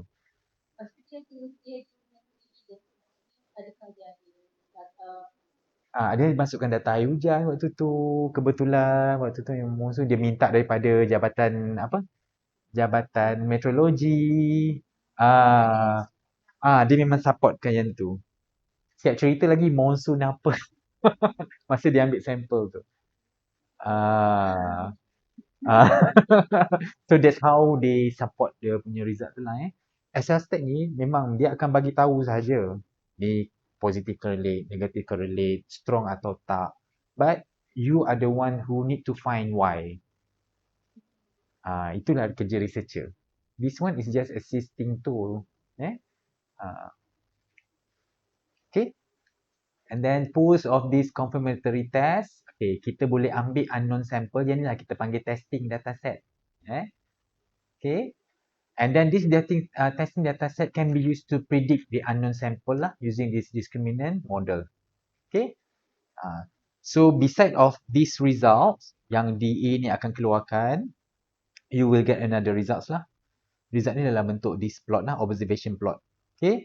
So ini adalah testing punya plotting lah, grouping. We have 3 groups, palm oil, lard and palm oil mixture, and then yang ni lard saja. Ni palm oil lah. Okay. So if you have an unknown, you run balik, you tengok unknown tu jatuh dekat mana. If it is fall into this group, that indicate the unknown is palm oil lah. Okay, kalau dia jatuh dekat lard, meaning that lard group. Kalau dia jatuh kat tengah-tengah, meaning that is a mixture lah. Generally pun memang you nampak kan, this is lard, this is palm oil, so any mixture jatuh kat tengah-tengah. So indicate if we are becoming lab testing, kita jadi lab testing untuk government ke, if we receive client sample, they want to know whether the sample having contamination from lard or not, kita tengok. We run again using equipment and then using the same database, kita tengok dekat mana unknown tu jatuh. Kalau it grouping dekat tengah-tengah ni, that's indicate ada mixture dengan lard. So that's how authentication occur lah. Dia terus jadi haram lah. Orang yang sampel dia tu nak kan. Mana? Sini. Sini. Sini, atas. Yang tu dia dah keluar daripada lard punya group kan? So potential of containing ni lah, contaminants. Okay. So maksud dia bukan really, mungkin dia betul-betul ada lard ataupun mungkin tak lah. Tapi bila ada contamination tu, so orang dah start tahulah yang tu betul-betul bukan palm oil. Maknanya ada contaminants lah dekat situ. Okay. This one is simplified punya lah. Dia ambil the centroid yang warna kuning ni, dia convertkan ke sini lah. Dia nak tunjukkan je ada 3 group significantly different from each other lah.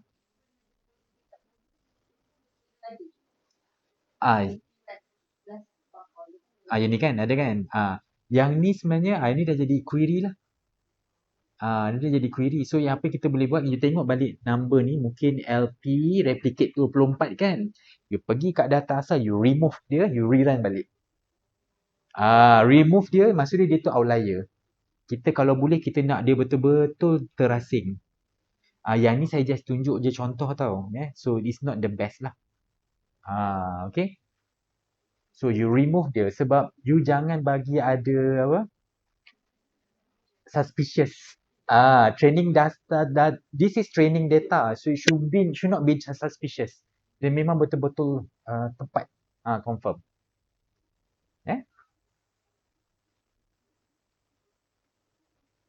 Okay, this one for testing lah. Okay, so you can see if you have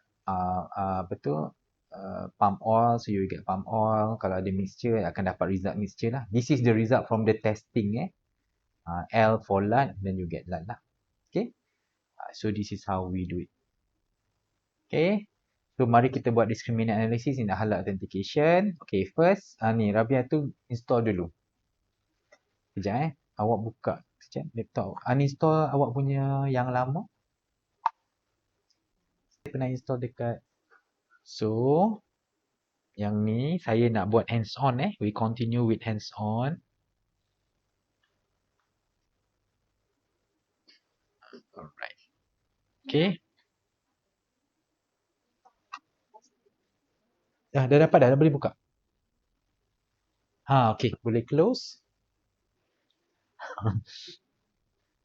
Okay, so this one I provide a data. So data ni dekat mana? You boleh buka you punya this one. GCMS dataset bukan ini, sorry. Data for chemometrics. Ada tak? Data for chemometrics, this one.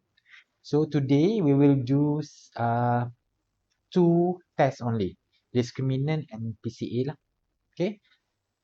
So this one, this is different data set that I collected compared to multivariate.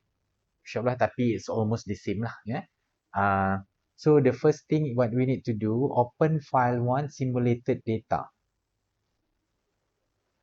You pergi simulated data. Tak apa, you pun boleh buka sebab saya dah buat kan. Okay. Go. Okay. You can see there are 2 types. Satu yang ada this one and then another this one lah. This one, yang first one ni, this one, simulated data number 1. This is Microsoft Excel macro enable worksheet lah.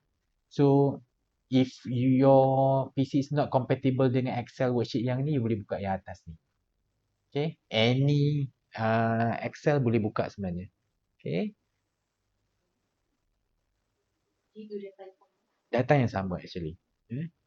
Cuma some of PC they don't want the macro enable one. Some of the PC dia tak perlu lah. Okay. Sudah standardized. Sebab yang ni I collect betul-betul. So apa tu already published lah. So selalu kita tak bagi yang raw lah. Saya bagi yang dah transform Yes. This one you only using this one. You tengok sini. Transformation method is standardized.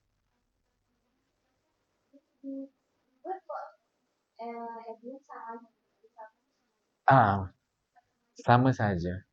Cuma which one is more suitable you have to try lah one by one. Okay.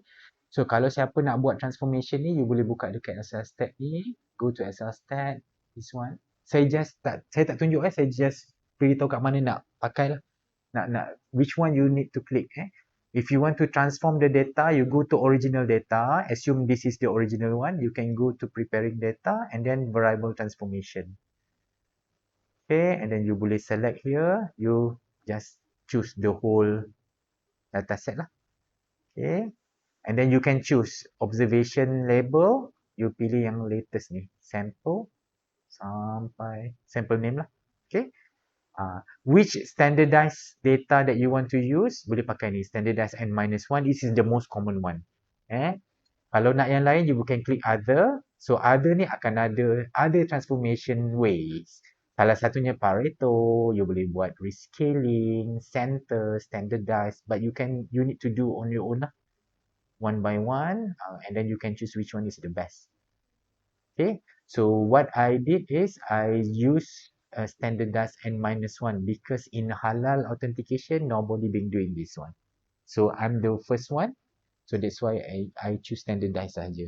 Actually, I can try lah any of transformation technique. Okay.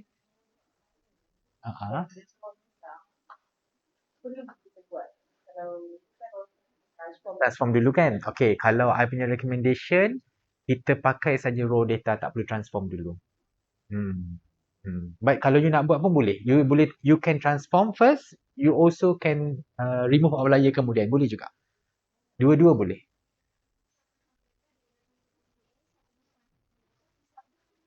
Beda. Okay.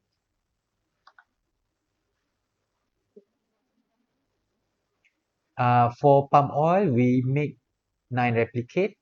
Mixture of light and palm oil, we make 27 actually. Not, tak semestinya sama. Tak kisah. Okay. Lard sahaja 9. Yang ni ada ni lah. Yang this one, lard palm oil ada 9 kali 3.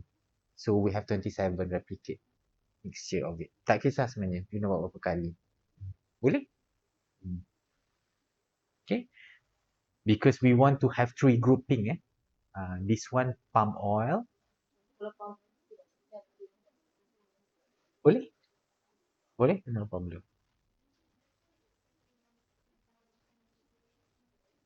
Okay. Sekejap lagi. Sekejap this one.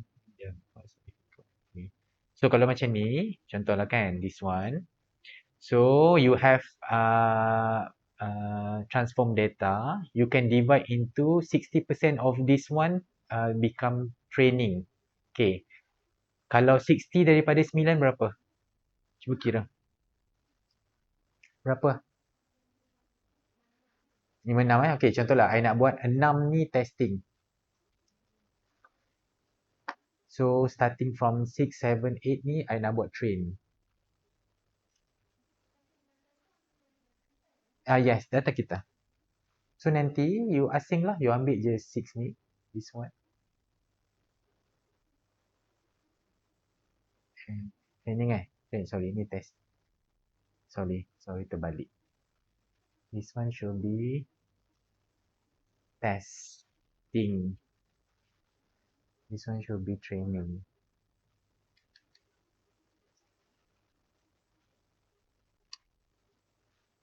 Okay. So you pisahkan lah. Dia sini. You buat dekat bawah ni. You letak dekat sini sebagai testing. Asing lah, asing awal-awal. Alah. Bila nak tu susahnya nak copy. Okay.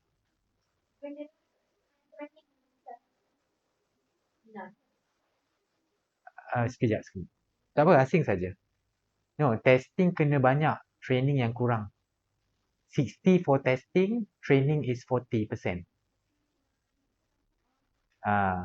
Tertinggal tak apalah, okey lah. Training yang kena banyak. Training yang banyak. Training validation.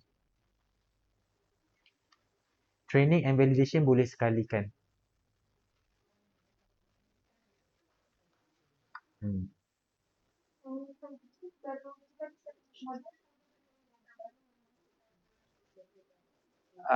Testing, you can use the same. And testing and validation, use the same. The same data for training, the same data for validation. Yes. To check the model, we use testing. Training for training the data lah. That one will be the best. That one will be the best. Kita boleh je buat collect a new set of data, jadikan dia testing. Boleh juga. Boleh. No problem. That depends on your approach lah. Okay, contoh yang ni.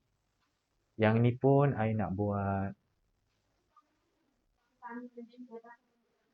Boleh. Tak ada masalah. Okay. Akan reduce lah. Okay, contoh ya. I nak buat yang ni. 27 kali 60 bagi 100.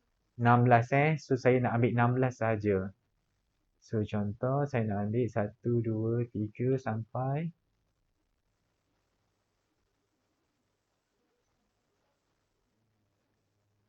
Banyak pula.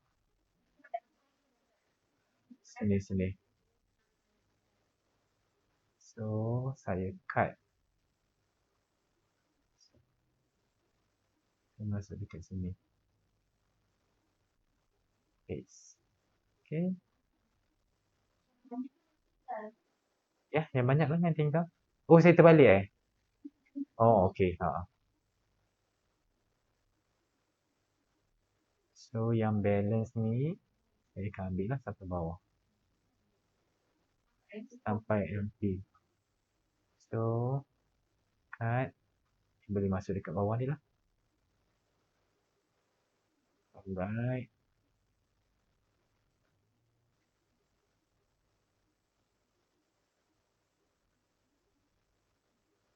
So, yang ni pun kita ambil daripada sini. Contoh ya, saya ambil sajalah Tapi 60-40 boleh.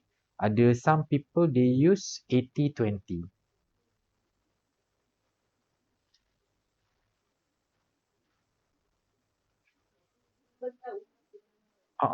Betul. Contoh. Kita bercerita, kita mesti ada bukti. Sekejap ya.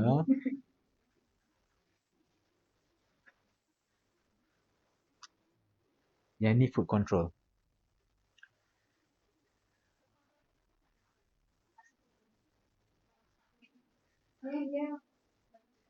Ya, food control ni dia tak ada limitation macam food chemistry. Food chemistry they have limitation, dia nak 150 abstract.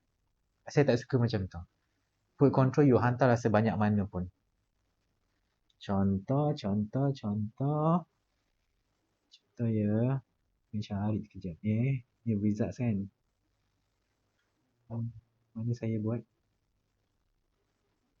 Regression ni. This one. This testing dataset was another dataset that did not belong to return dataset and constitute more than 2% of gelatin from the total training dataset. So 80 kita jadikan training. Testing adalah 20%. Tapi saya ambil lebih sikit lah. And then saya cite lah paper ni. Ada paper yang pakai 80-20. Ada yang pakai 60-40. So you side saja. Ah, tak apa, okay. Tapi this one masih lagi food, tak salah saya lah. This one masih lagi food. Okay. Ni. Okay. Although Andrea Dani suggested a minimum 80 to 20 ratio for classification purpose, this study had prepared training and cross-validation data set with a higher number of gelatin than this minimum ratio. Nak cakap, wah aku ni lagi bagus daripada dia. Yes, you have to be better from publish one kan.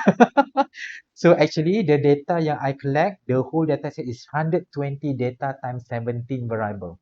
Tu yang 120 data. So banyak dah sebenarnya.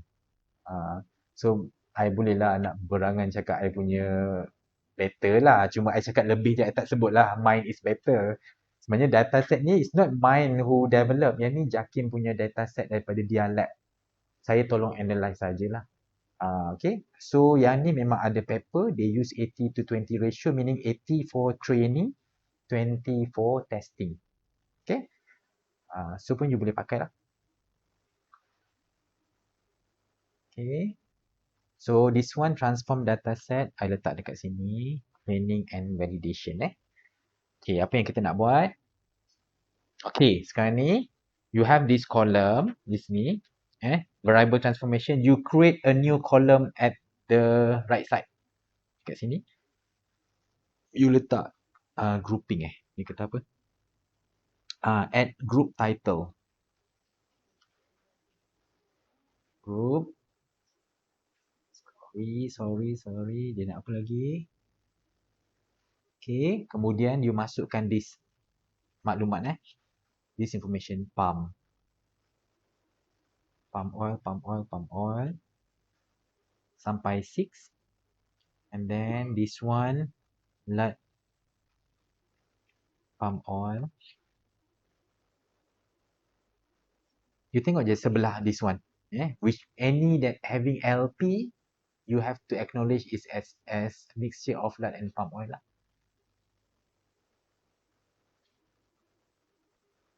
Okay, the last is lard.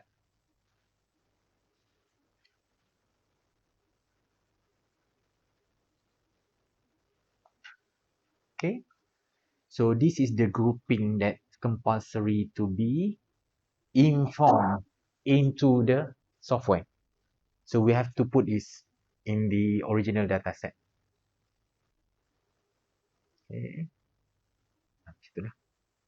Okay, and then from here,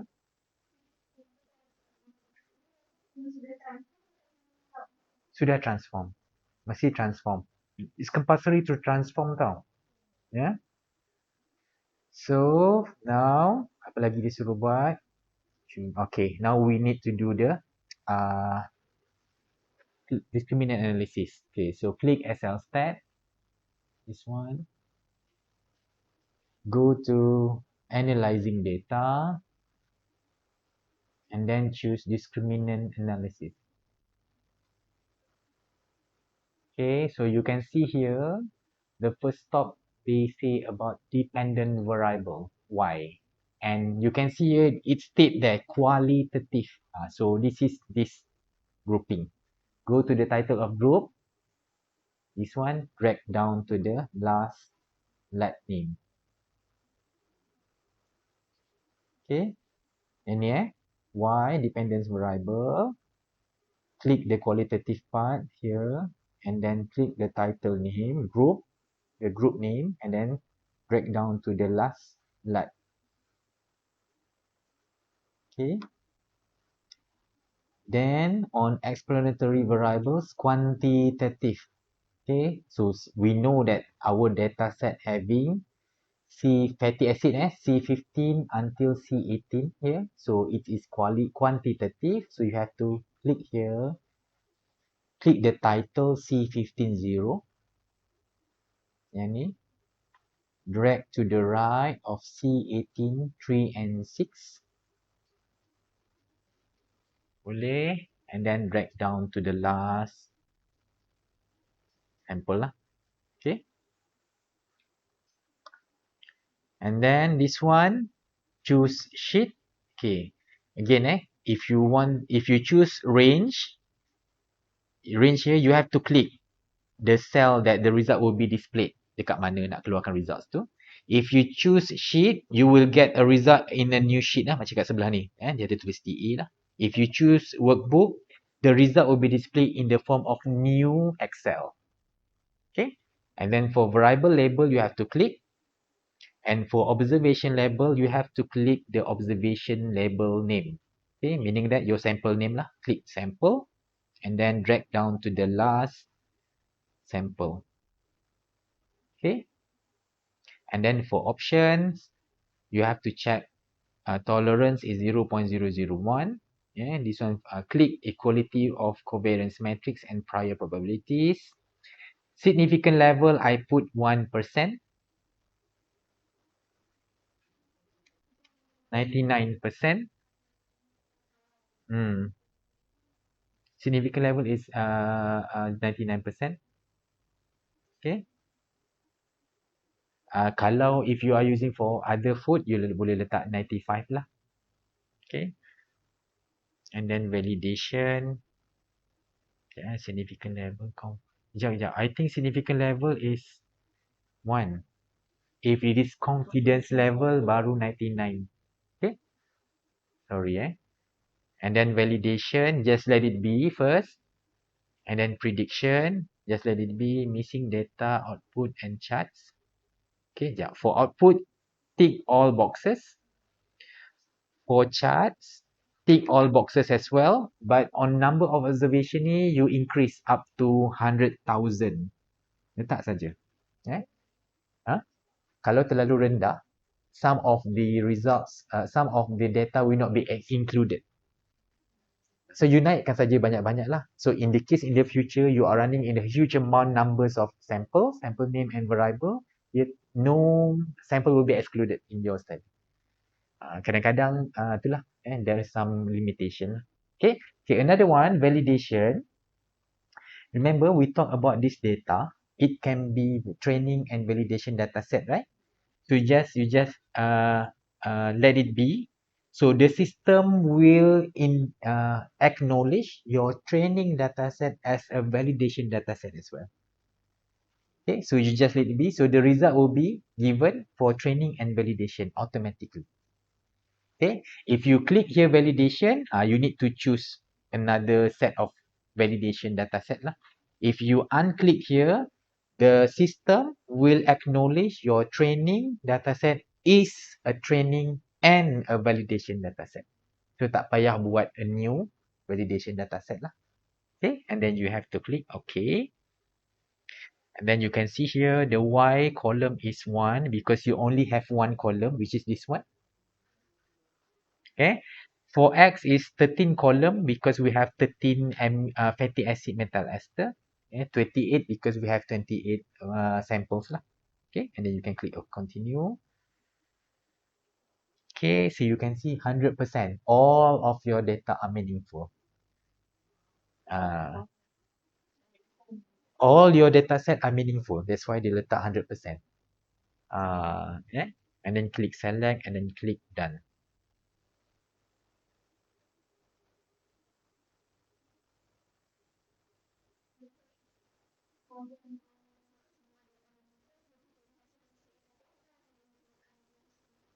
Boleh. Tapi for authentication, halal authentication, we don't go to PCA first. We go to DA. We go to DA first. The DA will decide the significant variable. From there, we can bring to PCA as well. Lebih kurang saja sebenarnya. Okay, so you can see here. Okay, the one that I have prepared for you is this one, the DA. DA this one. So you boleh buka lah. Okay. So result dia sama saja. Oh, sekejap. Sebab yang ni kita dah ubah kan. Sebab this one, I don't divide tau. The training and testing. Okay. Let's see what this result looks like lah. Okay. This one, kita pun boleh buat ni. Should be kena 100% dulu. Tak 100%, so meaning you have to add more variable ataupun you need to find which sample is the outlier. Remove the outlier first. Yes. Until you reach 100% sebab we want to make it as a database. We want to make it as a database. Test training data set is the database. Kita nak jadi macam ni. We want to make it like this one ni. Yeah. Yang ni some of the sample become the outlier. Tengok yang ni boleh masuk can become palm oil. They also can become lard and palm oil. So kalau I akan remove this from the original data set and then rerun again. So meaning that there are some possibility afterward sample tu boleh jadi palm oil, that sample also can become a lard and palm oil mixture. Kita tak nak. We want everything should be lard and palm oil in one group. It's not near to each or other lah. So this will become database. Kita beritahu lah. Outlier removal. That's it. Sebut macam tu je. Okay. And then okay, so apa yang kita nak tengok tadi? We will look at the 100% Go to the bottom one. Okay, first, this one, Fisher distance. Okay, so the distance between grouping, lard and lard, definitely you get a 0. Sekejap. Okay, grouping of lard and palm oil. Sekejap. Oh, dah habis saya punya ni. Okay. Lard and palm oil is 33. Palm oil is 73. So, jauh lah. Okay. So, we want to know whether the distance between grouping are significant or not is this one. So, you can see they are less than 0.01. The one that we set. Very low, that indicate the grouping are significantly different lah. Okay. We also can refer to this week's lambda test. Yeah. So, the p-value calculated is 0.001. Okay. As computed p-value here, 0. Less than 0.01, one shall reject the null hypothesis. So kita tak mahu this one. We accept this only. So at least one of the variable is significant different from another lah. So memang these three group are really different from each other. Okay. Now from here we want to know among all of these 13 fatty acid metal ester, which one are the most significant one? So you have to choose any p-value which is less than 0.01, the one that we set lah. So those are this one, C15, C18, apa lagi, C17, yang ni pun sama. This is 0.06, no. This one yes. This one yes. Okay, yang ni macam mana? Accept or not? Yes, accept because the one that we set is less than 0.01. Okay, so among the 13 fatty acid metal ester, 1, 2, 3, 4, 5, 6. Sorry, this one as well. 1, 2, 3. So 10 or out of 13 fatty acid metal ester are the dominant one, the most significant in our study lah. So to differentiate between lard palm oil sample, we only focus at this 10 fatty acid metal ester only. So after this, we don't have to carry out another 3 tests lah. Okay. So the rest is nothing much. Yang you kena tengok ialah this one the grouping lah. So here kita boleh explain sikit. This. Okay. So you can see here C20,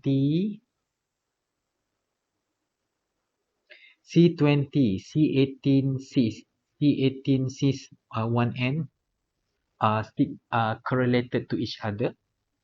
So these 3 groups shall be, if they are high, all of them shall be high. If they are low, all of them should be low. Okay. content lah. Concentration ke, percentage ke, ppm level ke. Okay. So, this one as well. So many compound of fatty acids are significantly, what you call that one? Having a strong correlation, because they are located together. C15, C18, yang ni lah. Okay. But this grouping and this grouping are not significantly, they are negatively correlated because they are in the opposite side lah. So these three will be high, the rest will be low. Okay, beside of that, these three grouping doesn't have any significant correlation between them and C15 one. Same goes with this grouping sebab dia almost 90 okay. So yang ni C18 2 and 6 7 ni ada correlation dengan those on the left because they are nearer. Okay. So this is how we read the results lah. Okay. Alright. Let's see on the classification. Okay. These are your sample, the one that you have. You prepare palm oil and this the one that you receive. You apa? The discriminant model predict they are palm oil. So all of them palm oil are palm oil. This one are mixtures and they are correctly classified by your discriminant model. And then all of those lard are correctly classified lah. So what you can get very distinct grouping. Cantik yang ni. Okay. So very better grouping. So you can get 100, 100, 100 lah. Okay. So 100 correct classification. So this indicate your model, discriminant model is effective. Sangat significant. Okay. This one for training How about we go for validation? So you can see here, this is the validation result. Kan tadi I cakap, we can have this data, training and validation. Okay, so now the software try to validate your model using the same data. Okay, so all palm oil become palm oil, or oil apa? All lard is lard. Okay, sama. So you tengok result pun sama 100% lah. So your model is very good kat sini. Even I think better kot dari I punya yang sebelum ni, yang I tak differentiate, because tengok very distinct grouping dia. Real data. Tapi yang I tunjuk dekat ni, yang this one I tak asing tau. Training and validation, I just masuk je semua. But this one having a better. Nampak So if you have a sample lepas ni lagi senang. You tengok yang ni kan, there is a possibility mixture kan? Sebab terlalu dekat kan? This one okay. Okay. So this is the good thing about we call it discriminant analysis lah. Okay. From there you also can run again, kali ni dengan significant variable saja. Kan yang sini yang ada ni, this one univariate punya, from this univariate result, the significant variable. Yes, ambil all those, I think 10 sahaja. You bawa dekat sini, you bring here, contoh sini. Okay. So you only choose variable yang merah saja. Okay, C15 0, merah kan? Okay, yang you tak nak ni kan? You tak nak this one, 3, 1, 16, 1, no. And then 16, 8, 2, 6. This one Okay. So tak nak kacau, you don't want to disturb this one, you just move or copy. Okay, you bring to this side. Okay, so yang ni tak kacau lah. Kita edit sini saja. So we remove this 2, 3. Okay, now try to rerun the discriminant analysis again. Voila, again, DA. So this one, this is your grouping. Okay, this is your quantitative.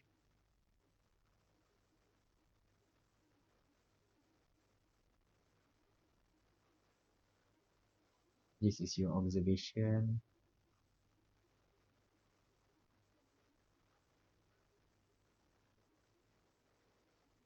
Okay, this one the same, same. You can just click continue lah. So you will get another one. Okay. Okay, now for this one, let's check. Are those 10 variable stay significant or not? Cuba you tengok. Because you already achieved that 100%, semua dah cantik dah. But this one, what if we want to focus on those 10 variable only?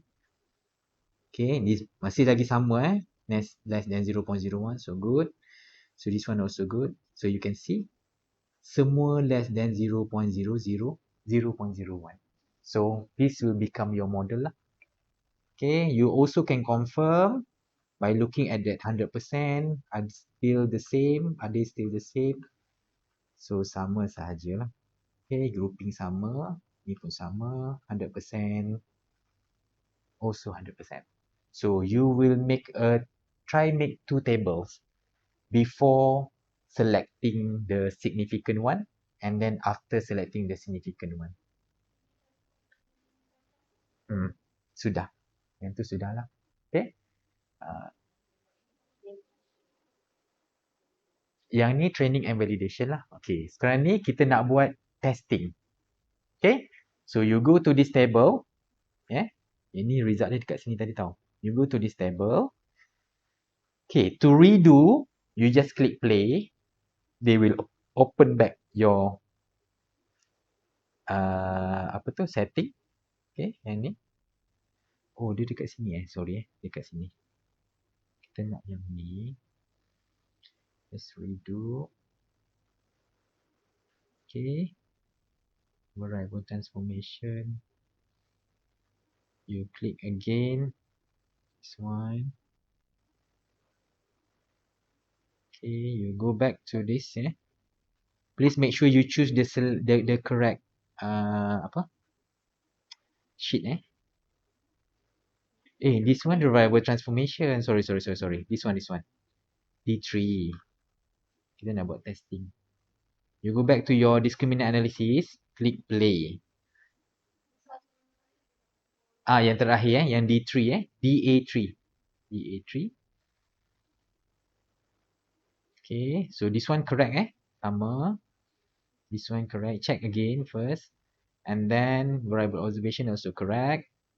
Okay, this time for validation let it be, but on the prediction, click prediction. Click prediction.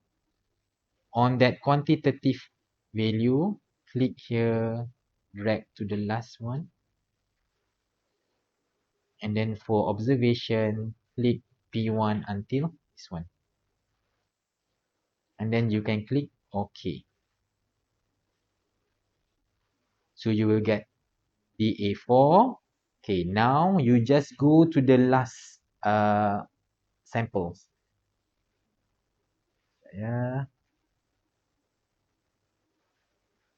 Last column. Okay, nampak ada some problem dekat situ. This one silap tengok. It should be palm oil, but it's become a mixture. 3 salah. Wrong. This one correct.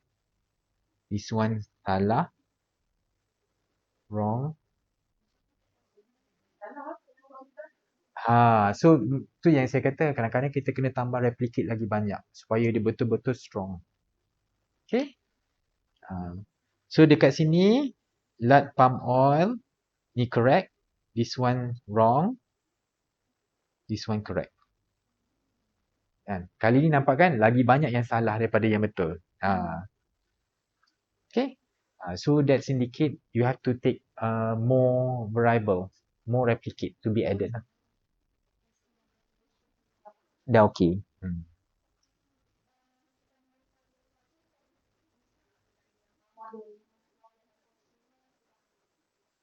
Selalunya no. They will request your training. Okay. So lagi banyak you buat, lagi strong the model, and then testing tu pun akan lagi. Modelnya itu ini, yang ini saja. Yang inilah, yang ini. This is the model lah. Cuba you tengok no. No, equation if you go for regression, yang tu akan keluar formulation dia. Discriminant no. They don't have formulation produced lah. If you go for regression, you will get the formula. Macam you punya calibration curve, that one regression kan? And then you will get y equal to mx plus c. Boleh. Boleh. Sebab yang ni the data is not the data is not regression. This one for grouping. So that's why you don't get correct lah. You tengok result ni. This is your model Your model, your model, your model, and this is your sample, testing sample. Tengok, it falls out from the group. At least yang ni clear lah, dekat sikit. LP tapi tengok sini. Very far.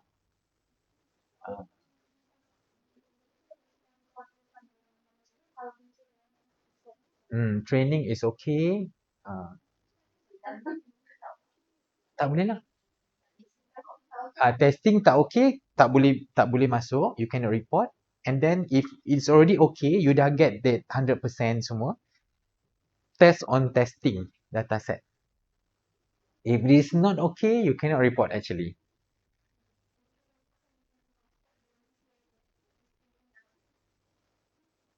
Kalau halal authentication, no, you have to report lah. Kalau you punya study, I think tak perlu discriminant. Yours maybe enough with PCA dengan cluster. This is sebab the title is for authentication. So that will be different lah. Okay. That's depend on the application. So kalau macam ni, this model for lab testing on halal, it's not accepted lah. Tak cukup. Kena collect more data. Yes. That's why this paper yang ni, this one for gelatin I made with gelatin. That's why data dia sampai 120. One grouping of sample tu pun dah 40 replicates.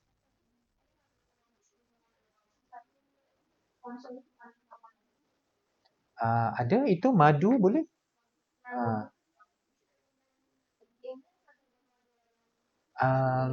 Dia buat PCA saja. Boleh actually untuk this student yang madu tu dia buat sampai ni tapi dia tak publish lagi. Tak publish lagi because that's another chapter from the study. This one is the first chapter only. First chapter of the thesis, this is the first paper lah. The second paper we did on DA. But she didn't publish yet. Boleh? Which one? This one. This one. This one, I think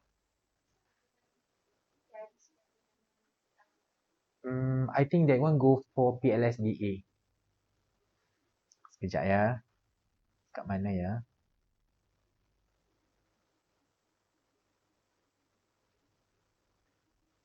VIP score, you can use this one.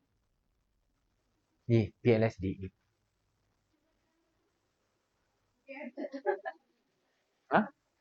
Ada?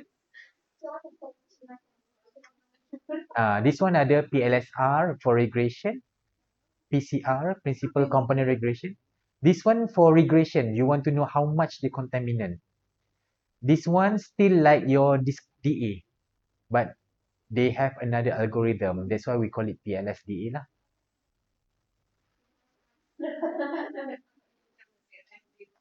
Yeah.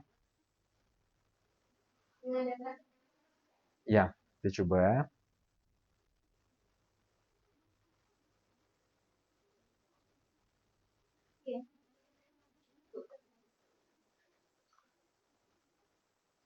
Because this data is not enough actually. So, perhaps that's why the result is not that good lah. Tapi you have to add more variables more replicates lah.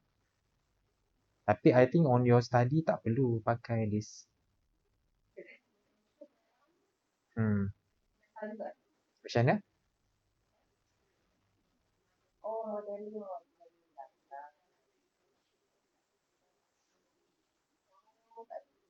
Hmm. Mungkin sebab apa? Kalau profiling biasa, dia kan ada Yes. Right. Missing, no. Remove observation. Output, yes. Filter. Saya filter ni.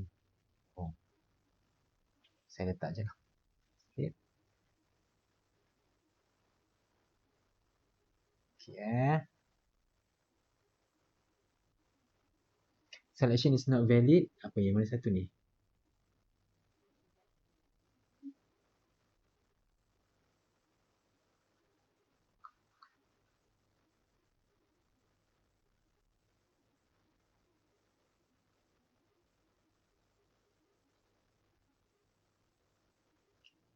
Correct.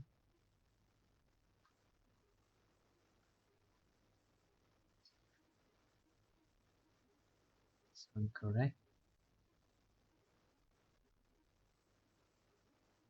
Apa ni? Masalah. This sheet is measure the active output. Data transformation.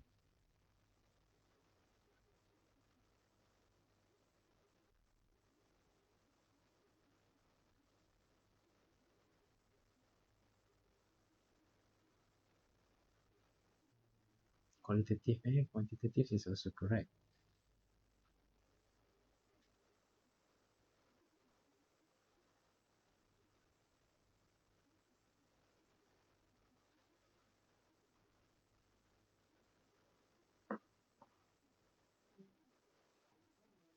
Tak tahu. ah,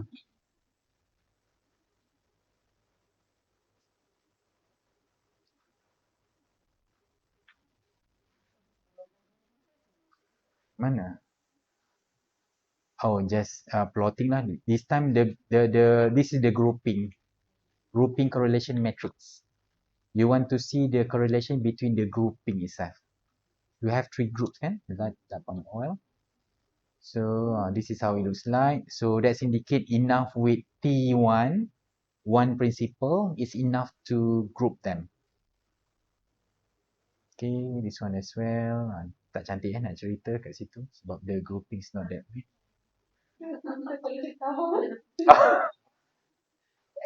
You can cerita this one. Yeah. This one VIP lah.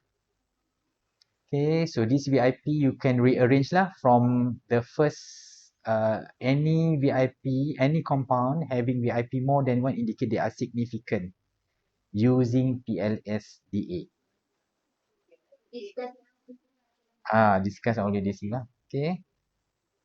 So this is another way of representing the results. Instead of using table, you can use this one lah. So you nampak they have a dotted line there. 1. Okay. So any higher than 1 will be 5 lah. Okay, model parameters. So you have a formula here. Classification lah. Yeah. Apa lagi? For the model lah. So this one nampak ini pun ada dah nampak kesilapan dia.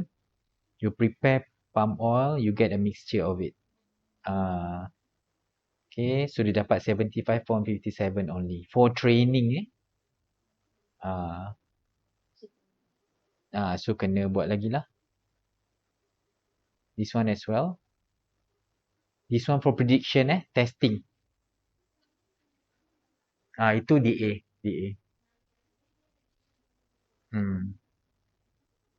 Yes. PLSD sebenarnya lebih sensitif. So you boleh buat pula compare between PLSD and DA. Another paper if you want to go lah. So you can propose lah which one is more sensitive in term of multivariate.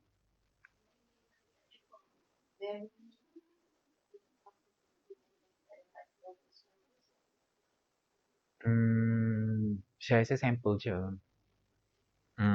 Replicate lah. replicates lah. Yes. Yeah. Until you get that 100%. Yes. Dalam real life tengok memang kena lah. Tengok kat sini. Apa tu? This one qualitative. Uh, this one qualitative lah. Ni dah tengok. Teruk Palm oil mixture semua lat. Semua ni salah.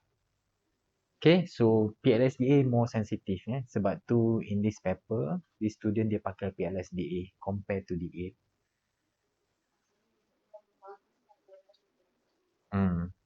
Meaning that if they can achieve 100% training, validation to 100%, testing also 100% using PLSDA, yeah, reliable, more reliable than DA, than DA. But when I did in one paper for authentication halal, using gelatin, different. Having DA or PLSDA almost the similar result. So you can use any. That's depends on matrix lah, sample matrix lah. Okay. Okay, so can I proceed another one? Okay, now we want to go for PCA, Principal Component Analysis. This one simple saja, So for Principal Component Analysis, the most common sort method, to reduce the dimension, and also you can provide significant information as well from the variable lah. Okay.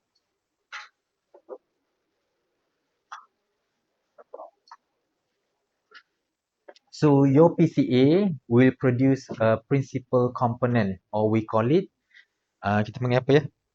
Factor, or we also call them as principal component. Sekejap saya nak pakai prediction. Anu tak tahu group mana, tapi dalam training kita dah ada grouping, kita dah tahu dia. Kita bagi tahu dia, this is babi, bukan babi.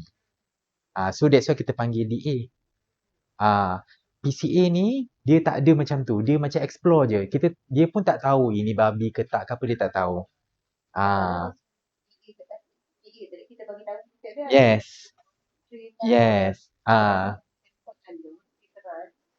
Kita jadikan dia macam testing data. Jadi dia boleh tahu lah mana. Yes. Yang tu kita panggil DA. So that's yang bila kita bagi tahu dalam sistem ini grup mana, yang tu kita panggil supervised method. Supervised. Sebab we tell the system this is babi, this is lembu, this is ikan. Meaning that, and then we train them. PCA, no such thing. There is no training, no testing. We just give the whole data set. So that's why we call it unsupervised. Yang tadi tu supervised lah. So dalam halal ni boleh pakai supervised if we already know the sample name, the grouping lah. Kalau kita tak tahu daripada awal, kita boleh pergi ke PCA. Boleh juga. Ada? Saya pakai dua-dua. DA. Saya ada satu paper tu saya buat PCA dulu. Lepas tu baru saya buat DA. Ada satu paper tu saya buat DA dulu. Saya pilih significant variable, baru saya buat PCA. Lebih kita boleh tahu lah dia characterize group mana. Okay, tengok. This is the result yang DA tadi. Kita pergi DA tau, not PLSDA DA. Kita tengok. Okay, this is the result of your PLSDA. DA. Ya, ada training tadi. Ada training and testing tu lah. Okay, can you see here? You punya grouping, macam ni je. You can know the variable plot only. Tapi you tak tahu pun which variable characterize light ke, palm oil ke, you tak nampak. So, that's why kita pergi ke PCA sebab PCA able to do that. Yelah, yelah. Tapi for myself, authentication saya dah tahu dah grouping dia. Dibabi atau tak. So, that's why saya pergi ke DA dulu. PCA. Kalau you tak tahu pun sampel tu apa, apa semua, you just want to know, explore, you can go to PCA. Maksud saya boleh je pakai ni pergi ke PCA, tak ada masalah. Tapi, saya tak berlaku adil to that data because I already know this is group what, this is group what, this is group what. So that's why saya pergi ke DA lah. And then, but the result of DA, dia tak boleh pula nak beritahu which of this compound belong or characterize to which grouping. We know kita ada 3 groups. Nak berlaku adil kat data tu saya memang tahu 3 group. Tapi this variable ni characterize which group? Sebab dia hanya ada result ni sahaja.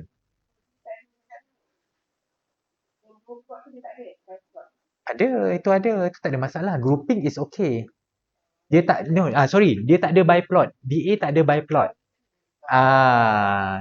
DA only ada variable plot and sample plot, observation plot only.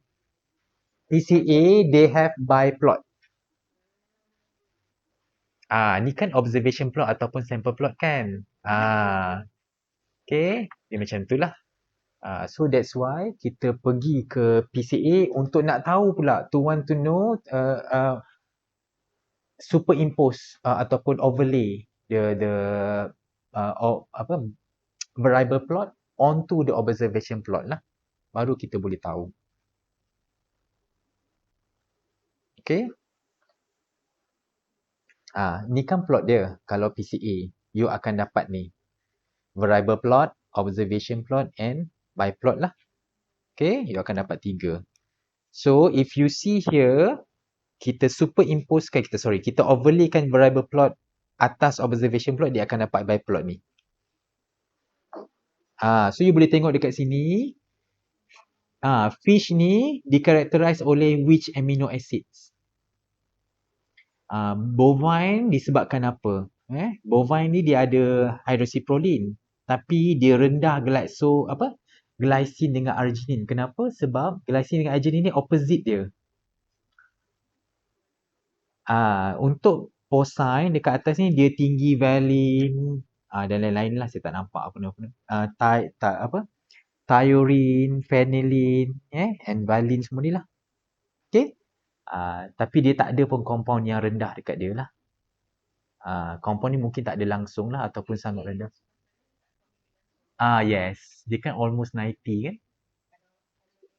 Kalau nanti okay, at least kita boleh cakap this one negatively correlated so that's why kita boleh cakap for bovine dia ada hydroxyproline because near to them, but very low glycine and arginine sebab glycine dengan arginine punya location against the bovine is opposite direction. Nampak okay, lagi satu sekejap ya. Tadi pun kita sebut this PCA, they belong to unsupervised. Meaning that we don't tell the system they belong to which group. Tapi the good thing of PCA ni, if your data is very good, you will get 3 grouping automatically without telling them. Tapi tak salah lah. So you boleh go to PCA. If your data is very good, you will get the grouping automatically. Ni saya tak buat apa-apa pun. This one data coming from Jakim Lab. Sizing. Yang tu that's why kita pergi ke DA. Tak apa. Tak buat pun tak apa. Dah cantik kan. Okay. Kita boleh cuba. Boleh try lah, boleh try.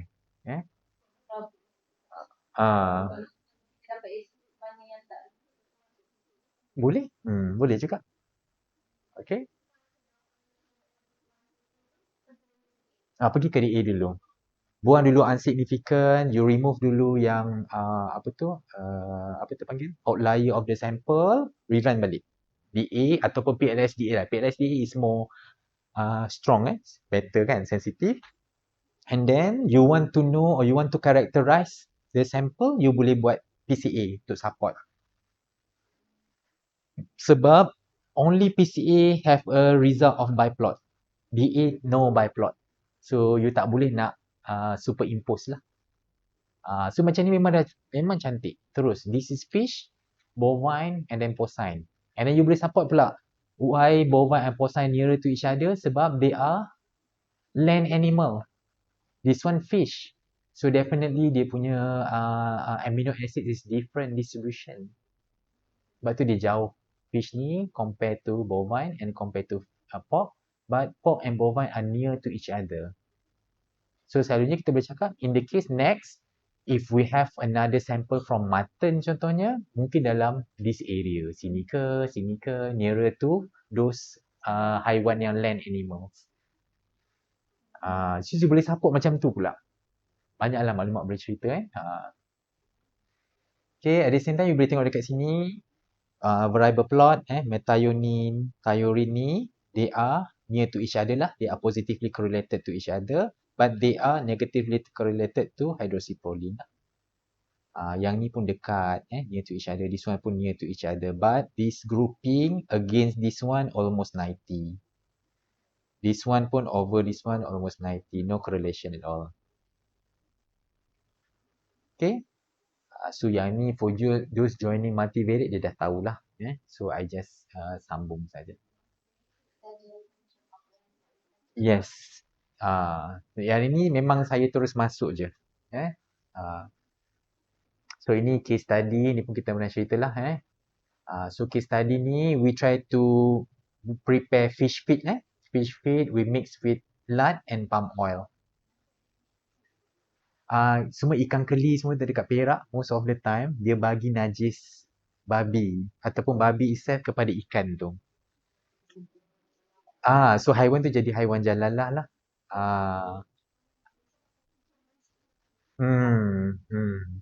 Yang modifikasi itu banyak ramai karena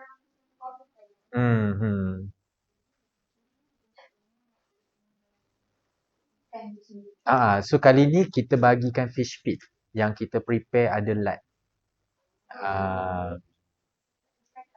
Detect tak? So kita boleh detect lard dekat situ lah. Ke badan kan. So kita potong ikan tu, kita boleh extract lah. We extract sebab it's proven Lembaga Kemajuan Ikan Malaysia pernah buat study DNA test walaupun dah bagi makanan tu, lepas 3 hari memang tak jumpa DNA babi in the stomach lah. Tapi when we did for lard, fatty acid content, ada karakteristik. I think tak sure, sebulan kot sebab this study tak complete pun. We just do it and then we just try to analyse lah. Sebab at that particular of time kita tak dapat geran yang besar. So kita tak boleh nak try berapa bulan kan. Confine dalam seminggu ke. Macam ni lah. Kita buat feed tu, so you boleh tengok lah ada grouping tu, kita mixkan lard and palm oil. Kita dapat kat sini. Yang ni, this one palm oil saja. Mix dia dekat tengah-tengah ni. Yang ni kalau palm, lard saja. So kita still lagi dapat daripada sampel tu 3 grouping. Lepas kita bagi makan lah. So ini indicate apa? Dia still lagi stay. Walaupun Lembaga Kemajuan Ikan Malaysia cakap after 3 days there is no porcine DNA in their stomach. Ini buat sendirilah 5 color ni.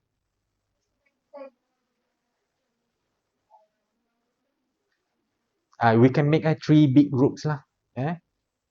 Yang tu pun buat sendiri.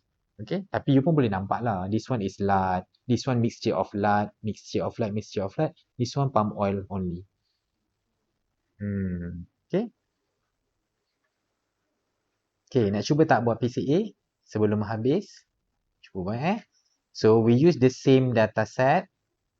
You go to simulated data, number 2.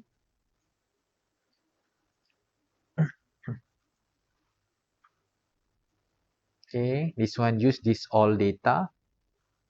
Okay, this one is the most significant data only, variable only. Yang kita dah pilih lah. So if you want to combine DA and PCA, so dalam DA tu you dah choose dulu yang significant variable and then you bring to DA lah. Okay. Tapi this example yang tadi, yang ni untuk lard and palm oil lah yang paper yang I cakap yang ni sorry. Yang ni adalah gelatin lah. So different approach, different metrics having different results lah So kadang-kadang susah nak cakap some DA dalam this matrix, DLSDA is better, DA not. Tapi dalam gelatin sama comparable. So kalau we want to propose the method for other laboratory to test on gelatin, saya akan cakap you boleh pakai PLSD or DA, sama saja. Tapi if other lab want to test on fatty acid, gunalah PLSDA. We can go up to that level lah. Supaya semua orang play around on the same field. Sama, dia pakai same standard, same multivariate approach lah. Okay. So we go for PCA. Mudah je nak buat PCA, go to SL Stat. Yang diorang ni semua dah mahir dah. Okay. Rabiah tu. Kena check Go to Analyzing Data. Klik PCA, Principal Component Analysis. Okay, bawa tepi sikit. And then on the observation / variable table, pilih yang ni C15.0 sampai C18.3 and 6 ni, back down lah. Sampai sini je. Okay. For your information, dalam PCA, there is no testing, validation or training. Semua, masukkan semua. Sebab tu kita panggil unsupervised. That's why we also call PCA ni sebagai Exploratory Data Analysis, EDA. Kalau you pergi kat machine learning nanti, if you want to go for machine learning, kita tak jumpa PCA tau. Kita akan jumpa EDA. EDA tu actually is the PCA lah. HCA is clustering. You go for clustering.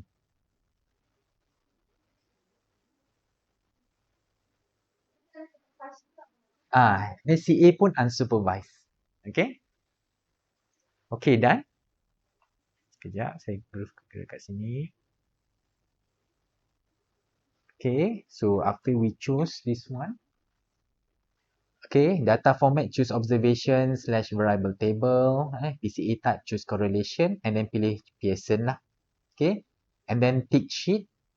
Tick also the boxes of variable labels and observation label. So for that observation label, you have to choose the sample name lah. So dekat sini, pergi dekat sample. Tarik sampai the last sample name.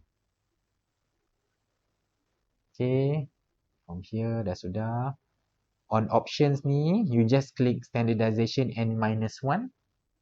Okay, so yang ni saya ulang balik sebab we are not having a big data, only samples. Ingat tak kita belajar statistik dulu kan kita pakai N-1 so that's why we choose N-1 lah. If you have a really big data that resemble population, we go for N lah. Okay. And then supplementary data, let it be. And then for data option, choose missing data, do not accept missing data. For output, significant level ni you letak je 95%. Okay, significant level sepatutnya so letak 1%. Significant level 1%. Okay, for charts, on the variables ni you choose correlation charts and vectors. For observation, you click observation charts, labels and colored labels. Okay. By plot, click all available boxes. But for type of biplot ni, you choose correlation biplot. Okay, and then for bootstrap chart ni, just let it be lah. Okay, and then you click OK. And then click continue lah. Okay, so you can see here 92.58% data are meaningful lah.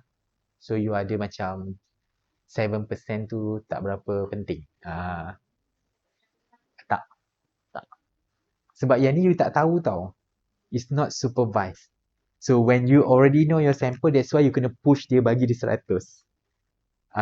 Nampak so that's the difference lah. Bila kita baru nak explore, kisahlah pula dapat berapa. Macam tu. Itu saya punya konsep lah.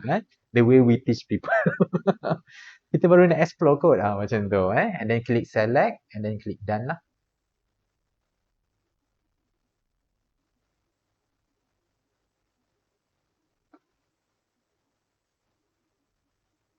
Okay, so you boleh klik kat sini. Ambil je PCA ni yang saya dah buat kan. Okay. You boleh klik kat bawah ni lah. Ni KMO ni penting. Tengok. KMO you 0.8. Very strong kan. So yang ni akan menyakitkan hati orang lain. Sebab when they want to do fatty acid, KMO you kena more than this one or equal.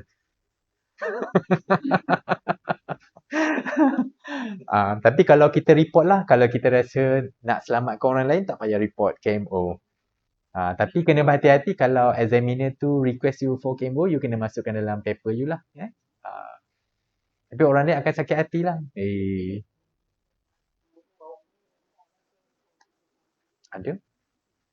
Itu kan rezeki. Macam saya kata tu lah. Tak macam saya. Bagi je. Masuk ni dalam YouTube. Okay. Okay, apa yang saya nak kena tengok dekat sini. Yang DA tak boleh buat ialah yang ni. DA ada ni DA ada ni. PCA pun ada ni. Sama je, nampak C20, C18 1NC ni kan sama je, result ada. Dekat. Yang DA tak ada ialah biplot. Macam ni. So bila tak ada biplot, you boleh tengok lah. Bila ada biplot, you boleh tengok.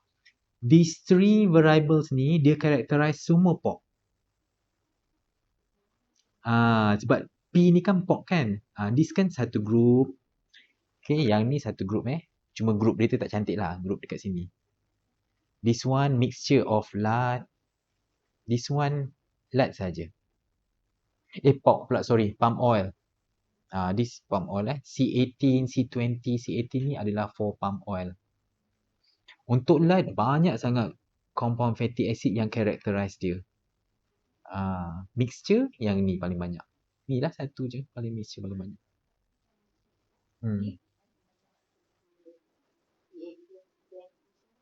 Cuma yang paling tinggi, yang dominan pada lard lah. Sebab lard tu paling hujung. Dia ada juga, cuma not that high lah. Kita just sebut macam tu je.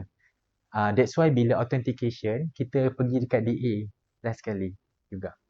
Sebab DA tu yang akan tentukan grouping testing sample tu. Yang ni kita boleh cakap je dia moderate ke macam tu. Sebab yang paling tinggi memang dekat lard. Dekat sini kita boleh cakap dia moderate punya content. Tapi not as much as lard lah. Fatty acid tu lah. Kita boleh cakap apa tu? Yang sebelah C18.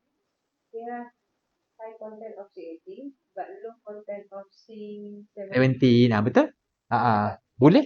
Kita boleh cakap lard ni dia tinggi all this 5-7 compound tapi dia rendah ni C18 ni. Dia rendah. Bukan tak ada langsung tau, dia rendah. So kita boleh cakap dekat ni dia tak ada langsung di 18 betul. Bukan tak ada lah, dia rendah, sangat rendah.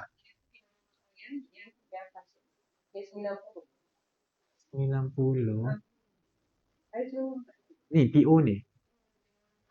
Ni. Dia pernah foto orang ni. Mungkin tak ada ada juga, cuma tak ada correlation je. Ada juga. Cuma antara yang ni, this one ni, yang ni dengan grouping ni, yang ni paling rendah, yang ni moderate lah. Ada dekat lard ni juga. Adalah. Cuma kita nak cakap this grouping dengan yang ni dia tak ada correlation je. Bukan cakap dia tak ada langsung, tak ada correlation. Tak ada correlation maksud dia kalau you analyse this compound yang bawah ni, yang ni dia tak mempengaruhi pun compound ni dalam daging tersebut, dalam fat dia.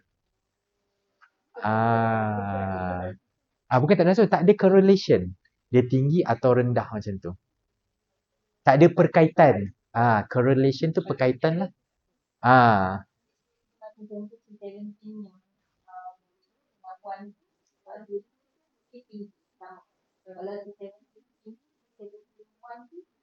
Ah, betul, betul.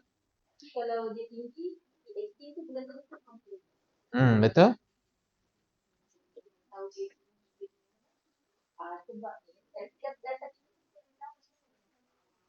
Awak pun boleh tengok balik dekat raw awak, raw data awak.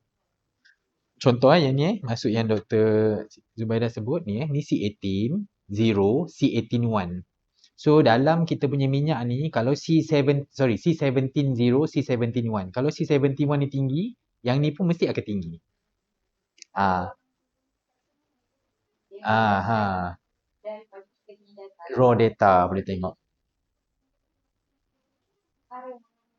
Area. Sama macam hmm, boleh bisa. Hmm.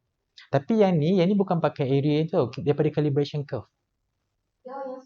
Dah quantitative dah. Saya tak masuk area saja, jangan pakai percentage area, masuk area. Tapi tak tepat tau. Sebenarnya you quantitate pakai calibration curve itu paling tepat. Untuk halal authentication lah, untuk you punya study boleh pakai area. Cuma saya tak recommend pakai percentage area. Relative area tu saya tak recommend. Pakai area okey lagi. Daripada GC tu. Sebab percentage area tu bergantung on individual sample. Kalau dia banyak lah. Kalau you letak area, at least memang that peak is belong to that compound and that is their area. Faham kan? Faham kan?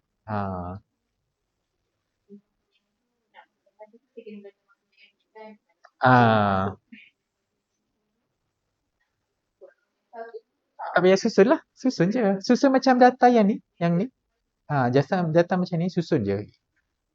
This one mesti variable. Atas ni, ini sample you punya. You punya sample name lah. Mungkin yang C15 you punya pH. Yang ni moisture. Yang ni you punya ethanol. Yang ni you punya apa tadi? Acetic acid. Contohlah. Tarik je. Yes. Senang je sebenarnya. Cuma yang ni saya dah transform. Dan sebelum saya transform tu, saya tak pakai area. Memang kita pakai area tapi area daripada calibration curve. Saya quantitate pakai yang data analysis kan kita ada calculate tadi kan. Saya calculate dulu, convert ke Excel, masuk kat sini.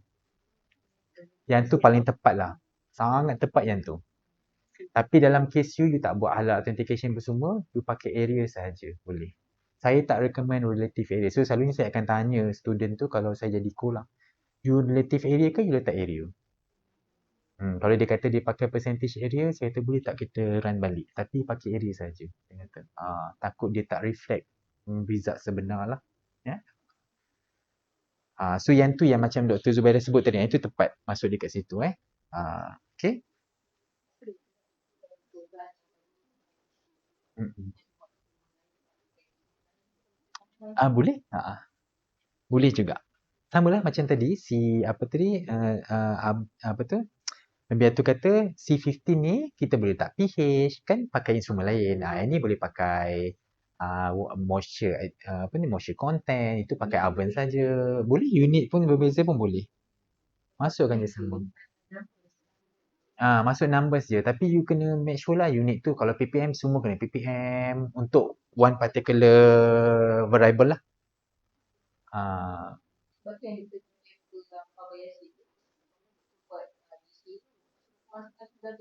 Masuk total phenolic masuk, total flavonoid masuk, antimicrobe punya MIC masuk. MIC tu siap pecah lagi, MIC 0, MIC 50, MIC berapa boleh? So banyak lah. So dekat situ boleh je, tak masalah. Sebab tu orang panggil multivariate. Tak. Sebab dulu saya dekat Jabatan Kimia, memang kita tak depend dengan satu results pun. Kalau halal. Any sample. Kalau yang tu minyak, kita pun buat test-test yang lain. Lepas tu kita buatkan multivariate dia. Kita boleh tahu pula kapal yang tumpahkan minyak kat laut tu, kapal A, B ke atau C. Kita dapat banyak. Tak apa, macam yang Syahira yang apa tu, dia pun tak sangka. Level master je pun. Kata doktor banyaknya. Saya kata yang ni paling betul. Saya kata kalau supervisor, dia buat awak punya, dia outline awak punya thesis master tu cukup-cukup minimum. Awak dapat examiner yang pasti, tak cukup ni, menangis. Saya suka cara supervisor macam tu, dia lebih sikit master dia tu, cuma tak masuk PhD. So kalau PhD lagilah.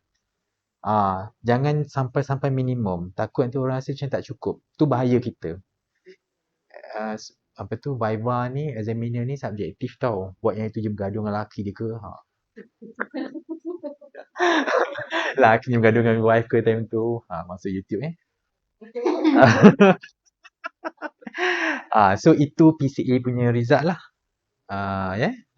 So yang tu saya punya recommendation lah. Cuma itulah saya kata workshop hari ni dia fokus banyak GC dengan multivariate yang terus apply. Sebenarnya kalau bagi yang multivariate tu memang detail lah. Kita ada satu-satu. Diorang ni semua pernah attend. Itu satu-satu. Cuma dulu saya buat online saja. Online. Lepas tu last time hari tu kita ajak Dr. Zuraida datang 2 kali. Kita buat face to face dan online hybrid. Siapa rasa tak faham, datang terus face to face saya ajar. Tapi sehari lah. Yang online tu yang senyap. Sebab saya buat 8 jam terus. Dulu saya buat online 2 hari. 4 jam, 4 jam. Pagi je. So, lepas tu orang dah relax kan. Tapi bila sehari tu, sebab kita buat hybrid, dah ada face to face, takkan saya nak suruh orang yang face to face datang 2 hari kan. Saya bagi terus. Yang petang tu yang online seorang pun tak tanya. Pagi tak aktif, petang tu tak tanya. Dah penat lah. Cuma saya tak salahkan dia orang lah. Kita pun nak habiskan benda tu, orang pun dah bayar, so kita habiskan lah benda tu kan. So ini adalah result akhir PCA. Kenapa saya buat paper saya buat DA dulu, baru saya buat PCA sebab result DA tu dia tak ada biplot. Saya tak tahu pun yang tu belong to LAT ke tak. So bila masuk sini baru tahu. Oh yang 3 ni belong to palm oil. Oh yang ni rupanya untuk LAT. Macam tu.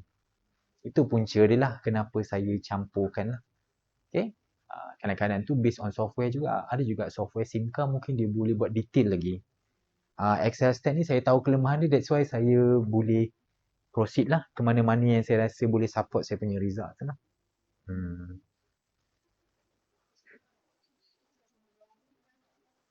Betul. Tak okey, kita kena remove exclude kan.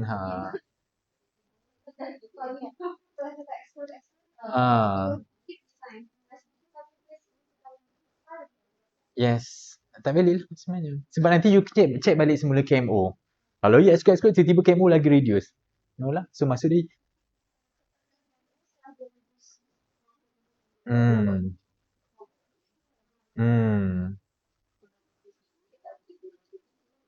PCA 3 apa? Yes. Variable should be dah bivariate. Okay. Replicate lah banyak. Buat banyak-banyak lah. Lepas tu cuba buat dulu. Saya buat ni. Maksud saya pilih 3. Sikit lagi. Dah lama pun kan.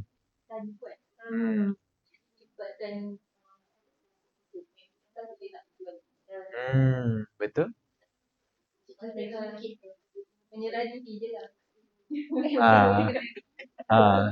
Macam tu lah macam saya proceed je dengan Dr. Zubaidah punya paper tu. Cuma kita tengok reviewer. Nak betul kan pulang. Okay. So last ni adalah paper kalau nak refer lah. So saya punya recommendation kalau rasa macam nak buat multivariate tapi takut tak tahu macam mana how to explain, you follow je saya punya penulisan and then minta permission to you punya supervisor, invite saya untuk jadi, tak payah jadi committee research pun, untuk paper je, biar saya check. Mana yang tak penting mungkin saya remove, atau saya rasa benda tu perlu masuk, saya akan request untuk masukkan. So at least you can refer to saya punya writing, supaya you tak apa, hilang arah dalam kehidupan. Sebab saya pun memang buat macam tu je. Yalah, examiner you pun tak tanya apa. Gembira kan sejam viva PhD. So after that, tak tahu nak tanya apa. So saya pun tak tahu apa benda kan. Sampailah bila saya nak buat paper-paper yang lain, yang tiba-tiba ini bagi data gelatin. Yang ni paper gelatin ada dua. Satu, dua ni lah. Ni dua-dua daripada JAKIM. Lepas tu daripada UPM. Lepas tu ni daripada UPM juga yang buat honey ni. So daripada sini saya dah jadi macam, oh saya kena belajar juga, walaupun saya nak review paper orang, saya try minta data tu, saya try buat. Awal saya tahu, oh rupanya tak cukup pun. Macam tu lah. Cuma ada satu paper ni, yang ni saya pernah publish tapi dia masuk conference saja sebab saya nak bagi cepat supaya semua orang boleh follow. Ini procedure of method validation and verification. Dan kita combinekan dengan multivariate data analysis. So semua yang preliminary requirement lah, normalization lah, so on and so forth ada dalam ni. Walaupun dia conference tapi dah ada orang start site paper ni lah.